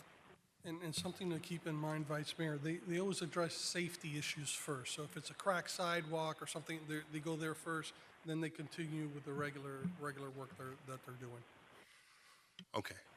So Mr. Bray will give us a list of where we are on that. Yes, sir, we'll get you that list. All right. We'll get all of council that list.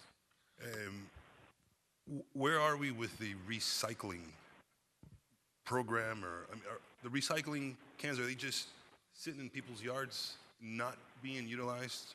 Because I don't even put my recycling out anymore. Right.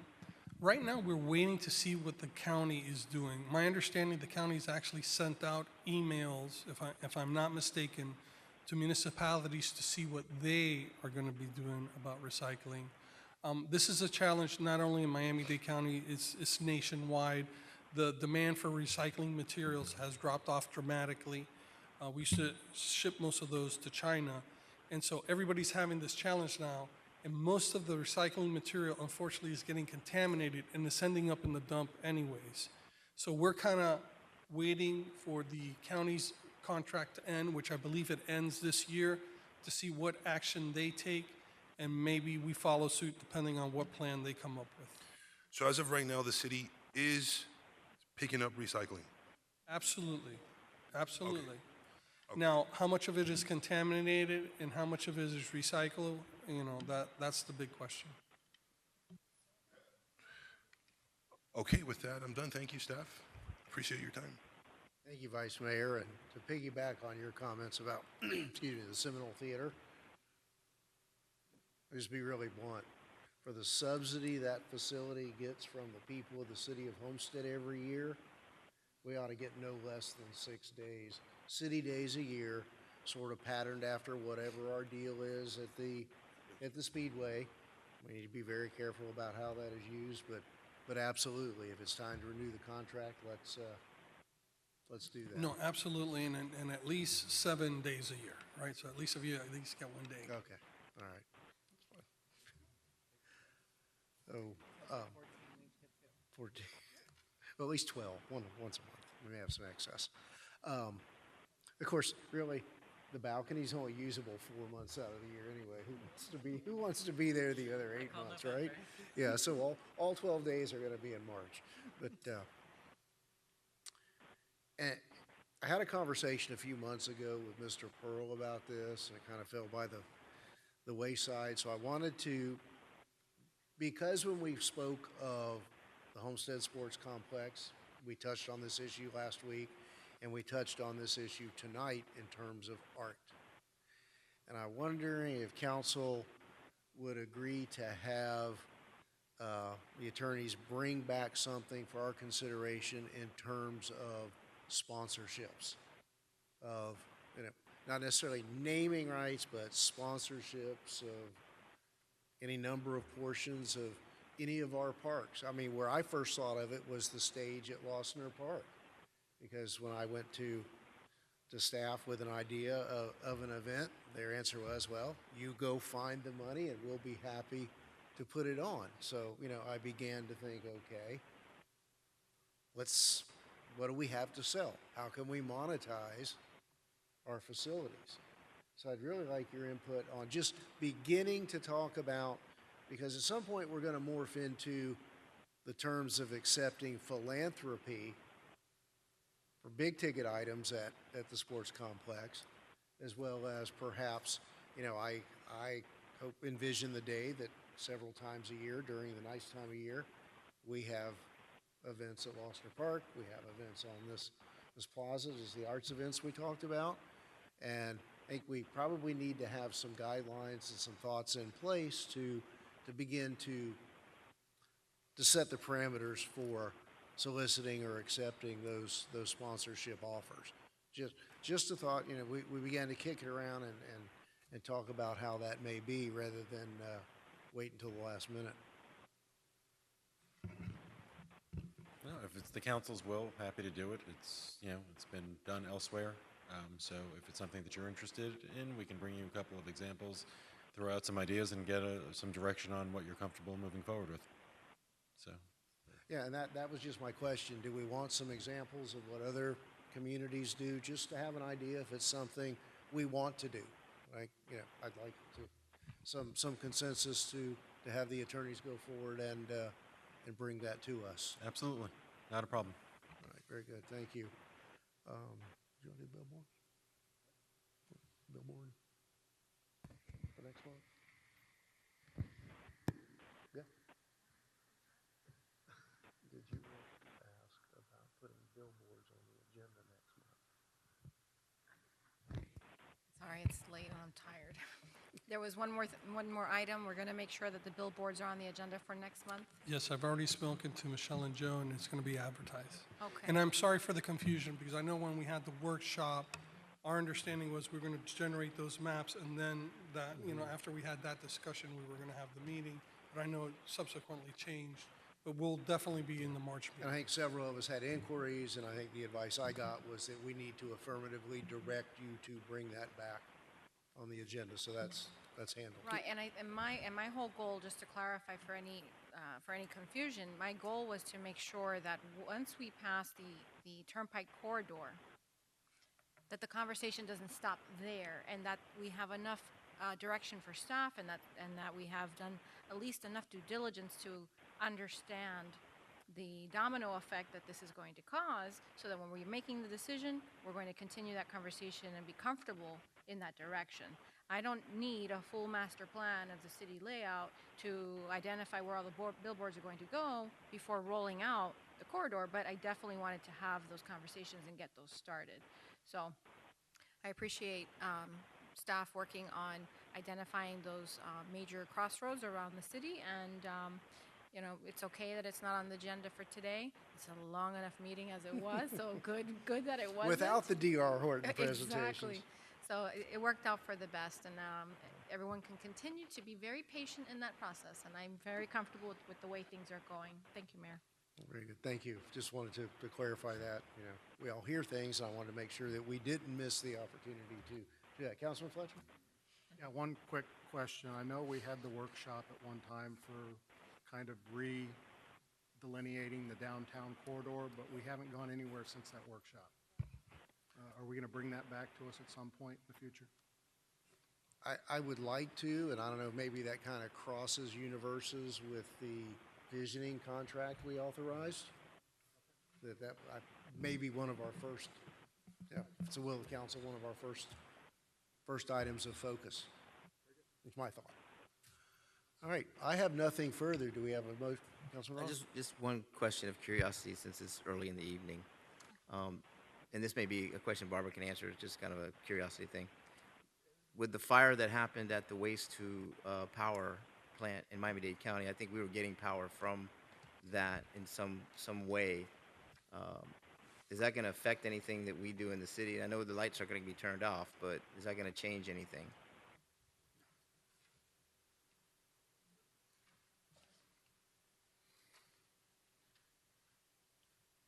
Good evening, Councilman.